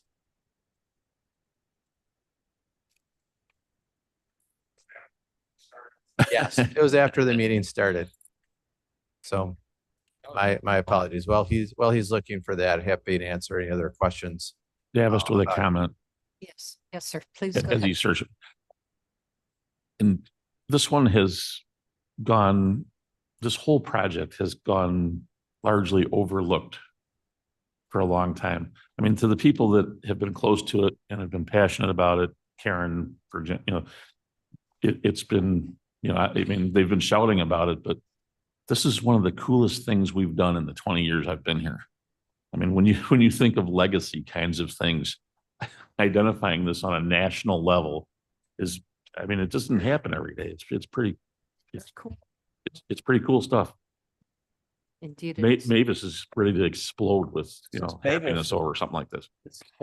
However, may I speak for myself, Madam Chair? I don't mean to pull the rug out from under this project at all, and I'm very happy that the fabulous Fox is being recognized as such a beautiful river. And these signs are not what I want to have on the Fox River. I looked them up, I Googled them. They look way too commercial. They're way too space age for me. That's not the right word, but they're very commercial looking. They're very, they're highly technical. Not rustic enough. I mean, if anybody wants to know, I can show you what these signs look like. Right downstairs. And they are, pardon me? Right downstairs. Okay, I didn't know that. So that's why, much to Mr. Van Kerkhoff's consternation, we voted this down. I don't know why this made it onto the agenda, to tell you the truth, because when we vote something against something in the ARPA committee, why would it show up here again? I don't understand that. We voted it down in ARPA. It was ARPA only. I asked if we could bring it back because we didn't talk about it enough. Okay, now I know. I mean, there's no, I know what you're gonna say. We should give money to. I'm not saying that. I'm saying I don't want to see these on the river. Maybe, look at what the sign Is that says. bad? Oh, is it The perhaps? neighborhood news feed for smart city infrastructure. It's a river. It's not a city. Now you're getting me really mad, and I will try to calm down because I've been reading the book called Nonviolent Communication. It's fabulous Fox. I confess I hadn't seen them, Mavis, but my words about the overall thing stand. I Can we, actually getting to look at them for the first time right now.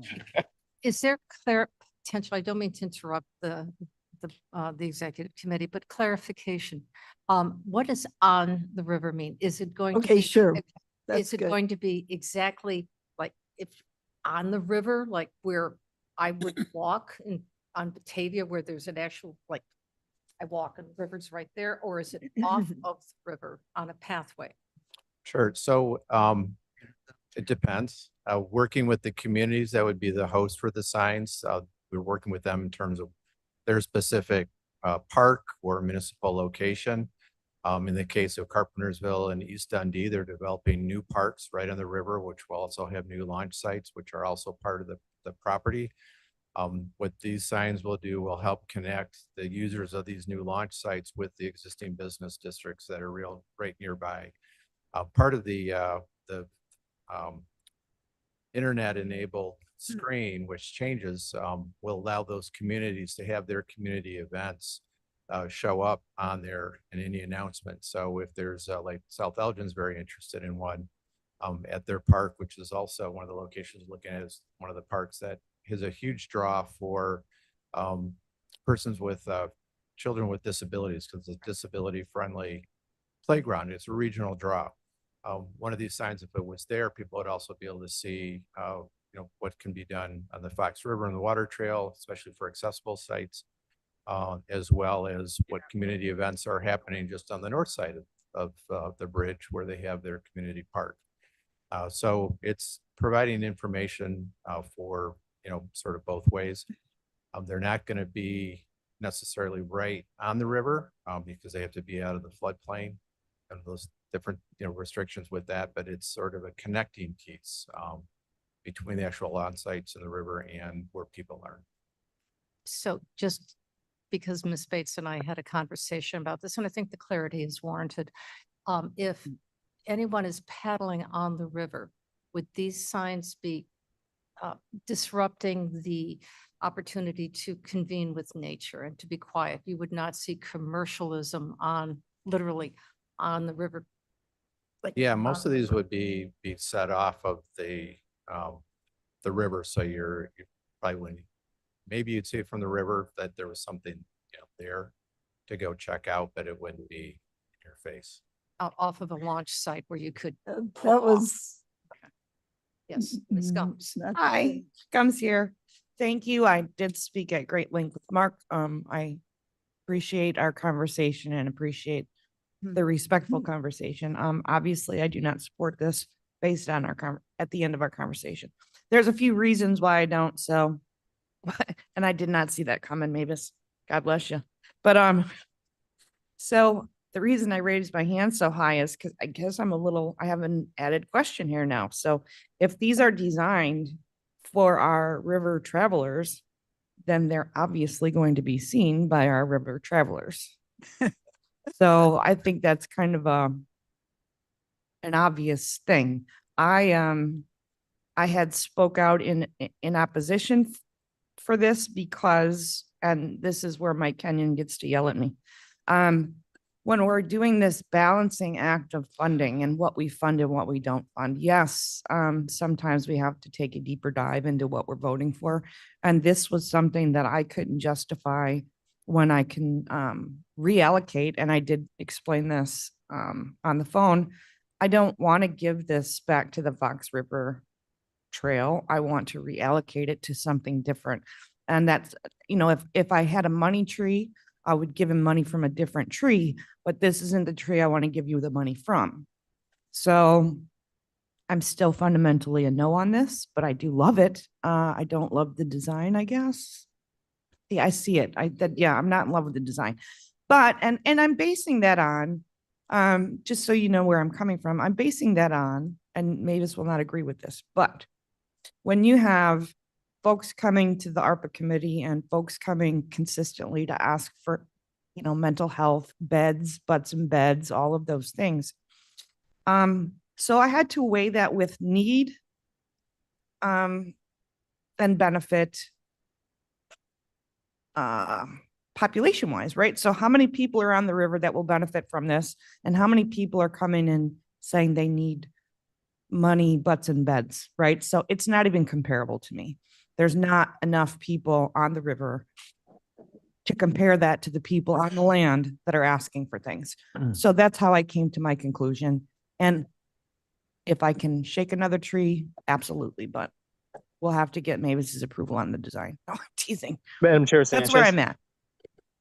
at. Madam Chair Sanchez. Okay, You can let him hold go on a first. second. I'm getting caught up with all of this. You can go first. Yeah, who? You can go first. Okay, very good. Mr. Sanchez, please. Thank you. I just wanted to remind everybody that this isn't like an additional expenditure of ARPA funds. This is essentially a formality for a project that we already approved a total amount of.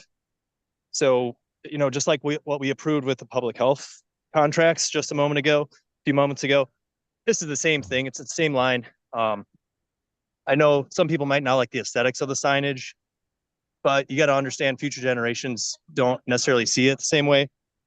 And there's been plenty of time to discuss that aspect of it. So I just want to remind everybody that we already did approve this project. A lot of work has been done on it, and I'm in full support of this.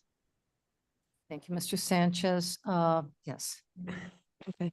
So, question to Mark, please. Ms. Lewis, yes, Okay. please. Is there any partial funds available in any of the fabulous, Fox, the water trail grants or any of that kind of stuff? Any place we can get part of this funding from? Dig deep, come on. I know Yeah, you got blind pockets. It is already part of, the 1.24 million for ARPA funds is what the county board is paying for. We also have a $240,000 grant from the state of Illinois, which is also being towards some of the money towards the signs, some of the money towards the other launch infrastructure part of the project. So that's already incorporated into the overall budget. Okay. Mr. Tepe. Thank you, Madam Chair. I agree with Madam Bates and Madam Guns. This expenditure is just to me extreme, and I don't see any economic return coming from $250,000 for sign rental. It just bothers me. And I'd rather see these funds utilized in a more effective manner. Let's reallocate them.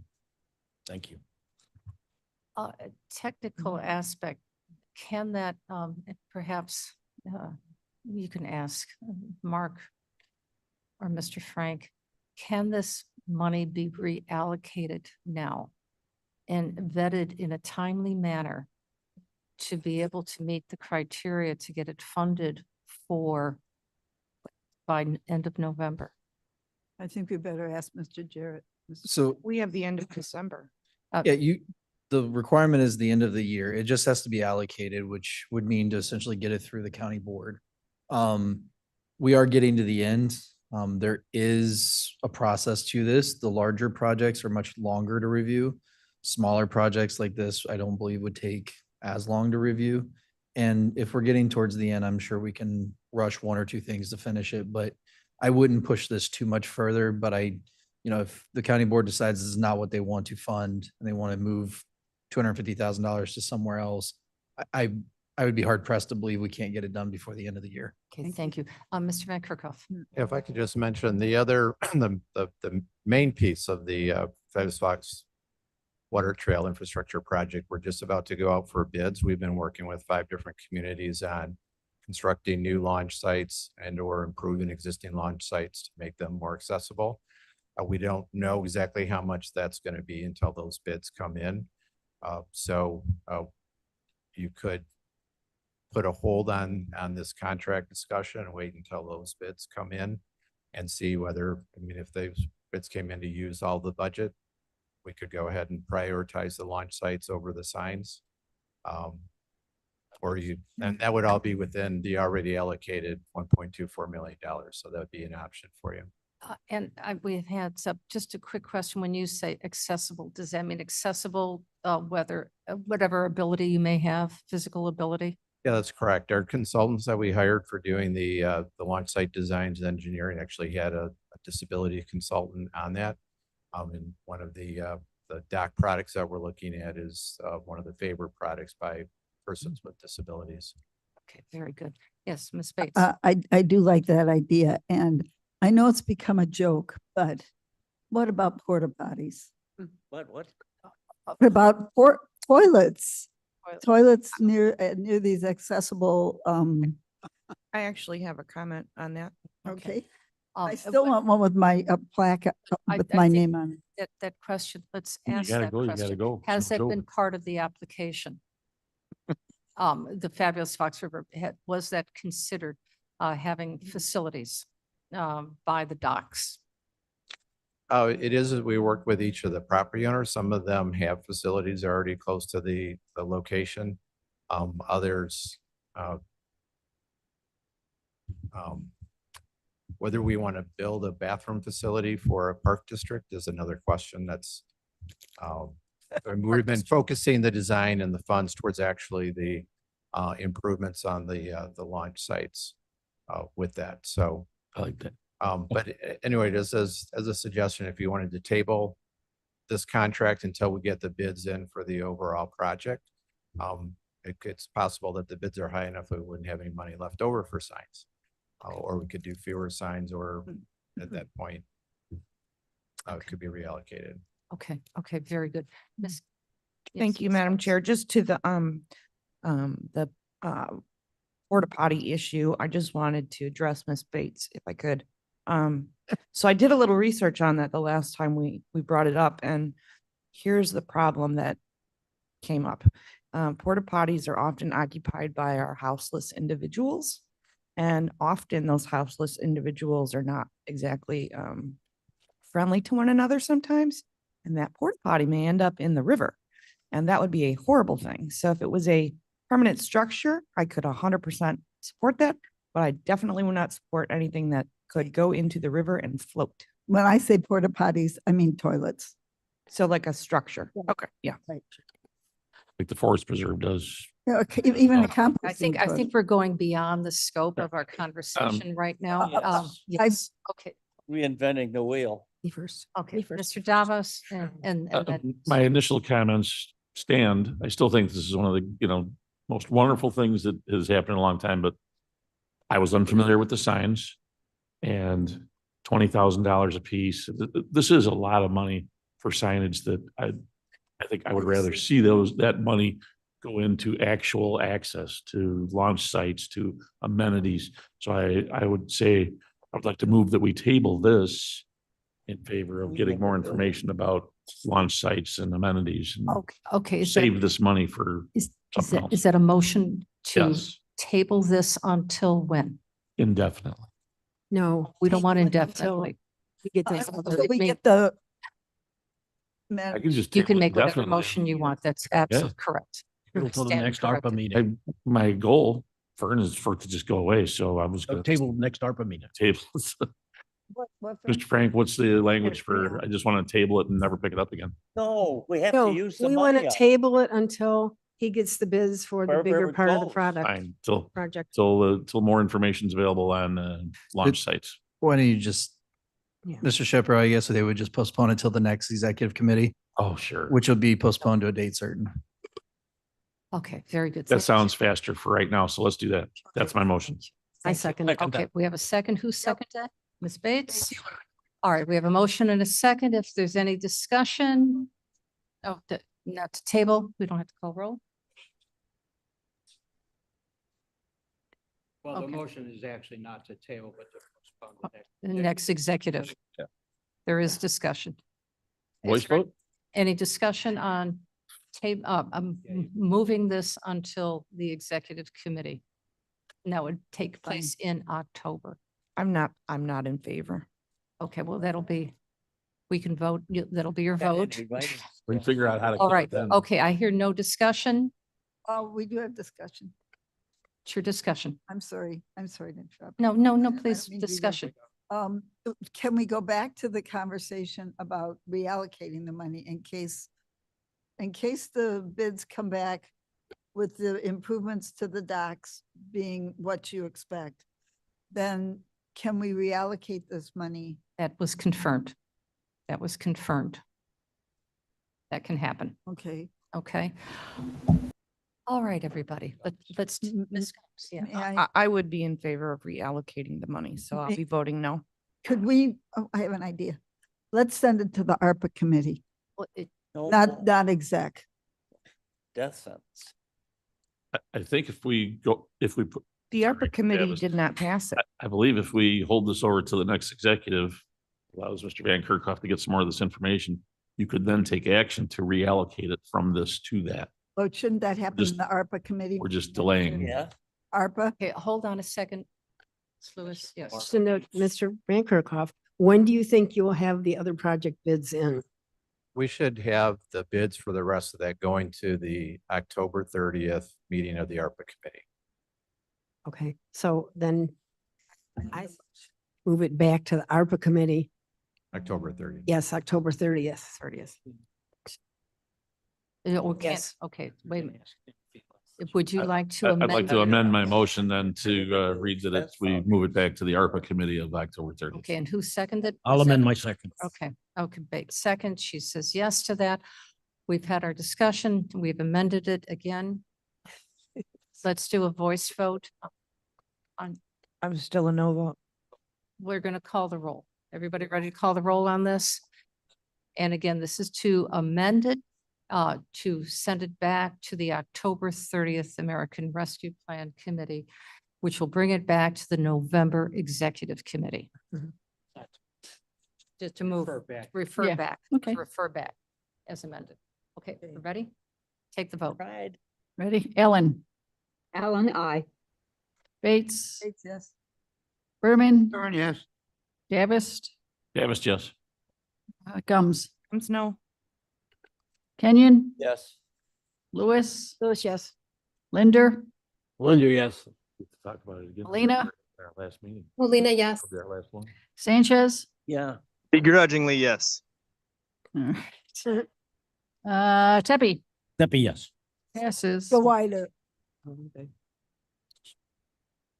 Please. Passes. Yep. And before we go off of this discussion, I'll just mention very quickly, for the board members who are questioning what this signage may look like, it is downstairs, right below you. It's been there for a little while. It's been there for several months so that you can actually see what it looks like. Have them on display? You can touch it, Well, I'll go you see can 'em. use it. All right, and it's all solar powered. Nothing's cheap except me. All right. Grand Victoria. May I please have a motion and a second to approve item number 2? Gums will move. Thank you. Is there a second? Second Berman. Thank you very much. Any questions on this? Hearing none, seeing none. Clerk, please call the roll. Allen, Allen, no. okay. Bates. Ms. Bates? Yes. All right, this is the riverboat one. Berman, Berman, yeah. Davis, Hey, can I see that when you're done? State's attorney. Davis for the riverboat. See that? Davis, yes. Okay. Gums, Gums, yes. Kenyon, Yes. okay, Lewis. Lewis, no. Madam Chair. Linder, yes. Molina, Molina, yes. okay. Sanchez, They did a lot of crying. Mr. Sanchez. Tepe, That'd be yes. passes. Passes. All righty. 2 nays. Two nays. Item number 3, may I have a motion, a second to discuss, possibly pass item number 3? Gums will move. Thank you. That'd be a second. Okay. Any discussion on this item? Yes, Ms. Yeah. Lewis. So, last time we had talked about this was going to be contingent on him working with City of Aurora. And I think there was a meeting held like that Friday after we talked about, it, and I was just wondering if there's any updates on that. Is the sheriff here? Is anybody here that can discuss this? Myrna, can you discuss this? No, Madam Chair, I believe you assigned, or the committee had assigned Mr. Ford, along with, Mr. Sanchez and the sheriff to provide updates, so I have none to provide. Mr. Sanchez? And Mr. Ford, all righty, Ms. Gums? do you Ms. have- Bonstock was here a moment ago. Roger out in the hallway? That's. Oh, she's ARPA. Okay, who is here to comment on this? Anybody? I'd like to comment. Yes, on- yeah, of course, Ms. Gums. Gums, I'll be supporting this. I know there were some questions as far as where the alderman in Aurora stood on this. I think that maybe be part of the questions. As you know, I spent a lot of time down there because that's my district. I have spoken to many of them. Most of them weren't even aware of how it was currently functioning, which was kind of interesting to me. So Microphone, please. it was kind of interesting to me. So I got positive feedback from the alderman that I spoke to. And I will be supporting this. May I ask? Because the alderman I spoke to, I got negative feedback from. So, The aforementioned, pardon me? I'm sorry, please, you can. No, yes. Okay. All right, I'm hearing anecdotal, Ms. Lewis. I have one more question. Also, has, Roger Fonstock or anybody looked at this building and done like a condition assessment for us? I am not aware of that, but Mr. Frank, please. We have not even gotten to that stage where any of that would be done. So there's the money you guys have obviously allocated as a part of the larger project. The process of purchasing a building as it relates to that is a separate process that's now beginning that will engage our broker as well as our commercial real estate attorneys. And then as that moves forward is when that will have an opportunity for, this is what they call a due diligence period, where we would look at all of that. So is this, just a clarification on this, the appropriation amount is going to be 300,000. The board previously authorized $382,950. So this is a reduction of $82,950. Is that accurate? Yes, Suzanne. Suzanne Fonstock with the ARPA program. Madam Chair, that resolution was amended last time the board met, and they reduced it from 382 and some to 300,000. And this resolution would just, it's for technicality, we're just correcting the amount to reflect the amendment that passed last time the county board voted on this. At 300,000. Correct. Correct. Thank you. Thank you. Thank you. Yes, and was with the sheriff's consent. All right. Madam Chairman Allen, Yes, Miss Allen. could I ask this question? Have someone seen budgets here which show that the program will be able to sustain the building, do the repairs that are necessary on the building once we've assessed the building? I guess my question is this sustainable? And is there someone around to make that decision? Thank you. Madam Chair. We have a couple of hands up. That question will be asked by or answered by Ms. Bates. Can you respond to that Well, question? Maybe somebody else has a better answer, but I know that with the rentals of these properties, of these units, I believe $75,000 a year would come in as rentals, as rent, which is considered enough to make the project sustainable. Ms. Fonstock, do you know those numbers better than I do about the rent for, there's going to be 4 units and they're going to rent them out for like $1,500 a piece, and that's $6,000 a month. That's $72,000 a year. And that seems sustainable for repairs and maintenance. I am, I don't mean to interrupt, but I'm having concerns about, we're talking about things that we don't have a subject expert here to be able to analyze. We still don't have Ms. Lewis's question answered. We still don't know exactly the question that was just asked by Ms. Allen. Is it sustainable? We're speculating at this point. Okay. So Ms. Combs, I do see your hand up. Perhaps you may want to consider moving this to the full board, and then we can have people here who that we asked, make sure that they are here to answer these specific questions so that the full board can then approve this, vote it up or down. That's fine. What their thought, Ms. Gums? Thank you, Gums here. So I just would like to reiterate, we're basically just amending the money, and we have actually had testimony saying that it is sustainable from the sheriff.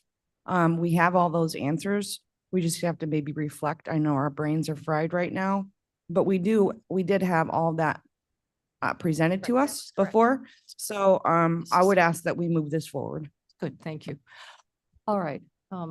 If no further motion. Well, We have a motion motion in a second, so. so let's take the vote. Okay.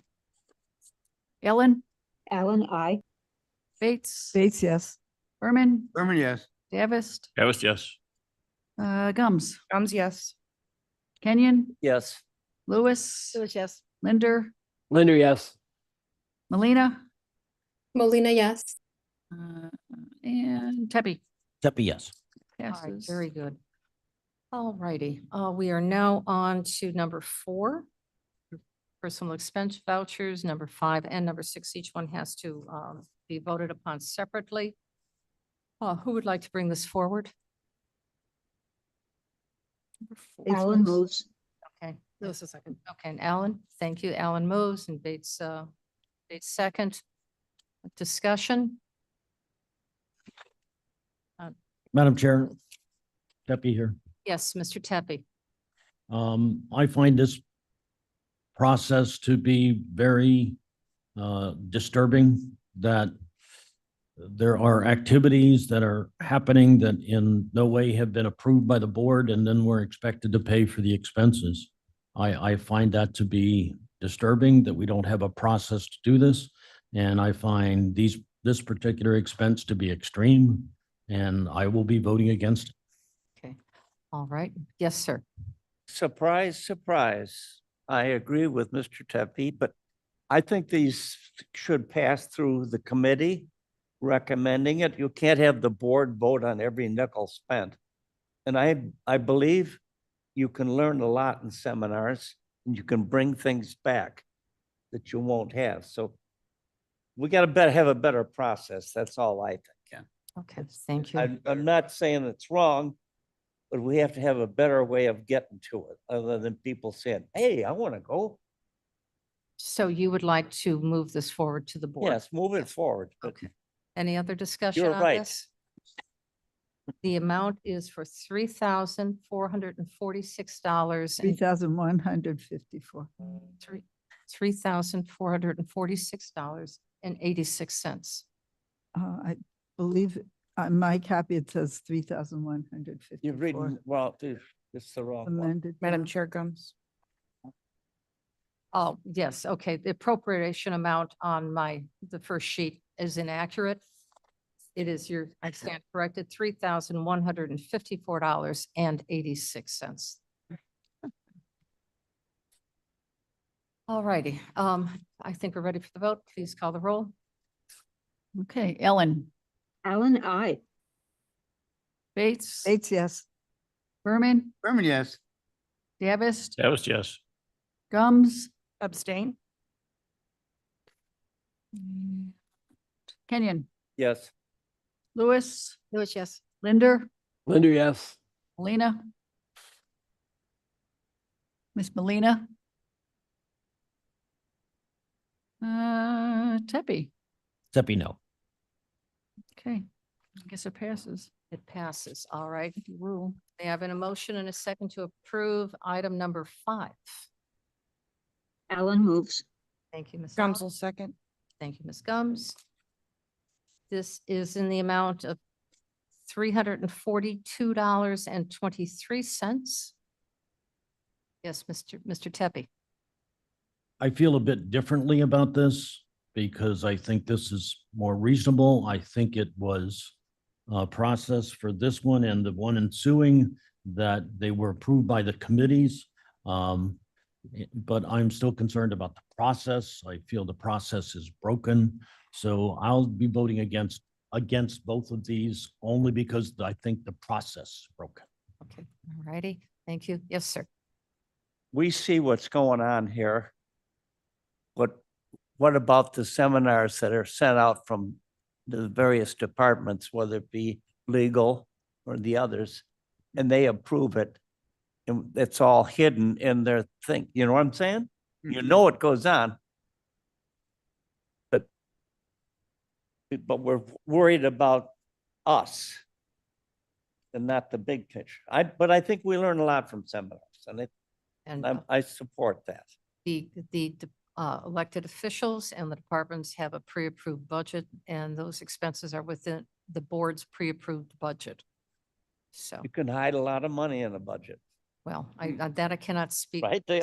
about. That is not germane to this conversation. So, with no further discussion, please call the roll. Ellen, Alan, I. Bates, Bates, yes. Berman, Berman, yes. Davis, That was yes. It's Gums, Gums, yes. Kenyon, Yeah. Lewis, Lewis abstain. what? Lewis abstain. It's on you, okay. Linder, Linder, yes. Lena. And Tepe. No. No, okay. Q still passes. All right, may I please have a motion and a second to potentially approve and discuss resolution number 6? I will move. Gums will second. Thank you, Ms. Gums. Any discussion? Kenyon moved, right? Kenyon, Mhm. Gums. I second. see no discussion and I've heard, make sure everybody speaks in front of their microphone. Mr. Leonard cannot hear us. So with that, clerk, please call the roll. Miss Allen? Allen, I. Thank you. Bates? Abstain. Berman? Berman, yeah. Okay. Davis? Davis, yes. Gums? Gums, yes. Kenyon? Yes. Linder? I'm sorry, Lewis? Miss Lewis? Lewis, yes. Linder? Linder, yes. Molina, it's after two. Sanchez? Okay, Tepe? Deputy, no. No, okay. Passes. All righty. I have no comments. I think we've all talked, I've talked long enough. Ms. Gums, any legislative updates? None. Are there any committee reports? None. Mr. Kenyon? Do your. I don't know if anybody wants to end this. It hasn't been a bad meeting when you take it all into consideration. Davis, We second. did accomplish, and I move we adjourn. Thank you, sir. All in favor? Davis, second. Aye. All right, everybody have a very